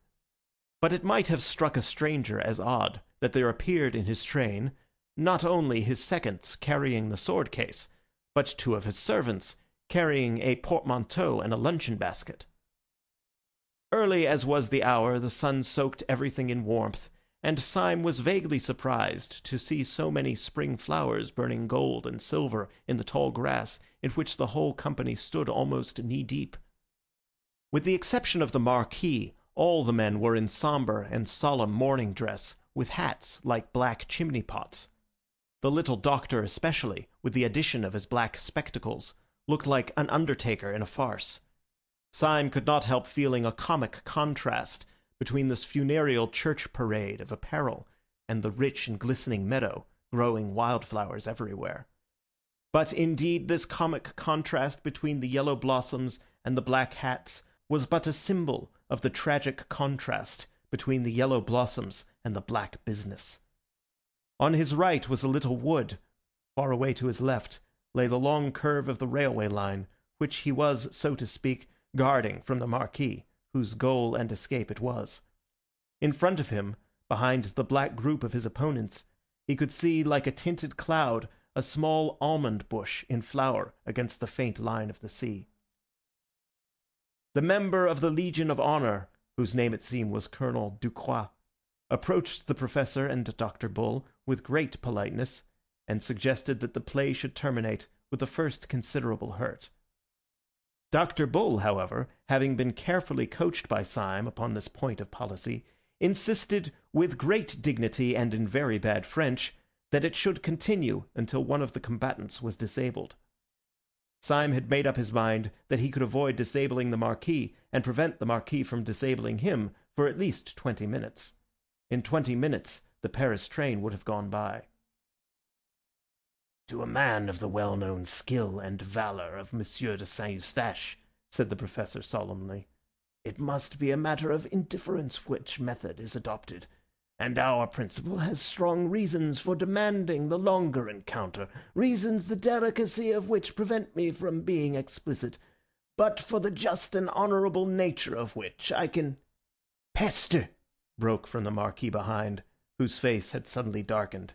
"Let us stop talking and begin," and he slashed off the head of a tall flower with his stick. Syme understood his rude impatience, and instinctively looked over his shoulder to see whether the train was coming in sight, but there was no smoke on the horizon. Colonel Ducroix knelt down and unlocked the case, taking out a pair of twin swords, which took the sunlight and turned to two streaks of white fire. He offered one to the Marquis, who snatched it without ceremony, and another to Syme, who took it, bent it, and poised it with as much delay as was consistent with dignity. Then the colonel took out another pair of blades, and taking one himself and giving another to Dr. Bull, proceeded to place the men. Both combatants had thrown off their coats and waistcoats and stood sword in hand. The second stood on each side of the line of fight with drawn swords also, but still sombre in their dark frock coats and hats. The principals saluted. The colonel said quietly, "Engage," and the two blades touched and tingled. When the jar of the joined iron ran up Syme's arm, all the fantastic fears that have been the subject of this story fell from him like dreams from a man waking up in bed. He remembered them clearly and in order as mere delusions of the nerves, how the fear of the professor had been the fear of the tyrannic accidents of nightmare, and how the fear of the doctor had been the fear of the airless vacuum of science. The first was the old fear that any miracle might happen, the second the more hopeless modern fear that no miracle can ever happen. But he saw that these fears were fancies, for he found himself in the presence of the great fact of the fear of death, with its coarse and pitiless common sense. He felt like a man who had dreamed all night of falling over precipices, and had woke up on the morning when he was to be hanged. For as soon as he had seen the sunlight run down the channel of his foe's foreshortened blade, and as soon as he had felt the two tongues of steel touch, vibrating like two living things, he knew that his enemy was a terrible fighter, and that probably his last hour had come. He felt a strange and vivid value in all the earth around him, in the grass under his feet. He felt the love of life in all living things. He could almost fancy that he heard the grass growing. He could almost fancy that even as he stood, fresh flowers were springing up and breaking into blossom in the meadow, flowers blood red and burning gold and blue, fulfilling the whole pageant of the spring. And whenever his eyes strayed for a flash from the calm, staring, hypnotic eyes of the Marquis, they saw the little tuft of almond tree against the skyline. He had the feeling that if, by some miracle, he escaped, he would be ready to sit forever before that almond tree, desiring nothing else in the world. But while earth and sky and everything had the living beauty of a thing lost, the other half of his head was as clear as glass, and he was parrying his enemy's point with a kind of clockwork skill of which he had hardly supposed himself capable. Once his enemy's point ran along his wrist, leaving a slight streak of blood, but it either was not noticed or was tacitly ignored. Every now and then he riposted, and once or twice he could almost fancy that he felt his point go home, but as there was no blood on blade or shirt, he supposed he was mistaken. Then came an interruption and a change. At the risk of losing all, the Marquis, interrupting his quiet stare, flashed one glance over his shoulder at the line of a railway on his right. Then he turned on Syme a face transfigured to that of a fiend, and began to fight as if with 20 weapons. The attack came so fast and furious that the one shining sword seemed a shower of shining arrows. Syme had no chance to look at the railway, but also he had no need. He could guess the reason of the Marquis's sudden madness of battle. The Paris train was in sight. But the Marquis's morbid energy overreached itself. Twice Syme, parrying, knocked his opponent's point far out of the fighting circle, and the third time his riposte was so rapid that there was no doubt about the hit this time. Syme's sword actually bent under the weight of the Marquis's body, which it had pierced. Syme was as certain that he had stuck his blade into his enemy as a gardener that he has stuck his spade into the ground. Yet the Marquis sprang back from the stroke without a stagger, and Syme stood staring at his own sword point like an idiot. There was no blood on it at all. There was an instant of rigid silence, and then Syme in his turn fell furiously on the other, filled with a flaming curiosity. The Marquis was probably, in a general sense, a better fencer than he, as he had surmised at the beginning. But at the moment the Marquis seemed distraught and at a disadvantage. He fought wildly and even weakly, and he constantly looked away at the railway line, almost as if he feared the train more than the pointed steel. Syme, on the other hand, fought fiercely, but still carefully, in an intellectual fury, eager to solve the riddle of his own bloodless sword. For this purpose he aimed less at the Marquis's body and more at his throat and head. A minute and a half afterwards he felt his point enter the man's neck below the jaw. It came out clean. Half mad, he thrust again, and made what should have been a bloody scar on the Marquis's cheek, but there was no scar. For one moment the heaven of Syme again grew black with supernatural terrors. Surely the man had a charmed life. But this new spiritual dread was a more awful thing than had been the mere spiritual topsy-turvydom symbolized by the paralytic who pursued him. The professor was only a goblin. This man was a devil. Perhaps he was the devil. Anyhow, this was certain, that 3 times had a human sword been driven into him and made no mark. When Syme had that thought, he drew himself up, and all that was good in him sang high up in the air as a high wind sings in the trees. He thought of all the human things in his story, of the Chinese lanterns in Saffron Park, of the girl's red hair in the garden, of the honest, beer-swilling sailors down by the dock, of his loyal companions standing by. Perhaps he had been chosen as a champion of all these fresh and kindly things to cross swords with the enemy of all creation. After all, he said to himself, I am more than a devil. I am a man. I can do the one thing which Satan himself cannot do. I can die. And as the word went through his head, he heard a faint and far-off hoot, which would soon be the roar of the Paris train. He fell to fighting again with a supernatural levity, like a Mohammedan panting for paradise. As the train came nearer and nearer, he fancied he could see people putting up the floral arches in Paris. He joined in the growing noise and the glory of the great republic whose gate he was guarding against hell. His thoughts rose higher and higher with the rising roar of the train, which ended, as if proudly, in a long and piercing whistle. The train stopped.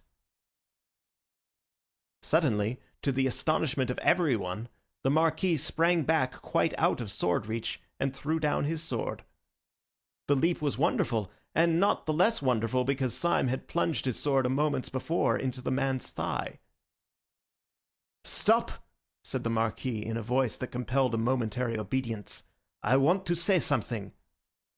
"What is the matter?" asked Colonel Ducroix, staring. "Has there been foul play?" "There has been foul play somewhere," said Dr. Bull, who was a little pale. "Our principal has wounded the Marquis 4 times at least, and he is none the worse." The Marquis put up his hand with a curious air of ghastly patience. "Please let me speak," he said. "It is rather important. Mr. Syme," he continued, turning to his opponent, "we are fighting today, if I remember right, because you expressed a wish, which I thought irrational, to pull my nose. Would you oblige me by pulling my nose now, as quickly as possible? I have to catch a train." "I protest that this is most irregular," said Dr. Bull indignantly.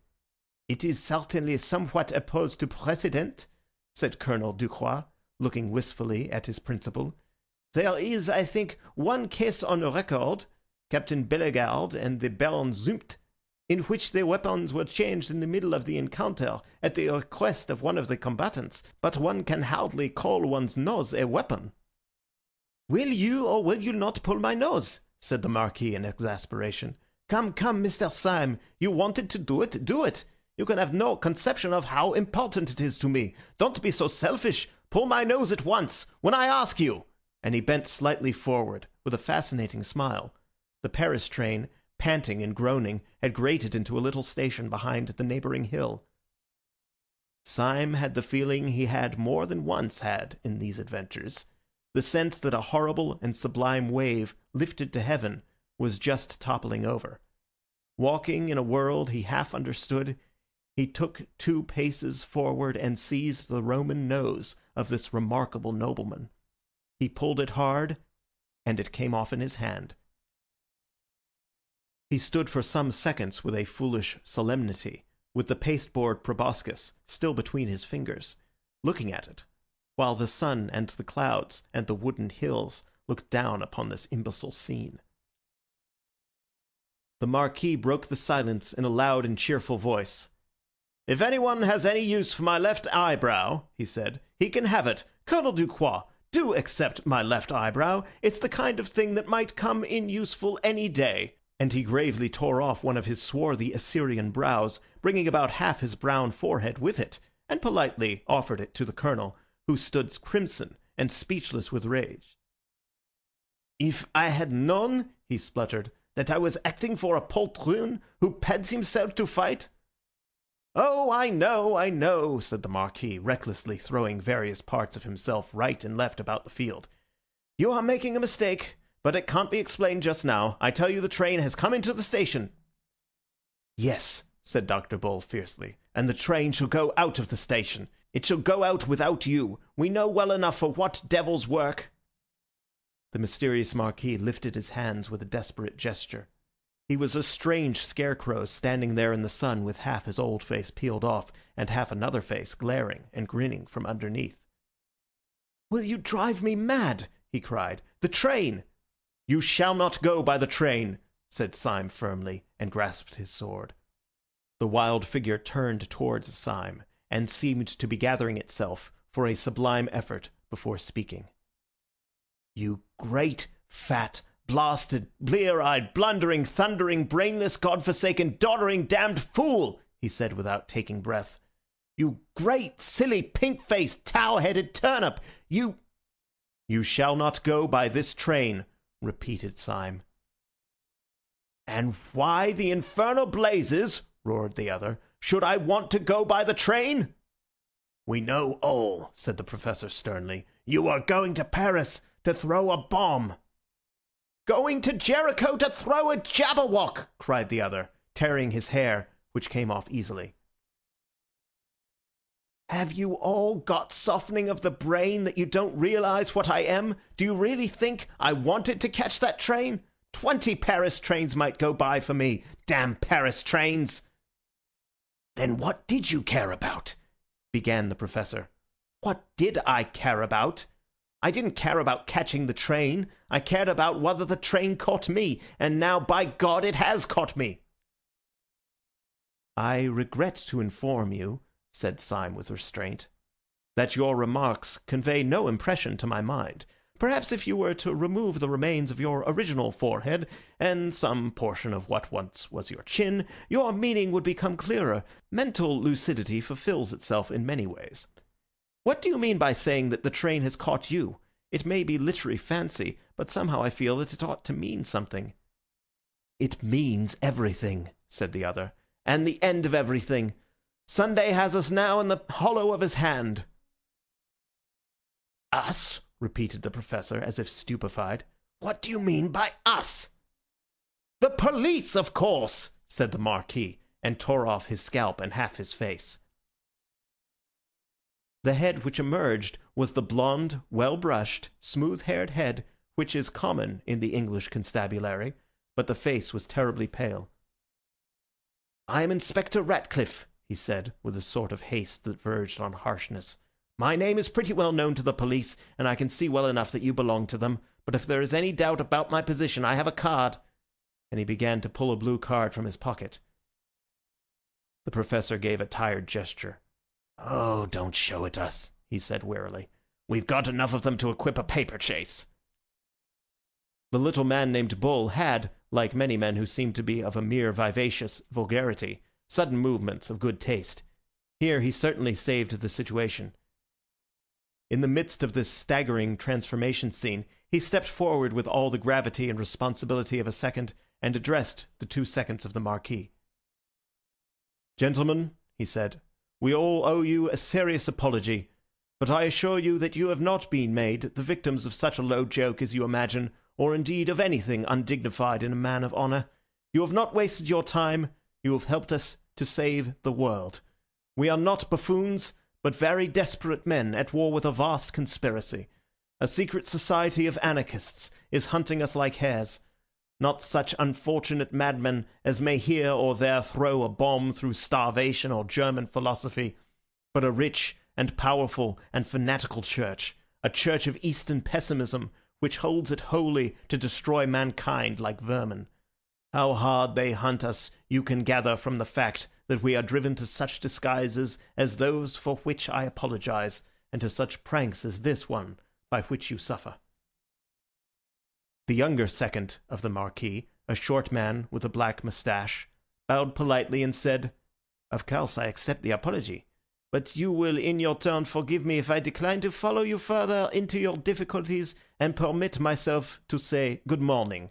The sight of an acquaintance and distinguished fellow townsman coming to pieces in the open air is unusual, and upon the whole sufficient for one day. Colonel Ducroix, I would in no way influence your actions, but if you feel with me that our present society is a little abnormal, I am now going to walk back to the town." Colonel Ducroix moved mechanically, but then tugged abruptly at his white moustache, and broke out, "No, by George, I won't. If these gentlemen are really in a mess with a lot of low wreckers like that, I'll see them through it. I have fought for France, and it is hard if I can't fight for civilization." Dr. Bull took off his hat and waved it, cheering as at a public meeting. "Don't make too much noise," said Inspector Ratcliffe. "Sunday may hear you." "Sunday!" cried Bull, and dropped his hat.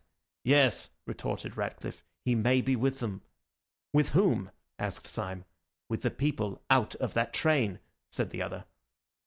"What you say seems utterly wild," began Syme. "Why, as a matter of fact... But, my God!" he cried out suddenly, like a man who sees an explosion a long way off. "By God, if this is true, the whole bally lot of us on the Anarchist Council were against anarchy. Every born man was a detective except the president and his personal secretary. What can it mean?" "Mean?" said the new policeman with incredible violence.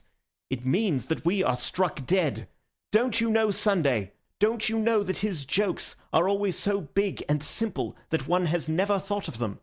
Can you think of anything more like Sunday than this, that he should put all his powerful enemies on the Supreme Council and then take care that it was not supreme? I tell you he has bought every trust, he has captured every cable, he has control of every railway line, especially of that railway line," and he pointed a shaking finger towards the small wayside station.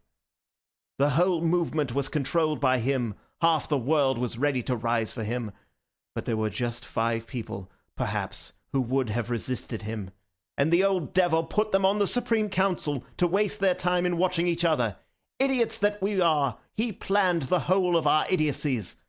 Sunday knew that the professor would chase Syme through London, and that Syme would find me in France, and he was combining great masses of capital and seizing great lines of telegraphy, while we 5 idiots were running after each other like a lot of confounded babies playing blind man's buff." "Well?" asked Syme with a sort of steadiness. "Well," replied the other with sudden serenity, "he has found us playing blind man's buff today in a field of great rustic beauty and extreme solitude. He has probably captured the world. It only remains to him to capture this field and all the fools in it. And since you really want to know what was my objection to the arrival of that train, I will tell you. My objection was that Sunday, or his secretary, has just this moment got out of it." Syme uttered an involuntary cry, and they all turned their eyes towards the far-off station. It was quite true that a considerable bulk of people seemed to be moving in their direction, but they were too distant to be distinguished in any way. "It was a habit of the late Marquis de Saint-Eustache," said the new policeman, producing a leather case, "always to carry a pair of opera glasses. Either the president or the secretary is coming after us with that mob. They have caught us in a nice, quiet place where we are under no temptations to break our oaths by calling the police. Dr. Bull, I have a suspicion that you will see better through these than through your own highly decorative spectacles." He handed the field glasses to the doctor, who immediately took off his spectacles and put the apparatus to his eyes. "It cannot be as bad as you say," said the professor, somewhat shaken. "There are a good number of them, certainly, but they may easily be ordinary tourists." "Do ordinary tourists," asked Bull, with the field glasses to his eyes, "wear black masks halfway down the face?" Syme almost tore the glasses out of his hand and looked through them.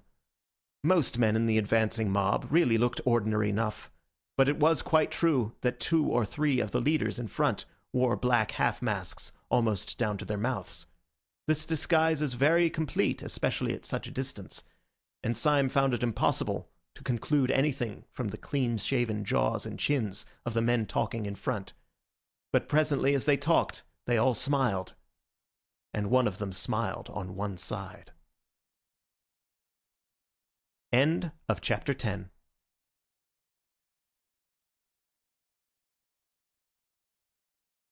Chapter 11. The criminals chase the police. Syme put the field glasses from his eyes with an almost ghastly relief. "The president is not with them anyhow," he said, and wiped his forehead. "But surely they are right away on the horizon," said the bewildered colonel, blinking, and but half recovered from Bull's hasty though polite explanation. "Could you possibly know your president among all these people?" "Could I know a white elephant among all those people?" answered Syme somewhat irritably. "As you very truly say, they are on the horizon, but if he were walking with them, by God, I believe this ground would shake." After an instant's pause, the new man called Ratcliffe said with gloomy decision, "Of course the president isn't with them. I wish to Gemini he were. Much more likely the president is riding in triumph through Paris, or sitting on the ruins of St. Paul's Cathedral." "This is absurd," said Syme. "Something may have happened in our absence, but he cannot have carried the world with a rush like that. It is quite true," he added, frowning dubiously at the distant fields that lay towards the little station. "It is certainly true that there seems to be a crowd coming this way, but they are not all the army that you make out." "Oh, they," said the new detective contemptuously. "No, they are not a very valuable force. But let me tell you frankly that they are precisely calculated to our value. We are not much, my boy, in Sunday's universe. He has got hold of all the cables and telegraphs himself, but to kill the Supreme Council he regards as a trivial matter, like a postcard. It may be left to his private secretary." And he spat on the grass. Then he turned to the others and said somewhat austerely, "There is a great deal to be said for death, but if anyone has any preference for the other alternative, I strongly advise him to walk after me." With these words, he turned his broad back and strode with silent energy towards the wood. The others gave one glance over their shoulders and saw that the dark cloud of men had detached itself from the station and was moving with a mysterious discipline across the plain. They saw already, even with the naked eye, black blots on the foremost faces, which marked the masks they wore. They turned and followed their leader, who had already struck the wood, and disappeared among the twinkling trees. The sun on the grass was dry and hot, so in plunging into the wood they had a cool shock of shadow, as of divers who plunge into a dim pool. The inside of the wood was full of shattered sunlight and shaken shadows. They made a sort of shuddering veil, almost recalling the dizziness of a cinematograph. Even the solid figures walking with him Syme could hardly see for the patterns of sun and shade that danced upon them. Now a man's head was lit as with the light of Rembrandt, leaving all else obliterated.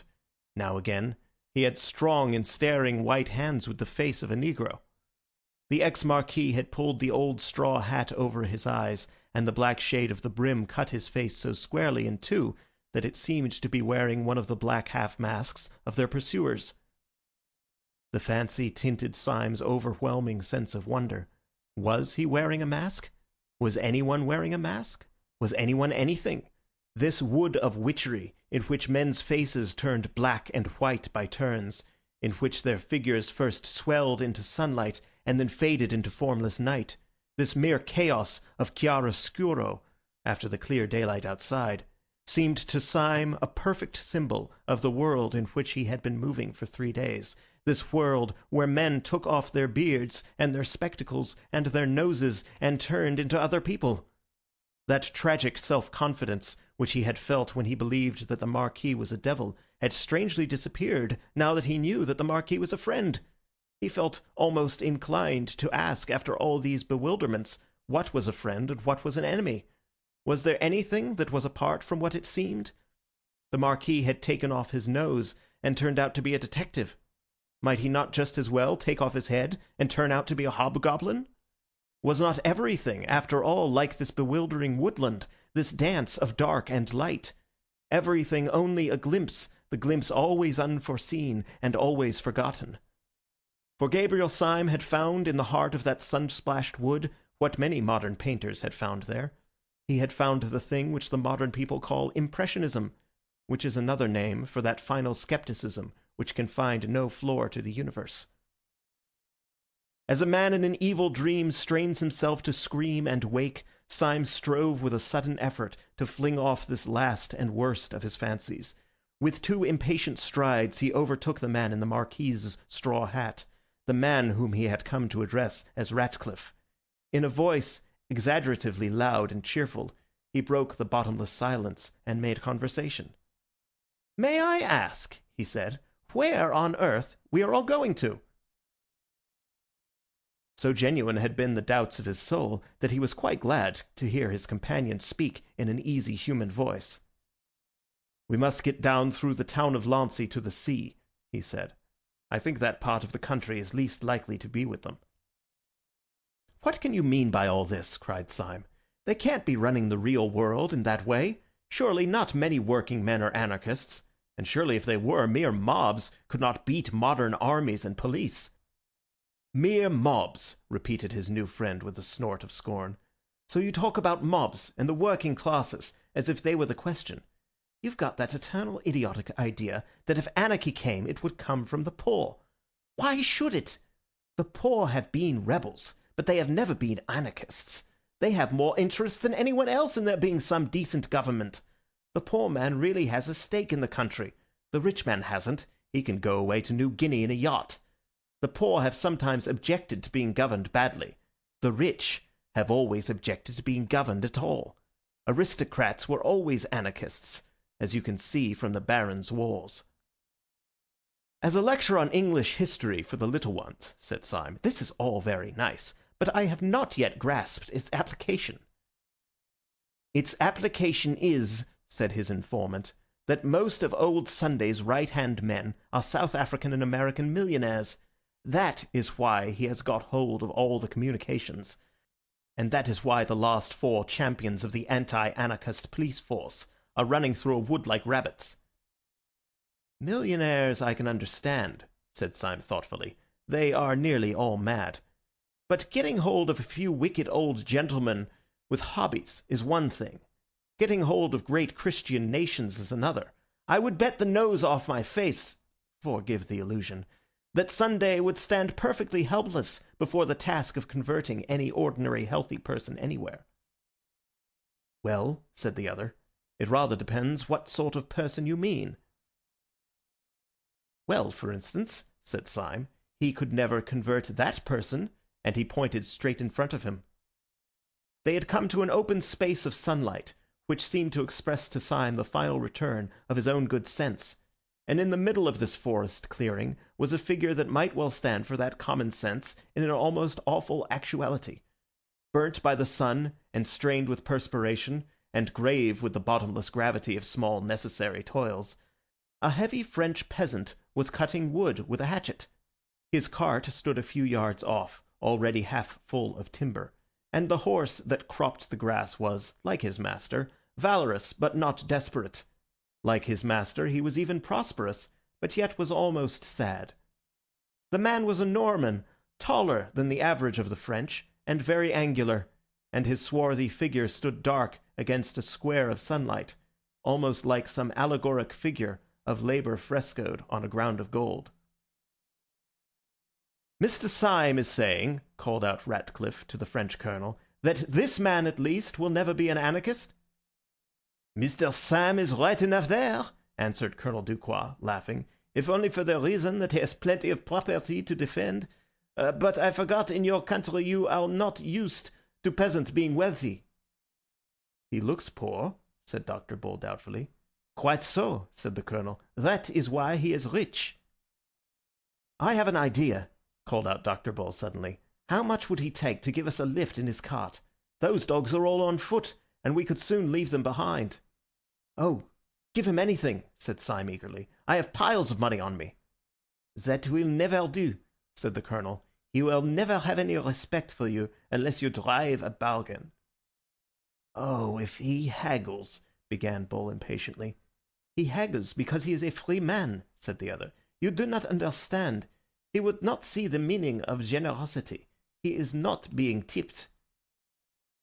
And even while they seemed to hear the heavy feet of their strange pursuers behind them, they had to stand and stamp, while the French colonel talked to the French woodcutter with all the leisurely badinage and bickering of market day. At the end of the 4 minutes, however, they saw that the colonel was right, for the woodcutter entered into their plans not with the vague servility of a too well paid, but with the seriousness of a solicitor who had been paid the proper fee. He told them that the best thing they could do was to make their way down to the little inn on the hills above Lancy, where the innkeeper, an old soldier who had become devout in his latter years, would be certain to sympathize with them, and even to take risks in their support. The whole company therefore piled themselves on top of the stacks of wood, and went rocking in the rude cart down the other and steeper side of the woodland. Heavy and ramshackle as was the vehicle, it was driven quickly enough, and they soon had the exhilarating impression of distancing altogether those, whoever they were, who were hunting them. For after all, the riddle as to where the anarchists had got all these followers was still unsolved. One man's presence had sufficed for them. They had fled at the first sight of the deformed smile of the secretary. Syme every now and then looked back over his shoulder at the army on their track. As the wood grew first thinner and then smaller with distance, he could see the sunlit slopes beyond it and above it, and across these was still moving the square black mob like one monstrous beetle. In the very strong sunlight, and with his own very strong eyes, which were almost telescopic, Syme could see this mass of men quite plainly. He could see them as separate human figures, but he was increasingly surprised by the way in which they moved as one man. They seemed to be dressed in dark clothes and plain hats, like any common crowd out of the streets, but they did not spread and sprawl and trail by various lines to the attack, as would be natural in an ordinary mob. They moved with a sort of dreadful and wicked woodenness, like a staring army of automatons. Syme pointed this out to Ratcliffe. "Yes," replied the policeman, "that's discipline. That's Sunday. He's perhaps 500 miles off, but the fear of him is on all of them like the finger of God. Yes, they are walking regularly, and you bet your boots that they are talking regularly, yes, and thinking regularly. But the one important thing for us is that they are disappearing regularly." Syme nodded. It was true that the black patch of the pursuing men was growing smaller and smaller as the peasant belaboured his horse. The level of the sunlit landscape, though flat as a whole, fell away on the farther side of the wood in billows of heavy slope towards the sea, in a way not unlike the lower slopes of the Sussex Downs. The only difference was that in Sussex the road would have been broken and angular like a little brook, but here the white French road fell sheer in front of them like a waterfall. Down this direct descent the cart clattered at a considerable angle, and in a few minutes, the road growing yet steeper, they saw below them the little harbour of Lancy and a great blue arc of the sea. The travelling cloud of their enemies had wholly disappeared from the horizon. The horse and cart took a sharp turn round a clump of elms, and the horse's nose nearly struck the face of an old gentleman who was sitting on the benches outside the little café of Le Soleil d'Or. The peasant grunted an apology and got down from his seat. The others also descended one by one and spoke to the old gentleman with fragmentary phrases of courtesy, for it was quite evident from his expansive manner that he was the owner of the little tavern. He was a white-haired, apple-faced old boy, with sleepy eyes and a grey moustache, stout, sedentary, and very innocent, of a type that may often be found in France, but is still commoner in Catholic Germany. Everything about him, his pipe, his pot of beer, his flowers, and his beehive, suggested an ancestral peace. Only when his visitors looked up as they entered the inn parlour, they saw the sword upon the wall. The colonel, who greeted the innkeeper as an old friend, passed rapidly into the inn parlour, and sat down, ordering some ritual refreshment. The military decision of his action interested Syme, who sat next to him, and he took the opportunity when the old innkeeper had gone out of satisfying his curiosity. "May I ask you, Colonel," he said in a low voice, "why we have come here?" Colonel Ducroix smiled behind his bristly white moustache. "For two reasons, sir," he said, "and I will give first not the most important, but the most utilitarian. We came here because this is the only place within 20 miles in which we can get horses." "Horses?" repeated Syme, looking up quickly.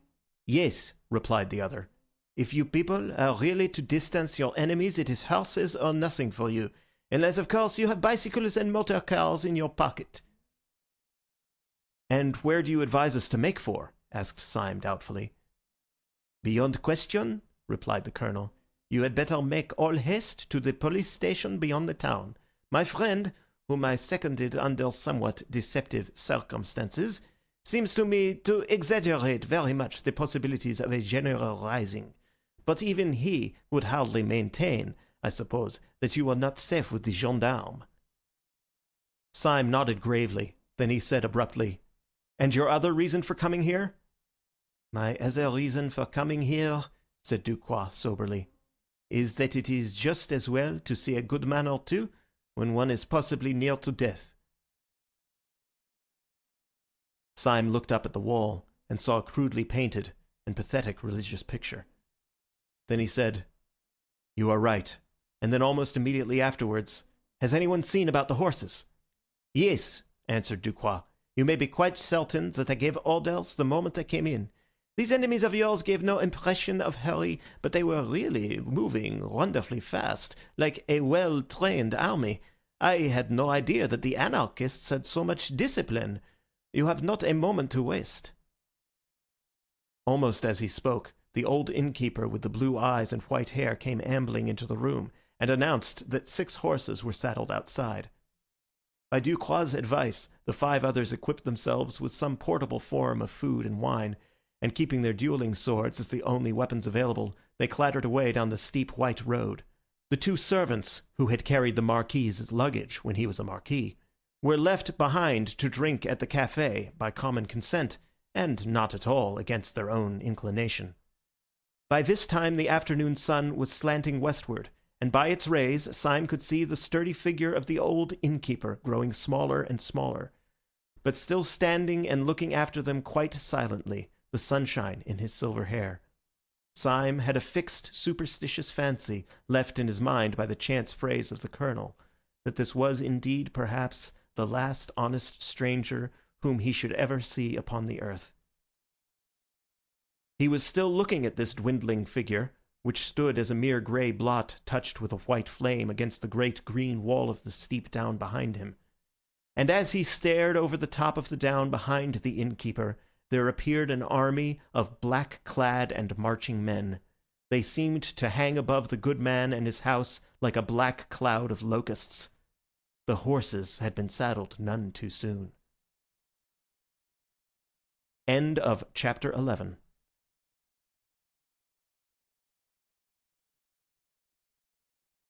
Chapter 12. The Earth in Anarchy.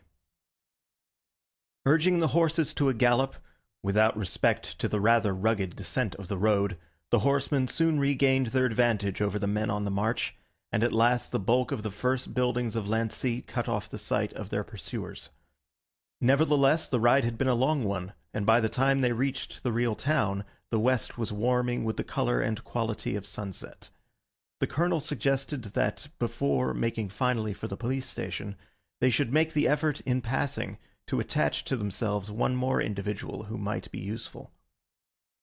4 out of the 5 rich men in this town, he said, are common swindlers.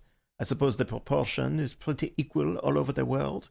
The 5th is a friend of mine, and a very fine fellow, and what is even more important from our point of view, he owns a motor car.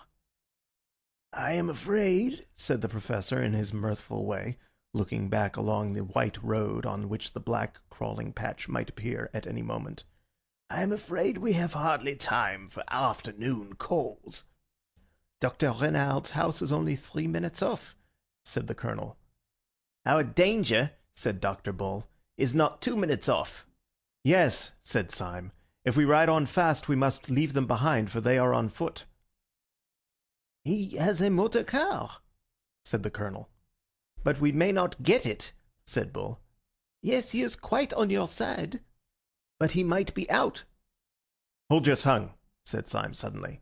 What is that noise? For a second, they all sat as still as equestrian statues, and for a second, for 2 or 3 or 4 seconds, heaven and earth seemed equally still. Then all their ears, in an agony of attention, heard along the road that indescribable thrill and throb that means only one thing: horses. The colonel's face had an instantaneous change, as if lightning had struck it, and yet left it scatheless. They have done us, he said, with brief military irony. Prepare to receive cavalry. Where can they have got the horses? Asked Syme, as he mechanically urged his steed to a canter. The colonel was silent for a little, then he said in a strained voice, I was speaking with strict accuracy when I said that the Soleil d'Or was the only place where one could get horses within 20 miles. No, said Syme violently. I don't believe he'd do it, not with all that white hair. He may have been first, said the colonel gently. They must be at least 100 strong, for which reason we are all going to see my friend Renard, who has a motor car. With those words he swung his horse suddenly round a street corner, and went down the street with such thundering speed that the others, though already well at the gallop, had difficulty in following the flying tail of his horse. Dr. Renard inhabited a high and comfortable house at the top of a steep street, so that when the riders alighted at his door, they could once more see the solid green ridge of the hill, with the white road across it standing up above all the roofs of the town. They breathed again to see that the road as yet was clear, and they rang the bell. Dr. Renard was a breaming, brown-bearded man, a good example of that silent but very busy professional class which France has preserved even more perfectly than England. When the matter was explained to him, he pooh-poohed the panic of the ex-marquis altogether. He said with the solid French scepticism that there was no conceivable probability of a general anarchist rising. Anarchy, he said, shrugging his shoulders. It is childishness. Et ça, cried out the colonel suddenly, pointing over the other's shoulder. And that is childishness, isn't it? They all looked round and saw a curve of black cavalry come sweeping over the top of the hill with all the energy of Attila. Swiftly as they rode, however, the whole rank still kept well together, and they could see the black vizards of the first line as level as a line of uniforms. But although the main black square was the same, though travelling faster, there was now one sensational difference which they could see clearly upon the slope of the hill, as if upon a slanted map. The bulk of the riders were in one block, but one rider flew far ahead of the column, and with frantic movements of hand and heel urged his horse faster and faster, so that one might have fancied that he was not the pursuer but the pursued. But even at that great distance they could see something so fanatical, so unquestionable in his figure, that they knew it was the secretary himself. "I am sorry to cut short a cultured discussion," said the colonel, "but can you lend me your motor car now in 2 minutes?" "I have a suspicion that you are all mad," said Dr. Renard, smiling sociably. "But God forbid that madness should in any way interrupt friendship. Let us go round to the garage." Dr. Renard was a mild man with monstrous wealth. His rooms were like the Musée de Cluny, and he had 3 motor cars. These, however, he seemed to use very sparingly, having the simple tastes of the French middle class, and when his impatient friends came to examine them, it took them some time to assure themselves that one of them even could be made to work. This with some difficulty they brought round into the street before the doctor's house. When they came out of the dim garage, they were startled to find that twilight had already fallen with the abruptness of night in the tropics. Either they had been longer in the place than they imagined, or some unusual canopy of cloud had gathered over the town. They looked down the steep streets and seemed to see a slight mist coming up from the sea. "It is now or never," said Dr. Bull. "I hear horses." "No," corrected the professor. "A horse." And as they listened, it was evident that the noise, rapidly coming nearer on the rattling stones, was not the noise of the whole cavalcade, but that of the one horseman who had left it far behind, the insane secretary. Syme's family, like most of those who end in the simple life, had once owned a motor, and he knew all about them. He had leapt at once into the chauffeur's seat, and with flushed face was wrenching and tugging at the disused machinery. He bent his strength upon one handle, and then said quite quietly, "I am afraid it's no go." As he spoke, there swept round the corner a man rigid on his rushing horse, with the rush and rigidity of an arrow. He had a smile that thrust out his chin as if it were dislocated. He swept alongside of the stationary car into which his company had crowded, and laid his hand on the front. It was the secretary, and his mouth went quite straight in the solemnity of triumph. Syme was leaning hard upon the steering wheel, and there was no sound but the rumble of the other pursuers riding into the town. Then there came quite suddenly a scream of scraping iron, and the car leapt forward. It plucked the secretary clean out of his saddle, as a knife is whipped out of its sheath, trailed him kicking terribly for 20 yards, and left him flung flat upon the road far in front of his frightened horse. As the car took the corner of the street with a splendid curve, they could just see the other anarchists filling the street and raising their fallen leader. "I can't understand why it has grown so dark," said the professor at last in a low voice. "Going to be a storm, I think," said Dr. Bull. "I say, it's a pity we haven't got a light on this car, if only to see by." "We have," said the colonel, and from the floor of the car he fished up a heavy, old-fashioned, carved iron lantern with a light inside it. It was obviously an antique, and it would seem as if its original use had been in some way semi-religious, for there was a rude moulding of a cross upon one of its sides. "Where on earth did you get that?" asked the professor. "I got it where I got the car," answered the colonel, chuckling, "from my best friend. While our friend here was fighting with the steering wheel, I ran up the front steps of the house and spoke to Renard, who was standing in his own porch, you will remember. I suppose I said there's no time to get a lamp. He looked up, blinking amiably at the beautiful arched ceiling of his own front hall. From this was suspended, by chains of exquisite ironwork, this lantern, one of the 100 treasures of his treasure house. By sheer force, he tore the lamp out of his own ceiling, shattering the painted panels and bringing down 2 blue vases with his violence. Then he handed me the iron lantern, and I put it in the car. Was I not right when I said that Dr. Renard was worth knowing?" "You were," said Syme seriously, and hung the heavy lantern over the front. There was a certain allegory of their whole position in the contrast between the modern automobile and its strange ecclesiastical lamp.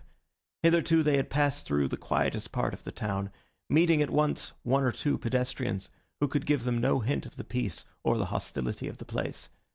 Now, however, the windows in the houses began one by one to be lit up, giving a greater sense of habitation and humanity.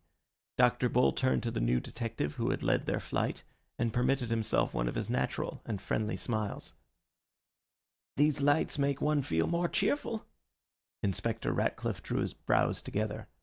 "There is only one set of lights that make me more cheerful," he said, "and they are those lights of the police station which I can see beyond the town. Please God we may be there in 10 minutes." Then all Bull's boiling good sense and optimism broke suddenly out of him. "Oh, this is all raving nonsense!" he cried.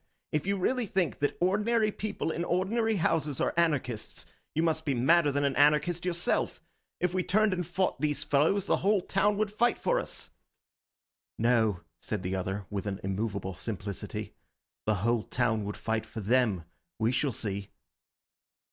While they were speaking, the Professor had leant forward with sudden excitement. "What is that noise?" he said. "Oh, the horses behind us, I suppose," said the Colonel. "I thought we had got clear of them." "The horses behind us? No," said the Professor. "It is not horses, and it is not behind us." Almost as he spoke, across the end of the street before them, two shining and rattling shapes shot past. They were gone almost in a flash, but everyone could see that they were motor cars, and the Professor stood up with a pale face and swore that they were the other two motor cars from Dr. Renard's garage. "I tell you they were his," he repeated, with wild eyes, "and they were full of men in masks." "Absurd," said the Colonel angrily. "Dr. Renard would never give them his cows." "He may have been forced," said Ratcliffe quietly. "The whole town is on their side." "You still believe that?" asked the Colonel incredulously. "You will all believe it soon," said the other with a hopeless calm. There was a puzzled pause for some little time, and then the Colonel began again abruptly. "No, I can't believe it. The thing is nonsense. The plain people of a peaceable French town—" He was cut short by a bang and a blaze of light which seemed close to his eyes. As the car sped on, it left a floating patch of white smoke behind it, and Syme had heard a shot shriek past his ear. "My God!" said the Colonel. "Someone has shot at us." "It need not interrupt conversation," said the gloomy Ratcliffe. "Pray resume your remarks, Colonel. You were talking, I think, about the plain people of a peaceable French town." The staring Colonel was long past minding satire. He rolled his eyes all round the street. "It is extraordinary," he said. "Most extraordinary." "A fastidious person," said Syme, "might even call it unpleasant. However, I suppose those lights out in the field beyond this street are the gendarmerie. We shall soon get there." "No," said Inspector Ratcliffe, "we shall never get there." He had been standing up and looking keenly ahead of him. Now he sat down and smoothed his sleek hair with a weary gesture. "What do you mean?" asked Bull sharply. "I mean that we shall never get there," said the pessimist placidly. "They have 2 rows of armed men across the road already. I can see them from here. The town is in arms, as I said it was. I can only wallow in the exquisite comfort of my own exactitude." And Ratcliffe sat down comfortably in the car and lit a cigarette, but the others rose excitedly and stared down the road.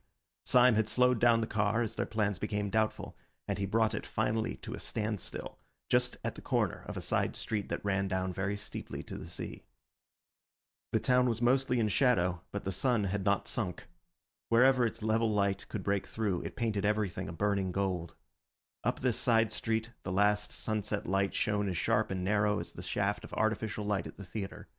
It struck the car of the 5 friends and lit it like a burning chariot, but the rest of the street, especially the 2 ends of it, was in the deepest twilight, and for some seconds they could see nothing.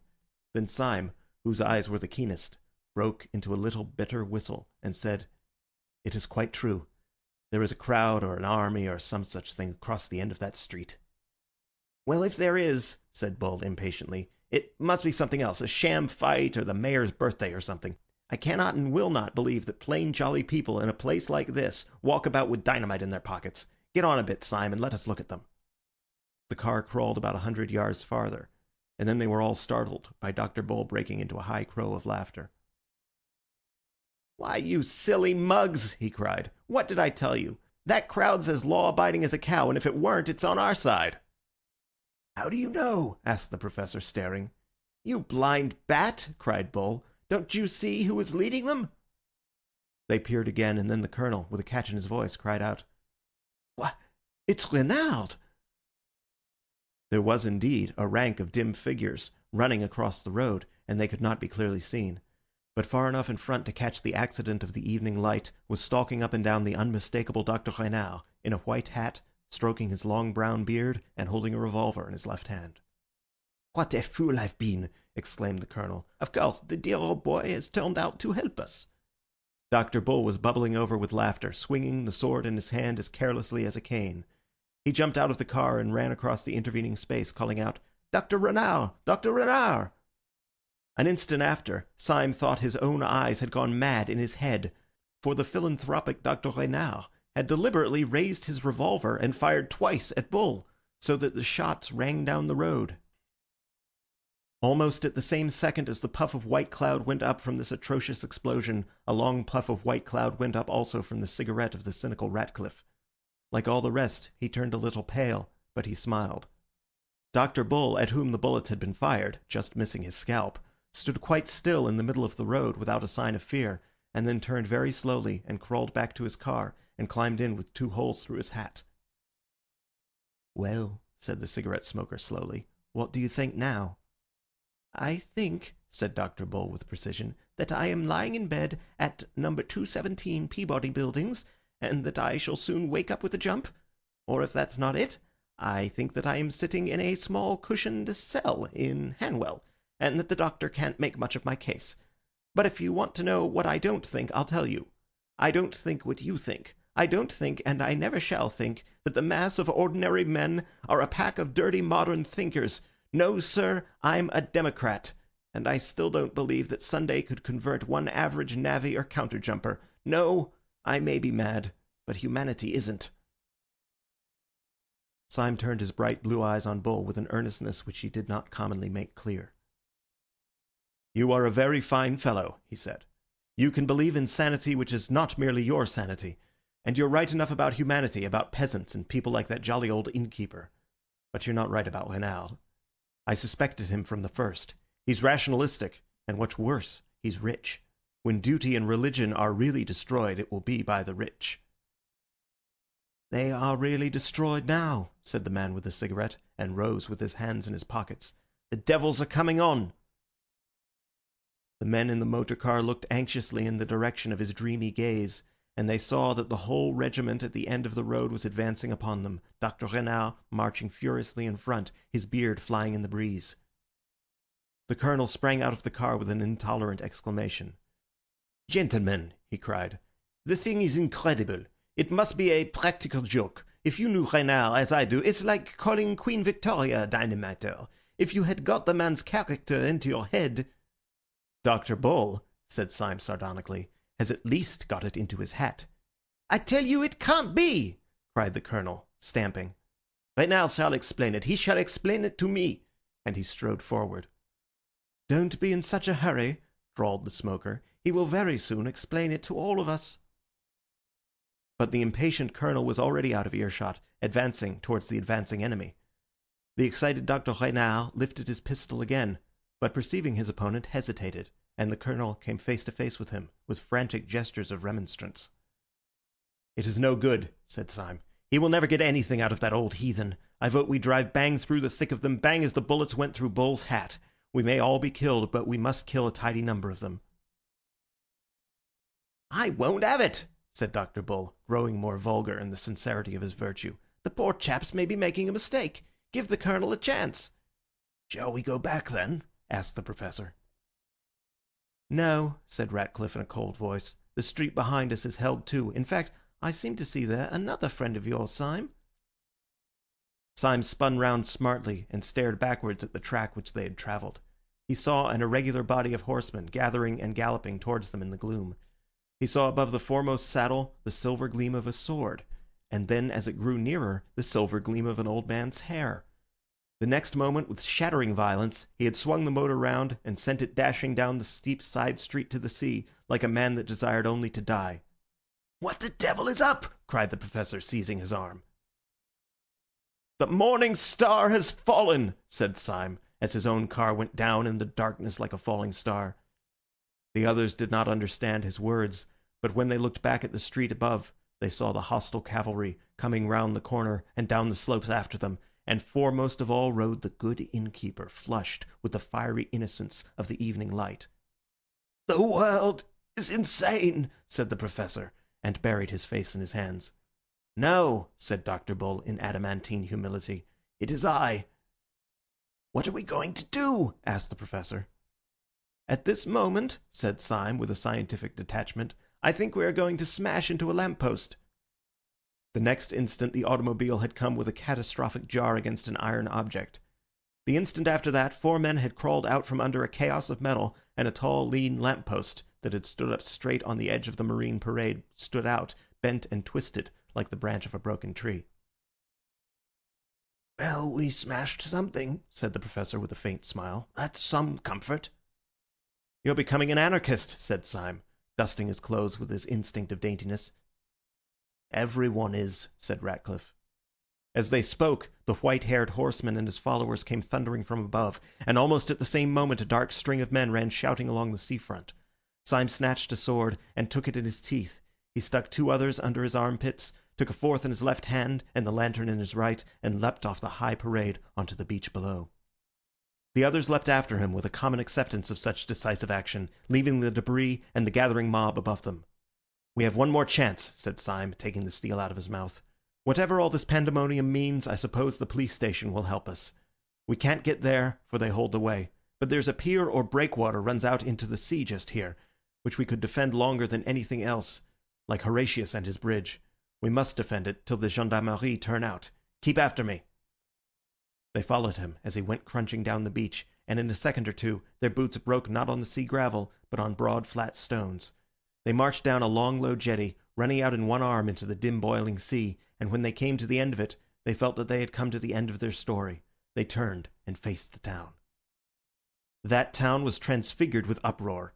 All along the high parade from which they had just descended was a dark and roaring stream of humanity, with tossing arms and fiery faces, groping and glaring towards them. The long dark line was dotted with torches and lanterns, but even where no flame lit up a furious face, they could see in the farthest figure, in the most shadowy gesture, an organized hate. It was clear that they were the accursed of all men, and they knew not why. 2 or 3 men looking little and black like monkeys leapt over the edge as they had done and dropped onto the beach. These came ploughing down the deep sand, shouting horribly, and strove to wade into the sea at random. The example was followed, and the whole black mass of men began to run and drip over the edge like black treacle. Foremost among the men on the beach, Syme saw the peasant who had driven their cart. He splashed into the surf on a huge cart-horse and shook his axe at them. "The peasant!" cried Syme. "They have not risen since the Middle Ages." "Even if the police do come now," said the Professor mournfully, "they can do nothing with this mob." "Nonsense!" said Bull desperately. "There must be some people left in the town who are human." "No," said the hopeless inspector. "The human being will soon be extinct. We are the last of mankind." "It may be," said the Professor absently. Then he added in his dreamy voice, "What is all that at the end of the Duncade? Nor public flame, nor private, dares to shine, nor human light is left, nor glimpse divine. Lo, thy dread empire chaos is restored. Light dies before thine uncreating word. Thy hand, great Anarch, lets the curtain fall, and universal darkness buries all." "Stop!" cried Bull suddenly. "The gendarmes are out!" The low lights of the police station were indeed blotted and broken with hurrying figures, and they heard through the darkness the clash and jingle of a disciplined cavalry. "They are charging the mob!" cried Bull, in ecstasy or alarm. "No," said Syme. "They are formed along the parade." "They have unslung their carbines!" cried Bull, dancing with excitement. "Yes," said Ratcliffe, "and they are going to fire on us." As he spoke there came a long crackle of musketry, and bullets seemed to hop like hailstones on the stones in front of them. "The gendarmes have joined them!" cried the Professor, and struck his forehead. "I am in the padded cell," said Bull solidly. There was a long silence, and then Ratcliffe said, looking out over the swollen sea, all a sort of grey purple, "What does it matter who is mad or who is sane? We shall all be dead soon." Syme turned to him and said, "You are quite hopeless, then?" Mr. Ratcliffe kept a stony silence. Then at last he said quietly, "No. Oddly enough, I am not quite hopeless. There is one insane little hope that I cannot get out of my mind. The power of this whole planet is against us, yet I cannot help wondering whether this one silly little hope is hopeless yet." "In what or whom is your hope?" asked Syme with curiosity. "In a man I never saw," said the other, looking at the leaden sea. "I know what you mean," said Syme in a low voice. "The man in the dark room. But Sunday must have killed him by now." "Perhaps," said the other steadily. "But if so, he was the only man whom Sunday found it hard to kill." "I heard what you said," said the Professor, with his back turned. "I also am holding hard on to the thing I never saw." All of a sudden Syme, who was standing as if blind with introspective thought, swung round and cried out like a man waking from sleep. "Where is the Colonel? I thought he was with us." "The Colonel! Yes!" cried Bull. "Where on earth is the Colonel?" "He went to speak to Renard," said the Professor. "We cannot leave him among all those beasts," cried Syme. "Let us die like gentlemen if—" "Do not pity the Colonel," said Ratcliffe with a pale sneer. "He is extremely comfortable. He is—" "No, no, no!" cried Syme in a kind of frenzy. "Not the Colonel too! I will never believe it!" "Will you believe your eyes?" asked the other, and pointed to the beach. Many of the pursuers had waded into the water shaking their fists, but the sea was rough, and they could not reach the pier. 2 or 3 figures, however, stood on the beginning of the stone footway and seemed to be cautiously advancing down it. The glare of a chance lantern lit up the faces of the 2 foremost. One face wore a black half-mask, and under it the mouth was twisting about in such a madness of nerves that the black tuft of beard wriggled round and round like a restless living thing. The other was the red face and white moustache of Colonel Ducroix. They were in earnest consultation. "Yes, he is gone too," said the Professor, and sat down on a stone. "Everything's gone. I'm gone. I can't trust my own bodily machinery. I feel as if my own hand might fly up and strike me." "When my hand flies up," said Syme, "it will strike somebody else," and he strode along the pier towards the Colonel, the sword in one hand and the lantern in the other. As if to destroy the last hope or doubt, the Colonel, who saw him coming, pointed his revolver at him and fired. The shot missed Syme, but struck his sword, breaking it short at the hilt. Syme rushed on and swung the iron lantern above his head. "Judas before Herod!" he said, and struck the Colonel down upon the stones. Then he turned to the secretary, whose frightful mouth was almost foaming now, and held the lamp high with so rigid and arresting a gesture that the man was, as it were, frozen for a moment and forced to hear. "Do you see this lantern?" cried Syme in a terrible voice. "Do you see the cross carved on it and the flame inside? You did not make it. You did not light it. Better men than you, men who could believe and obey, twisted the entrails of iron and preserved the legend of fire. There is not a street you walk on, there is not a thread you wear, that was not made as this lantern was, by denying your philosophy of dirt and rats. You can make nothing, you can only destroy. You will destroy mankind, you will destroy the world, let that suffice you. Yet this one old Christian lantern you shall not destroy. It shall go where your empire of apes will never have the wit to find it." He struck the secretary once with the lantern so that he staggered, and then whirling it twice round his head, sent it flying far out into sea, where it flared like a roaring rocket, and fell. "Swords!" shouted Syme, turning his flaming face to the 3 behind him. "Let us charge these dogs, for our time has come to die." His 3 companions came after him, sword in hand. Syme's sword was broken, but he rent a bludgeon from the fist of a fisherman, flinging him down. In a moment they would have flung themselves upon the face of the mob and perished, when an interruption came. The secretary, ever since Syme's speech, had stood with his hand to his stricken head as if dazed. Now he suddenly pulled off his black mask. The pale face thus peeled in the lamplight revealed not so much rage as astonishment. He put up his hand with an anxious authority. "There is some mistake," he said. "Mr. Syme, I hardly think you understand your position. I arrest you in the name of the law." "Of the law?" said Syme, and dropped his stick. "Certainly," said the secretary. "I am a detective from Scotland Yard." and he took a small blue card from his pocket.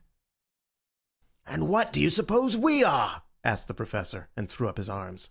"You," said the Secretary stiffly, "are, as I know for a fact, members of the Supreme Anarchist Council. Disguised as one of you, Dr. Bull tossed his sword into the sea. "There never was any Supreme Anarchist Council," he said.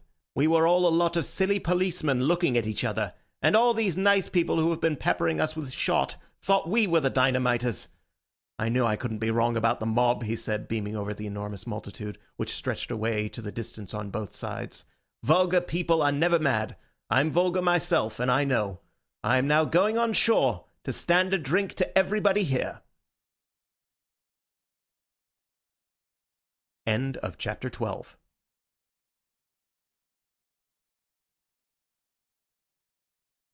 Chapter 13. The Pursuit of the President. Next morning, 5 bewildered but hilarious people took the boat for Dover. The poor old colonel might have had some cause to complain, having been first forced to fight for 2 factions that didn't exist, and then knocked down with an iron lantern. But he was a magnanimous old gentleman, and being much relieved that neither party had anything to do with dynamite, he saw them off on the pier with great geniality. The 5 reconciled detectives had 100 details to explain to each other. The secretary had to tell Syme how they had come to wear masks originally in order to approach the supposed enemy as fellow conspirators. Syme had to explain how they had fled with such swiftness through a civilized country. But above all these matters of detail which could be explained, rose the central mountain of the matter that they could not explain. What did it all mean? If they were all harmless officers, what was Sunday? If he had not seized the world, what on earth had he been up to? Inspector Ratcliffe was still gloomy about this. "I can't make head or tail of old Sunday's little game any more than you can," he said. "But whatever else Sunday is, he isn't a blameless citizen. Damn it, do you remember his face?" "I grant you," answered Syme, "that I have never been able to forget it." "Well," said the secretary, "I suppose we can find out soon, for tomorrow we have our next general meeting." "You will excuse me," he said, with a rather ghastly smile, "for being well acquainted with my secretarial duties." "I suppose you are right," said the Professor reflectively. "I suppose we might find it out from him. But I confess that I should feel a bit afraid of asking Sunday who he really is." "Why?" asked the secretary. "For fear of bombs?" "No," said the Professor, "for fear he might tell me." "Let us have some drinks," said Dr. Bull, after a silence. Throughout their whole journey by boat and train they were highly convivial, but they instinctively kept together. Dr. Bull, who had always been the optimist of the party, endeavoured to persuade the other 4 that the whole company could take the same hansom cab from Victoria. But this was overruled, and they went in a 4-wheeler with Dr. Bull on the box, singing. They finished their journey at a hotel in Piccadilly Circus, so as to be close to the early breakfast next morning in Leicester Square. Yet even then the adventures of the day were not entirely over. Dr. Bull, discontented with the general proposal to go to bed, had strolled out of the hotel at about 11 to see and taste some of the beauties of London. 20 minutes afterwards he came back and made quite a clamour in the hall. Syme, who tried at first to soothe him, was forced at last to listen to his communication with quite new attention. "I tell you I've seen him," said Dr. Bull with thick emphasis. "Whom?" asked Syme quickly. "Not the President?" "Not so bad as that," said Dr. Bull with unnecessary laughter. "Not so bad as that. I've got him here." "Got whom here?" asked Syme impatiently. "Hairy man," said the other lucidly. "Man that used to be hairy man. Gogol. Here he is." And he pulled forward by a reluctant elbow the identical young man who 5 days before had marched out of the council with thin red hair and a pale face, the first of all the sham anarchists who had been exposed. "Why do you worry with me?" he cried. "You have expelled me as a spy." "We are all spies," whispered Syme. "We're all spies!" shouted Dr. Bull. "Come and have a drink." Next morning the battalion of the reunited 6 marched stolidly towards the hotel in Leicester Square. "This is more cheerful," said Dr. Bull. "We are 6 men going to ask one man what he means." "I think it is a bit queerer than that," said Syme. "I think it is 6 men going to ask one man what they mean." They turned in silence into the square, and though the hotel was in the opposite corner, They saw at once the little balcony and a figure that looked too big for it. He was sitting alone with bent head, poring over a newspaper. But all his councillors, who had come to vote him down, crossed that square as if they were watched out of heaven by 100 eyes. They had disputed much upon their policy, about whether they should leave the unmasked Gogol without and begin diplomatically, or whether they should bring him in and blow up the gunpowder at once. The influence of Syme and Bull prevailed for the latter course, though the secretary to the last asked them why they attacked Sunday so rashly. "My reason is quite simple," said Syme. "I attack him rashly because I am afraid of him." They followed Syme up the dark stair in silence, and they all came out simultaneously into the broad sunlight of the morning and the broad sunlight of Sunday's smile. "Delightful," he said. "So pleased to see you all. What an exquisite day it is. Is the Tsar dead?" The secretary, who happened to be foremost, drew himself together for a dignified outburst. "No, sir," he said sternly. "There has been no massacre. I bring you news of no such disgusting spectacles." "Disgusting spectacles?" repeated the President with a bright inquiring smile. "You mean Dr. Bull's spectacles?" The secretary choked for a moment, and the President went on with a sort of smooth appeal. "Of course, we all have our opinions and even our eyes, but really to call them disgusting, before the man himself." Dr. Bull tore off his spectacles and broke them on the table. "My spectacles are blackguardly," he said, "but I'm not. Look at my face." "I dare say it's the sort of face that grows on one," said the President. "In fact, it grows on you. And who am I to quarrel with the wild fruits upon the tree of life? I dare say it will grow on me some day." "We have no time for tomfoolery," said the Secretary, breaking in savagely. "We have come to know what all this means. Who are you? What are you? Why did you get us all here? Do you know who and what we are? Are you a half-witted man playing the conspirator, or are you a clever man playing the fool? Answer me, I tell you." "Candidates," murmured Sunday, "are only required to answer 8 out of the 17 questions on the paper. As far as I can make out, you want me to tell you what I am and what you are and what this table is and what the council is and what this world is for all I know. Well, I will go so far as to rend the veil of one mystery. If you want to know what you are a set of highly well-intentioned young jackasses." "And you," said Syme, leaning forward, "what are you?" "I? What am I?" roared the President, and he rose slowly to an incredible height, like some enormous wave about to arch above them and break. "You want to know what I am, do you? Bull, you are a man of science. Grub in the roots of those trees and find out the truth about them. Syme, you are a poet. Stare at those morning clouds. But I tell you this, that you will have found out the truth of the last tree and the topmost clouds before the truth about me. You will understand the sea, and I shall still be a riddle. You shall know what the stars are and not know what I am. Since the beginning of the world, all men have hunted me like a wolf. Kings and sages, and poets and lawgivers, all the churches and all the philosophies. But I have never been caught yet, and the skies will fall in the time I turn to bay. I have given them a good run for their money, and I will now." Before one of them could move, the monstrous man had swung himself like some huge orangutan over the balustrade of the balcony. Yet before he dropped, he pulled himself up again as on a horizontal bar, and thrusting his great chin over the edge of the balcony, said solemnly, "There's one thing I'll tell you, though, about who I am. I am the man in the dark room who made you all policemen." With that, he fell from the balcony, bouncing on the stones below like a great ball of india rubber, and went bounding off towards the corner of the Alhambra, where he hailed a hansom cab and sprang inside it. The 6 detectives had been standing thunderstruck and livid in the light of his last assertion, but when he disappeared into the cab, Syme's practical senses returned to him, and leaping over the balcony so recklessly as almost to break his legs, he called another cab. He and Bull sprang into the cab together, the Professor and the Inspector into another, while the Secretary and the late Gogol scrambled into a third just in time to pursue the flying Syme, who was pursuing the flying President. Sunday led them a wild chase towards the northwest, his cabman, evidently under the influence of more than common inducements, urging the horse at breakneck speed. But Syme was in no mood for delicacies, and he stood up in his own cab shouting, "Stop, thief!" until crowds ran along beside his cab, and policemen began to stop and ask questions. All this had its influence upon the President's cabman, who began to look dubious and to slow down to a trot. He opened the trap to talk reasonably to his fare, and in so doing let the long whip droop over the front of the cab. Sunday leant forward, seized it, and jerked it violently out of the man's hand.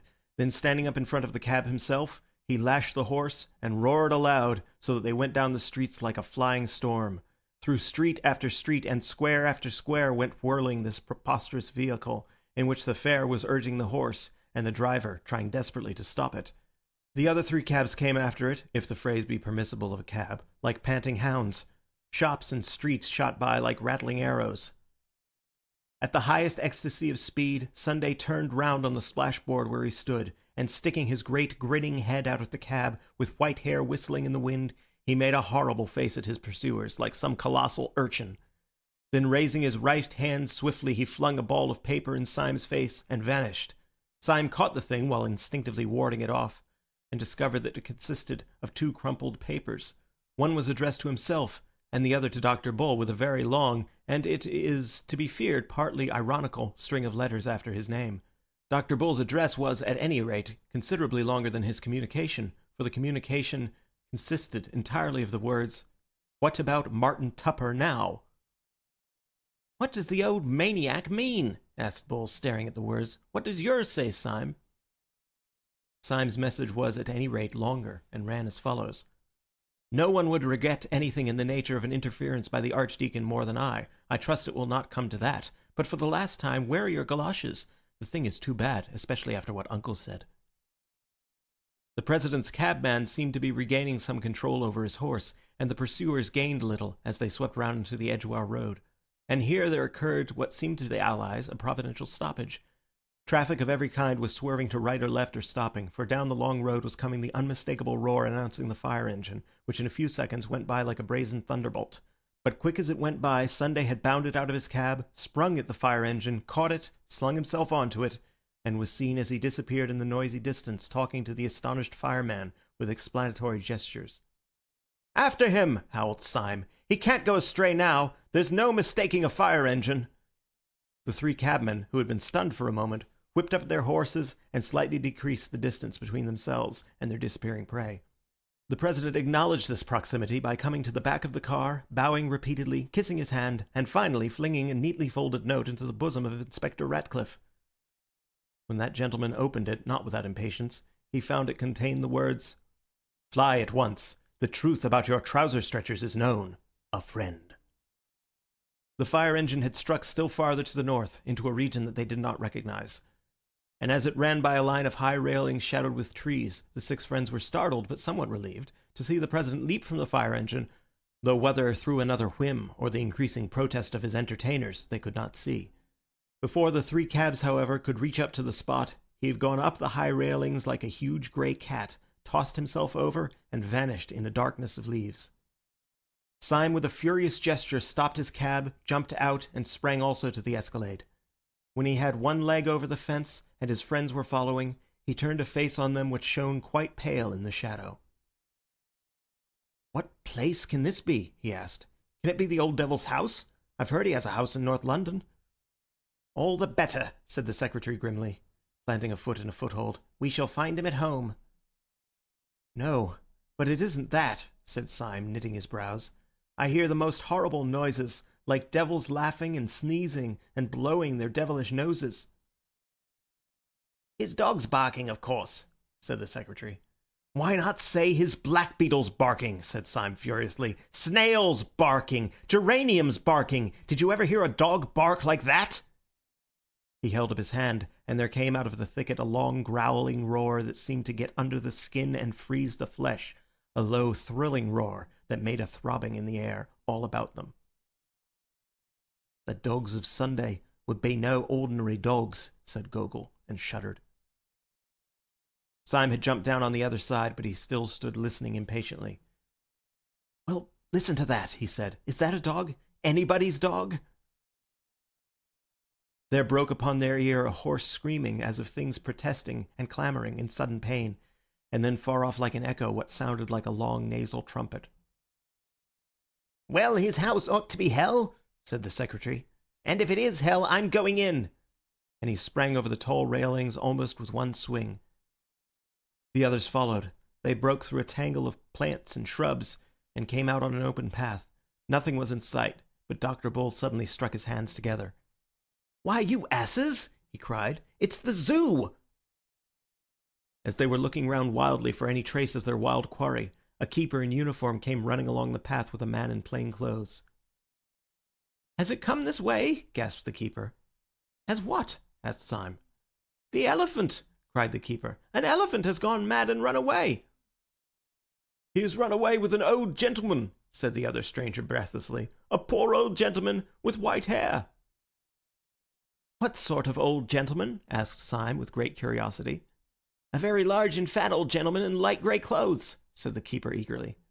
"Well," said Syme, "if he's that particular kind of old gentleman, if you're quite sure that he's a large and fat old gentleman in grey clothes, you may take my word for it that the elephant has not run away with him. He has run away with the elephant. The elephant is not made by God that could run away with him if he did not consent to the elopement, and by thunder, there he is." There was no doubt about it this time. Clean across the space of grass, about 200 yards away, with a crowd screaming and scampering vainly at his heels, went a huge grey elephant at an awful stride, with his trunk thrown out as rigid as a ship's bowsprit and trumpeting like the trumpet of doom. On the back of the bellowing and plunging animal sat President Sunday, with all the placidity of a sultan, but goading the animal to a furious speed with some sharp object in his hand. "Stop him!" screamed the populace. "He'll be out of the gate!" "Stop a landslide!" said the keeper. "He is out of the gate!" And even as he spoke, a final crash and roar of terror announced that the great grey elephant had broken out of the gates of the Zoological Gardens and was careening down Albany Street like a new and swift sort of omnibus. "Great Lord!" cried Bull. "I never knew an elephant could go so fast. Well, it must be hansom cabs again if we are to keep him in sight." As they raced along to the gate out of which the elephant had vanished, Syme felt a glaring panorama of the strange animals in the cages which they passed. Afterwards he thought it queer that he should have seen them so clearly. He remembered especially seeing pelicans with their preposterous pendant throats. He wondered why the pelican was the symbol of charity, except it was that it wanted a good deal of charity to admire a pelican. He remembered a hornbill, which was simply a huge yellow beak with a small bird tied on behind it. The whole gave him a sensation, the vividness of which he could not explain, that nature was always making quite mysterious jokes. Sunday had told him that they would understand him when they had understood the stars. He wondered whether even the archangels understood the hornbill. The 6 unhappy detectives flung themselves into cabs and followed the elephant, sharing the terror which he spread through the long stretch of the streets. This time Sunday did not turn round, but offered them the solid stretch of his unconscious back, which maddened them, if possible, more than his previous mockeries. Just before they came to Baker Street, however, he was seen to throw something far up into the air, as a boy does a ball meaning to catch it again. But at their rate of racing it fell far behind, just by the cab containing Gogol, and in faint hope of a clue or for some impulse unexplainable, he stopped his cab so as to pick it up. It was addressed to himself and was quite a bulky parcel. On examination, however, its bulk was found to consist of 33 pieces of paper of no value wrapped one round the other. When the last covering was torn away, it reduced itself to a small slip of paper on which was written, "The word, I fancy, should be pink." The man once known as Gogol said nothing, but the movements of his hands and feet were like those of a man urging a horse to renewed efforts. Through street after street, through district after district, went the prodigy of the flying elephant, calling crowds to every window and driving the traffic left and right. And still through all this insane publicity the 3 cabs toiled after it until they came to be regarded as part of a procession, and perhaps the advertisement of a circus. They went at such a rate that distances were shortened beyond belief, and Syme saw the Albert Hall in Kensington when he thought that he was still in Paddington. The animal's place was even more fast and free through the empty aristocratic streets of South Kensington, and he finally headed towards that part of the skyline where the enormous wheel of Earl's Court stood up in the sky. The wheel grew larger and larger till it filled heaven like the wheel of stars. The beast outstripped the cabs. They lost him round several corners, and when they came to one of the gates of the Earl's Court exhibition, they found themselves finally blocked. In front of them was an enormous crowd. In the midst of it was an enormous elephant, heaving and shuddering, as such shapeless creatures do. But the president had disappeared. "Where has he gone to?" asked Syme, slipping to the ground. "Gentlemen rushed into the exhibition, sir," said an official in a dazed manner. Then he added in an injured voice, "Funny gentleman, sir. Asked me to hold his horse and gave me this." He held out with distaste a piece of folded paper addressed to the Secretary of the Central Anarchist Council. The secretary, raging, rent it open, and found written inside it, "When the herring runs a mile, let the secretary smile. When the herring tries to fly, let the secretary die." Rustic proverb. "Why, the eternal crikey," began the secretary. "Did you let the man in? Do people commonly come to your exhibition riding on mad elephants? "Look!" shouted Syme suddenly. "Look over there!" "Look at what?" asked the secretary savagely. "Look at the captive balloon," said Syme, and pointed in a frenzy. "Why the blazes should I look at a captive balloon?" demanded the secretary. "What is there queer about a captive balloon?" "Nothing," said Syme, "except that it isn't captive." They all turned their eyes to where the balloon swung and swelled above the exhibition on a string, like a child's balloon. A second afterwards the string came into just under the car, and the balloon, broken loose, floated away with the freedom of a soap bubble. "10,000 devils!" shrieked the secretary. "He's got into it!" And he shook his fists at the sky. The balloon, borne by some chance wind, came right above them, and they could see the great white head of the president peering over the side and looking benevolently down on them. "God bless my soul," said the professor, with the elderly manner that he could never disconnect from his bleached beard and parchment face. "God bless my soul, I seem to fancy that something fell on the top of my hat." He put up a trembling hand and took from that shelf a piece of twisted paper, which he opened absently, only to find it inscribed with a true lover's knot and the words, "Your beauty has not left me indifferent. From Little Snowdrop." There was a short silence, and then Syme said, biting his beard, "I'm not beaten yet. The blasted thing must come down somewhere. Let's follow it." End of chapter 13.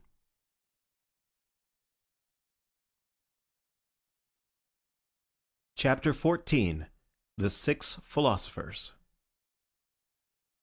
Across green fields and breaking through blooming hedges toiled 6 draggled detectives about 5 miles out of London. The optimist of the party had at first proposed that they should follow the balloon across South England in hansom cabs, but he was ultimately convinced of the persistent refusal of the balloon to follow the roads, and the still more persistent refusal of the cabmen to follow the balloon. Consequently, the tireless, though exasperated travellers broke through black thickets and ploughed through ploughed fields till each was turned into a figure too outrageous to be mistaken for a tramp. Those green hills of Surrey saw the final collapse and tragedy of the admirable light grey suit in which Syme had set out from Saffron Park.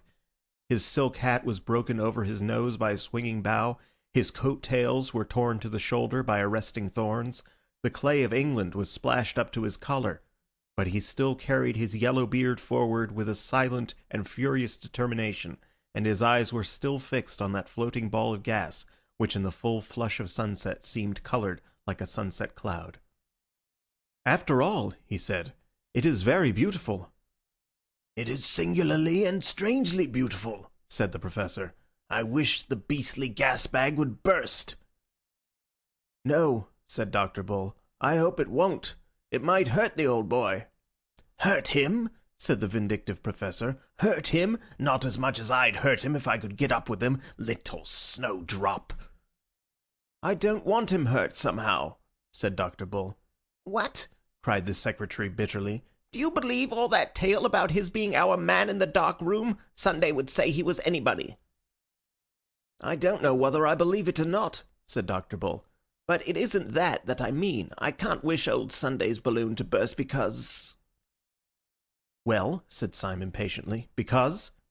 "Well, because he's so jolly like a balloon himself," said Dr. Bull desperately. "I don't understand a word of all that idea of his being the same man who gave us all our blue cards. It seems to make everything nonsense. But I don't care who knows it. I always had a sympathy for old Sunday himself, wicked as he was, just as if he was a great bouncing baby. How can I explain what my queer sympathy was? It didn't prevent my fighting him like hell. Shall I make it clear if I say that I liked him because he was so fat?" "You will not," said the secretary. "I've got it now. It was because he was so fat and so light, just like a balloon. We always think of fat people as heavy, but he could have danced against a sylph. I see now what I mean. Moderate strength is shown in violence. Supreme strength is shown in levity. It was like the old speculations. What would happen if an elephant could leap up in the sky like a grasshopper? Our elephant, said Syme, looking upwards, has leapt into the sky like a grasshopper. And somehow, concluded Bull, that's why I can't help liking old Sunday. No, it's not an admiration of force or any silly thing like that. There is a kind of gaiety in the thing, as if he were bursting with some good news. Haven't you sometimes felt it on a spring day? You know nature plays tricks, but somehow that day proves they are good-natured tricks. I have never read the Bible myself, but that part they laugh at is literal truth. Why leap ye high hills? The hills do leap, at least they try to. Why do I like Sunday? How can I tell you? Because he's such a bounder. There was a long silence, and then the secretary said in a curious, strained voice, "You do not know Sunday at all. Perhaps it is because you are better than I, and do not know hell. I was a fierce fellow, and a trifle morbid from the first. The man who sits in darkness, and who chose us all, chose me because I had all the crazy look of a conspirator, because my smile went crooked, and my eyes were gloomy even when I smiled. But there must have been something in me that answered to the nerves in all these anarchic men, for when I first saw Sunday, he expressed to me not your airy vitality, but something both gross and sad in the nature of things. I found him smoking in a twilight room, a room with brown blind down, infinitely more depressing than the genial darkness in which our master lives. He sat there on a bench, a huge heap of a man, dark and out of shape. He listened to all my words without speaking or even stirring. I poured out my most passionate appeals and asked my most eloquent questions.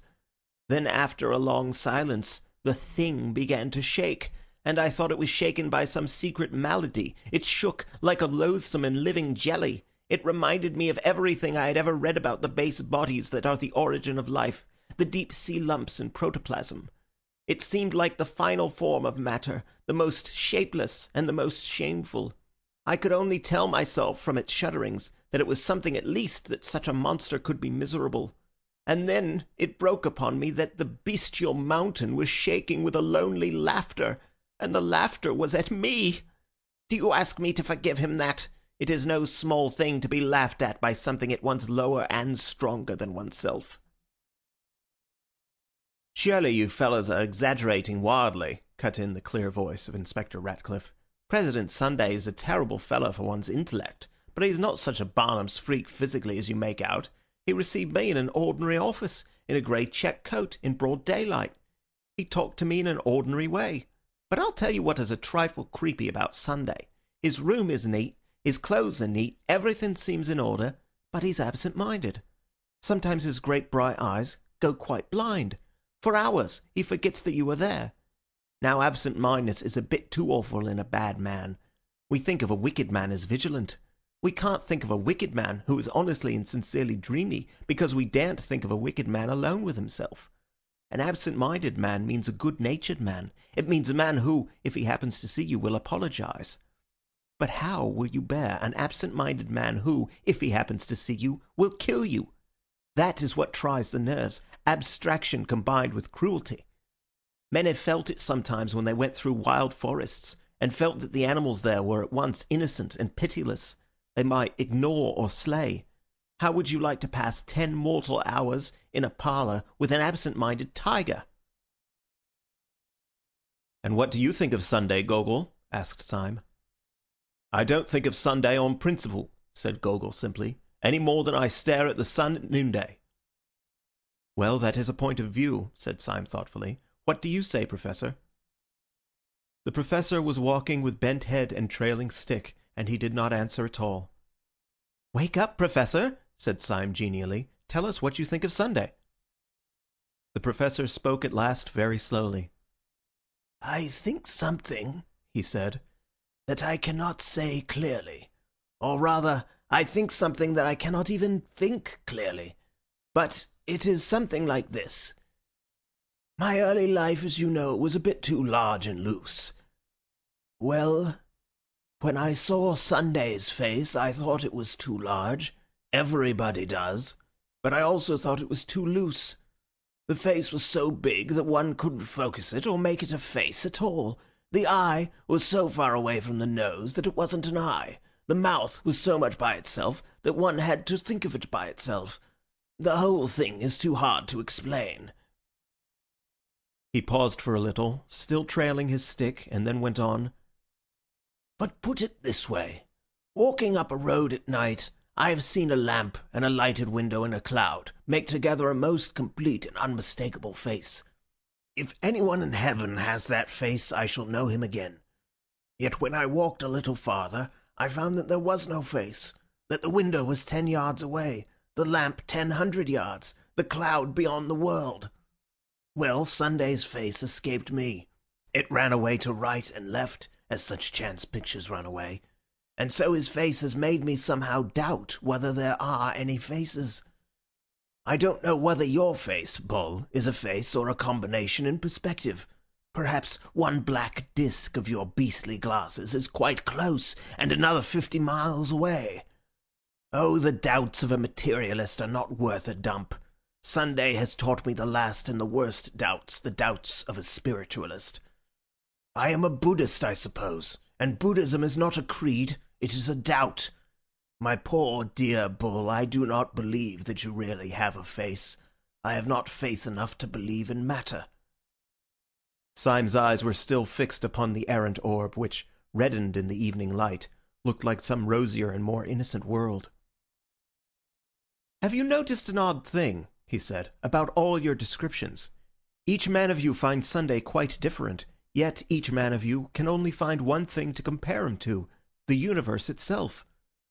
Bull finds him like the earth in spring, Gogol like the sun at noonday, the secretary is reminded of the shapeless protoplasm, and the inspector of the carelessness of virgin forests. The professor says he is like a changing landscape. This is queer, but it is queerer still that I also have had my odd notion about the president, and I also find that I think of Sunday as I think of the whole world." "Get on a little faster, Syme," said Bull. "Never mind the balloon." "When I first saw Sunday," said Syme slowly, "I only saw his back. And when I saw his back, I knew he was the worst man in the world. His neck and shoulders were brutal like those of some apish god. His head had a stoop that was hardly human, like the stoop of an ox. In fact, I had at once the revolting fancy that this was not a man at all, but a beast dressed up in men's clothes." "Get on," said Dr. Bull. "And then the queer thing happened. I had seen his back from the street as he sat in the balcony. Then I entered the hotel, and coming round the other side of him, saw his face in the sunlight. His face frightened me, as it did everyone, but not because it was brutal, not because it was evil. On the contrary, it frightened me because it was so beautiful, because it was so good." "Syme," exclaimed the secretary, "are you ill?" It was like the face of some ancient archangel judging justly after heroic wars. There was laughter in the eyes, and in the mouth honor and sorrow. There was the same white hair, the same great grey-clad shoulders that I had seen from behind. But when I saw him from behind, I was certain he was an animal. And when I saw him in front, I knew he was a god. "Pan," said the professor dreamily, "was a god and an animal." "Then and again and always," went on Syme like a man talking to himself, "that has been for me the mystery of Sunday, and it is also the mystery of the world. When I see the horrible back, I am sure the noble face is but a mask. When I see the face but for an instant, I know the back is only a jest. Bad is so bad that we cannot but think good an accident. Good is so good that we feel certain that evil could be explained. But the whole came to a kind of crest yesterday when I raced Sunday for the cab and was just behind him all the way." "Had you time for thinking, then?" asked Ratcliffe. "Time," replied Syme, "for one outrageous thought. I was suddenly possessed with the idea that the blind, blank back of his head really was his face, an awful, eyeless face staring at me. And I fancied that the figure running in front of me was really a figure running backwards and dancing as he ran." "Horrible!" said Dr. Bull, and shuddered. Horrible is not the word, said Syme. It was exactly the worst instant of my life. And yet 10 minutes afterwards, when he put his head out of the cab and made a grimace like a gargoyle, I knew that he was only like a father playing hide-and-seek with his children. It is a long game, said the secretary, and frowned at his broken boots. Listen to me, cried Syme with extraordinary emphasis. Shall I tell you the secret of the whole world? It is that we have only known the back of the world. We see everything from behind, and it looks brutal. That is not a tree, but the back of a tree. That is not a cloud, but the back of a cloud. Can you not see that everything is stooping and hiding a face? If we could only get round in front. Look, cried out Bull clamorously. The balloon is coming down. There was no need to cry out to Syme, who had never taken his eyes off it. He saw the great luminous globe suddenly stagger in the sky, right itself, and then sink slowly behind the trees like a setting sun. The man called Gogol, who had hardly spoken through all their weary travels, suddenly threw up his hands like a lost spirit. "He is dead!" he cried. "And now I know he was my friend in the dark!" "Dead," snorted the secretary. "You will not find him dead easily. If he has been tipped out of the car, we shall find him rolling as a colt rolls in a field, kicking his legs for fun." "Clashing his hoofs," said the professor. "The colts do, and so did Pan." "Pan again," said Dr. Bull irritably. "You seem to think Pan is everything." "So he is," said the professor. "In Greek, he means everything." "Don't forget," said the secretary, looking down, "that he also means panic." Syme had stood without hearing any of the exclamations. "It fell over there," he said shortly. "Let us follow it." Then he added, with an indescribable gesture, "Oh, if he has cheated us all by getting killed, it would be like one of his larks." He strode off towards the distant trees with a new energy, his rags and ribbons fluttering in the wind. The others followed him in a more footsore and dubious manner, and almost at the same moment all 6 men realized that they were not alone in the little field. Across the square of turf a tall man was advancing towards them, leaning on a strange long staff like a sceptre. He was clad in a fine but old-fashioned suit with knee breeches. Its colour was that shade between blue, violet, and grey which can be seen in certain shadows of the woodland. His hair was whitish grey, and at the first glance, taken along with his knee breeches, looked as if it was powdered. His advance was very quiet, but for the silver frost upon his head, he might have been one to the shadows of the wood. "Gentlemen," he said, "my master has a carriage waiting for you in the road just by." "Who is your master?" asked Syme, standing quite still. "I was told you knew his name," said the man respectfully. There was a silence, and then the secretary said, "Where is this carriage?" "It has been waiting only a few moments," said the stranger. "My master has only just come home." Syme looked left and right upon the patch of green field in which he found himself. The hedges were ordinary hedges, the trees seemed ordinary trees, yet he felt like a man entrapped in fairyland. He looked the mysterious ambassador up and down, but he could discover nothing except that the man's coat was the exact colour of the purple shadows, and that the man's face was the exact colour of the red and brown and golden sky. "Show us the place," Syme said briefly, and without a word the man in the violet coat turned his back and walked towards a gap in the hedge, which let in suddenly the light of a white road. As the 6 wanderers broke out upon the thoroughfare, they saw the white road blocked by what looked like a long row of carriages, such a row of carriages as might close the approach to some house in Park Lane.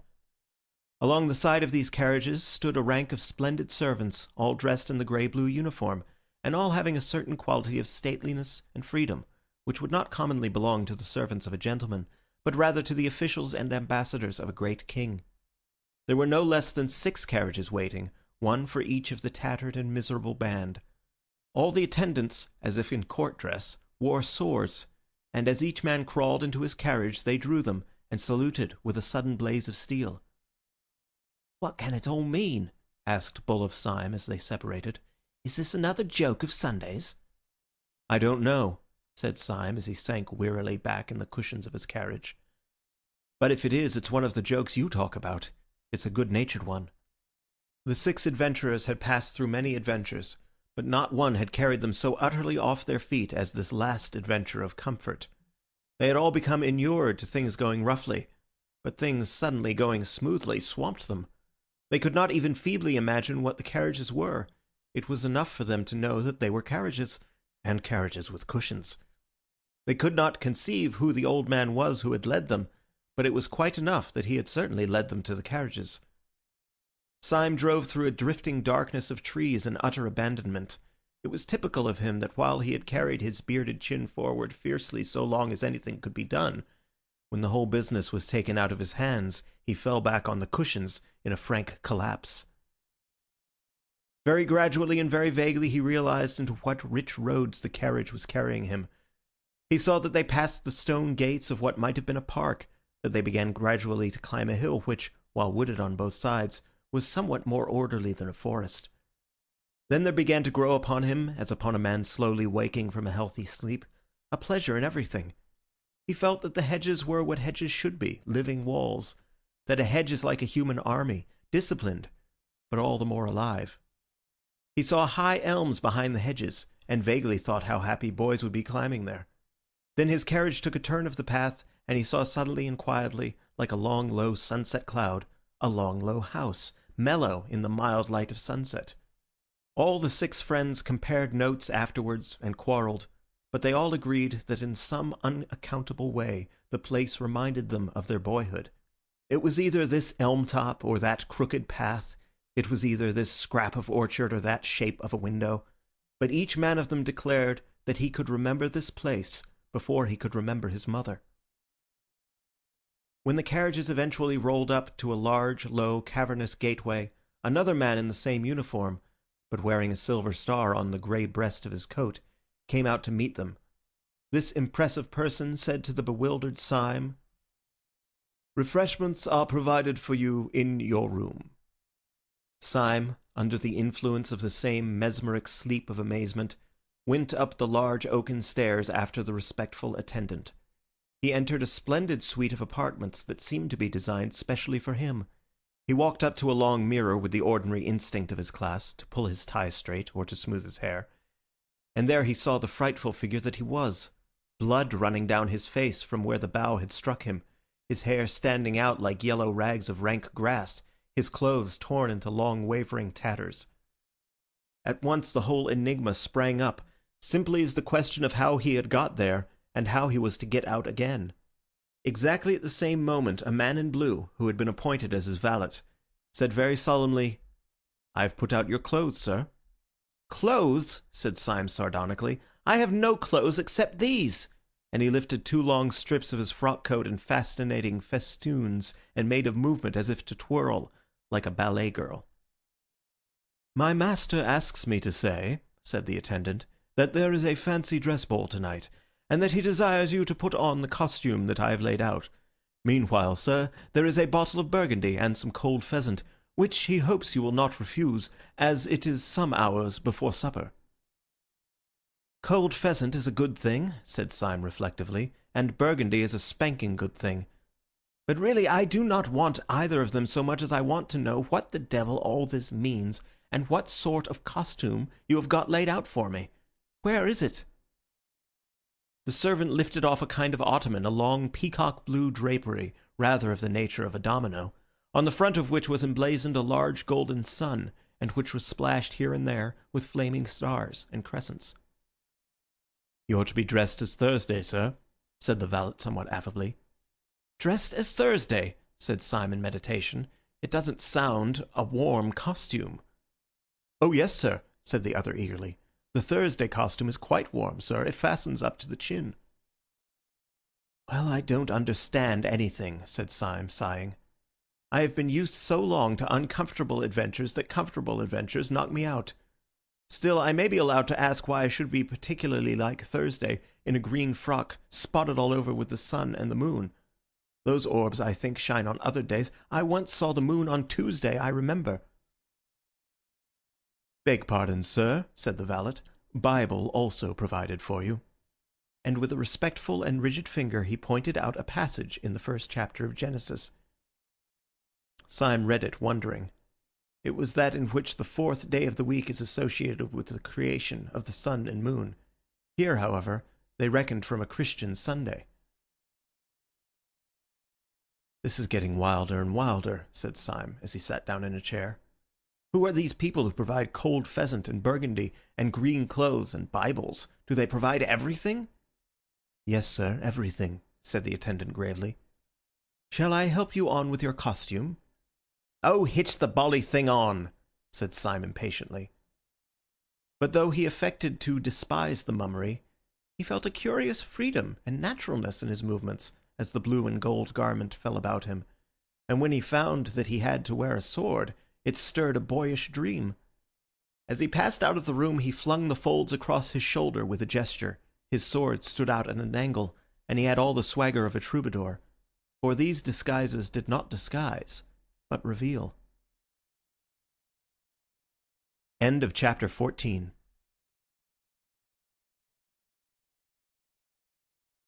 Chapter 15. The Accuser. As Syme strode along the corridor, he saw the secretary standing at the top of a great flight of stairs. The man had never looked so noble. He was draped in a long robe of starless black, down the centre of which fell a band or broad stripe of pure white like a single shaft of light. The whole looked like some very severe ecclesiastical vestment. There was no need for Syme to search his memory or the Bible in order to remember that the first day of creation marked the mere creation of light out of darkness. The vestment itself would alone have suggested the symbol, and Syme felt also how perfectly this pattern of pure white and black expressed the soul of the pale and austere secretary, with his inhuman veracity and his cold frenzy, which made him so easily make war on the anarchists and yet so easily pass for one of them. Syme was scarcely surprised to notice that, amid all the ease and hospitality of their new surroundings, this man's eyes were still stern. No smell of ale or orchards could make the secretary cease to ask a reasonable question. If Syme had been able to see himself, he would have realized that he, too, seemed to be for the first time himself and no one else. For if the secretary stood for that philosopher who loves the original and formless light, Syme was a type of the poet who seeks always to make the light in special shapes, to split it up into sun and star. The philosopher may sometimes love the infinite, the poet always loves the finite. For him, the great moment is not the creation of light, but the creation of the sun and moon.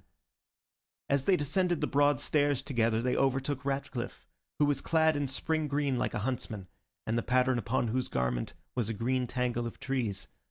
For he stood for that third day on which the earth and green things were made, and his square, sensible face, with its not unfriendly cynicism, seemed appropriate enough to it. They were led out of another broad and low gateway into a very large old English garden, full of torches and bonfires, by the broken light of which a vast carnival of people were dancing in motley dress. Syme seemed to see every shape in nature imitated in some crazy costume. There was a man dressed as a windmill with enormous sails, a man dressed as an elephant, a man dressed as a balloon. The two last together seemed to keep the thread of their farcical adventures. Syme even saw with a queer thrill one dancer dressed like an enormous hornbill with a beak twice as big as himself. The queer bird which had fixed itself on his fancy like a living question while he was rushing down the long road at the zoological gardens. There were 1,000 other such subjects, however. There was a dancing lamppost, a dancing apple tree, a dancing ship. One would have thought that the untamable tune of some mad musician had set all the common objects of field and street dancing like an eternal jig. And long afterwards, when Syme was middle-aged and at rest, he could never see one of those particular objects, a lamppost or an apple tree or a windmill, without thinking that it was a strayed reveller from that revel of masquerade. On one side of this lawn, alive with dancers, was a sort of green bank, like the terrace in such old-fashioned gardens. Along this, in a kind of crescent, stood 7 great chairs, the thrones of the 7 days. Gogol and Dr. Bull were already in their seats. The professor was just mounting to his. Gogol, or Tuesday, had his simplicity well symbolized by a dress designed upon the division of the waters, a dress that separated upon his forehead and fell to his feet, grey and silver like a sheet of rain. The Professor, whose day was that on which the birds and fishes, the ruder forms of life, were created, had a dress of dim purple, over which sprawled google-eyed fishes and outrageous tropical birds, the union in him of unfathomable fancy and of doubt. Dr. Bull, the last day of creation, wore a coat covered with heraldic animals in red and gold, and on his crest a man rampant. He lay back in his chair with a broad smile, the picture of an optimist in his element. One by one the wanderers ascended to the bank and sat in their strange seats. As each of them sat down, a roar of enthusiasm rose from the carnival, such as that with which crowds receive kings. Cups were clashed, and torches shaken, and feathered hats flung in the air. The men for whom these thrones were reserved were men crowned with some extraordinary laurels. But the central chair was empty. Syme was on the left hand of it, and the secretary on the right. The secretary looked across the empty throne at Syme and said, compressing his lips, "We do not know yet that he is not dead in a field." Almost as Syme heard the words, he saw on the sea of human faces in front of him a frightful and beautiful alteration, as if heaven had opened behind his head. But Sunday had only passed silently along the front like a shadow, and had sat in the central seat. He was draped plainly in a pure and terrible white, and his hair was like a silver flame on his forehead. For a long time, it seemed for hours, that huge masquerade of mankind swayed and stamped in front of them to marching and exultant music. Every couple dancing seemed a separate romance. It might be a fairy dancing with a pillar box, or a peasant girl dancing with the moon. But in each case, it was somehow as absurd as Alice in Wonderland, yet as grave and kind as a love story. At last, however, the thick crowd began to thin itself. Couples strolled away into the garden walks, or began to drift towards that end of the building where stood smoking, in huge pots like fish kettles, some hot and scented mixtures of old ale or wine. Above all these, upon a sort of black framework on the roof of the house, roared in its iron basket a gigantic bonfire, which lit up the land for miles. It flung the homely effect of firelight over the face of vast forests of grey or brown, and it seemed to fill with warmth even the emptiness of upper night. Yet this also, after a time, was allowed to grow fainter. The dim groups gathered more and more round the great cauldrons, or passed, laughing and clattering, into the inner passages of that ancient house. Soon there were only some 10 loiterers in the garden, soon only 4. Finally, the last stray merrymaker ran into the house whooping to his companions. The fire faded, and the slow, strong stars came out. And the 7 strange men were left alone, like 7 stone statues on their chairs of stone. Not one of them had spoken a word. They seemed in no haste to do so, but heard in silence the hum of insects and the distant song of one bird. Then Sunday spoke, but so dreamily that he might have been continuing a conversation rather than beginning one. "We will eat and drink later," he said. "Let us remain together a little, we who have loved each other so sadly and have fought so long. I seem to remember only centuries of heroic war, in which you were always heroes, epic on epic, Iliad on Iliad, and you always brothers in arms. Whether it was but recently, for time is nothing, or at the beginning of the world, I sent you out to war. I sat in the darkness where there is not any created thing, and to you I was only a voice commanding valor and an unnatural virtue. You heard the voice in the dark, and you never heard it again. The sun in heaven denied it, the earth and sky denied it, all human wisdom denied it, and when I met you in the daylight, I denied it myself." Syme stirred sharply in his seat, but otherwise there was silence, and the incomprehensible went on. "But you were men. You did not forget your secret honor, though the whole cosmos turned an engine of torture to tear it out of you. I knew how near you were to hell. I know how you, Thursday, crossed swords with King Satan, and how you, Wednesday, named me in the hour without hope." There was complete silence in the starlit garden. And then the black-browed secretary, implacable, turned in his chair towards Sunday and said in a harsh voice, "Who and what are you?" "I am the Sabbath," said the other without moving. "I am the peace of God." The secretary started up and stood crushing his costly robe in his hand. "I know what you mean," he cried, "and it is exactly that I cannot forgive you. I know you are contentment, optimism, what do they call the thing, an ultimate reconciliation. Well, I am not reconciled. If you were the man in the dark room, why were you also Sunday, an offence to the sunlight? If you were from the first our father and our friend, why were you also our greatest enemy? We wept, we fled in terror.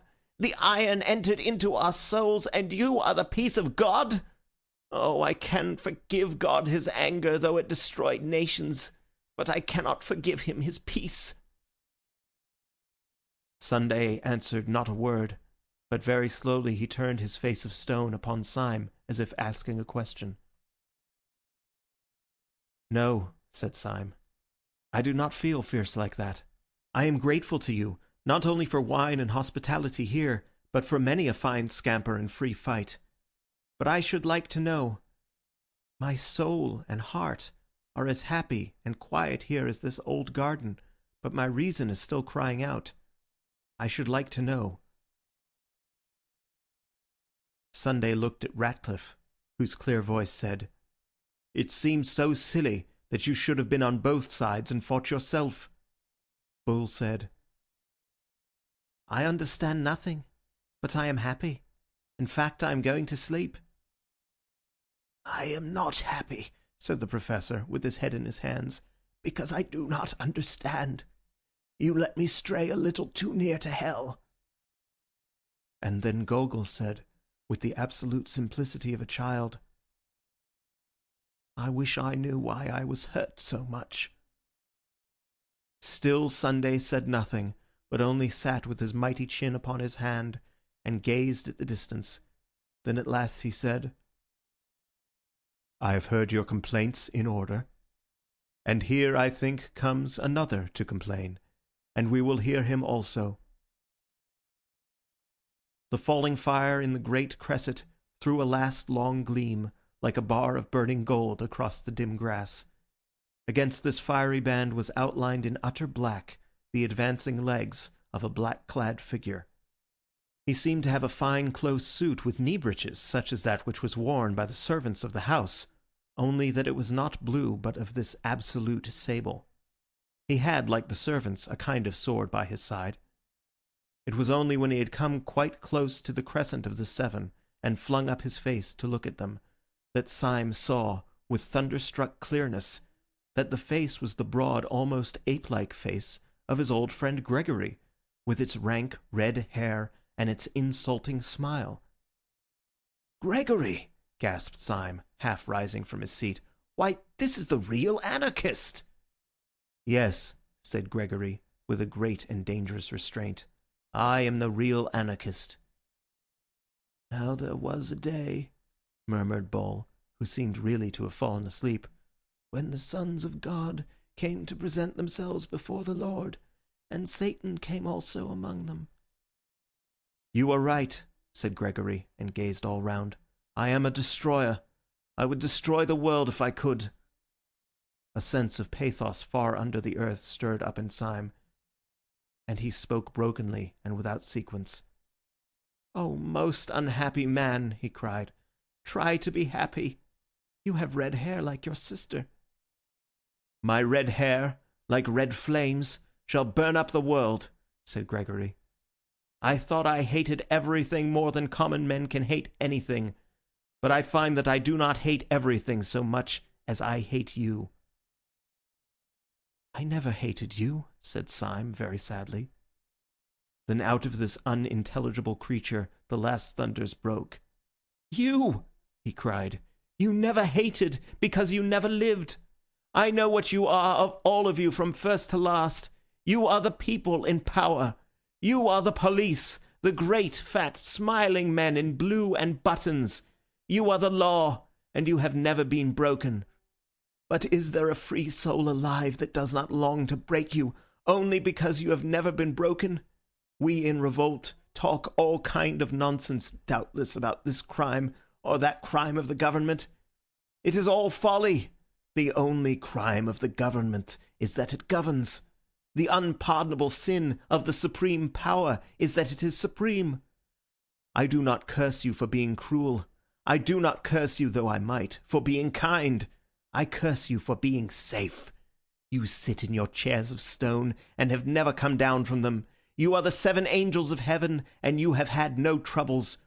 Oh, I could forgive you everything, you that rule all mankind, if I could feel for once that you had suffered for 1 hour a real agony such as I. Syme sprang to his feet, shaking from head to foot. I see everything, he cried, everything that there is. Why does each thing on the earth war against each other thing? Why does each small thing in the world have to fight against the world itself? Why does a fly have to fight the whole universe? Why does a dandelion have to fight the whole universe?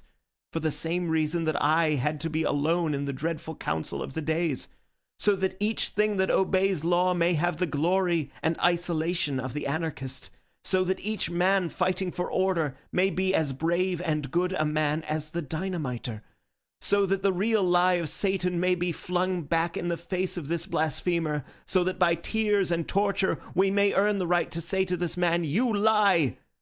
No agonies can be too great to buy the right to say to this accuser, we also have suffered. It is not true that we have never been broken. We have been broken upon the wheel. It is not true that we have never descended from these thrones. We have descended into hell. We were complaining of unforgettable miseries even at the very moment when this man entered insolently to accuse us of happiness. I repel the slander. We have not been happy. I can answer for every one of the great guards of law whom he has accused. At least... He had turned his eyes so as to see suddenly the great face of Sunday, which wore a strange smile. Have you, he cried in a dreadful voice, have you ever suffered? As he gazed, the great face grew to an awful size, grew larger than the colossal mask of Memnon which had made him scream as a child. It grew larger and larger, filling the whole sky. Then everything went black. Only in the blackness, before it entirely destroyed his brain, he seemed to hear a distant voice saying a commonplace text that he had heard somewhere. Can ye drink of the cup that I drink of?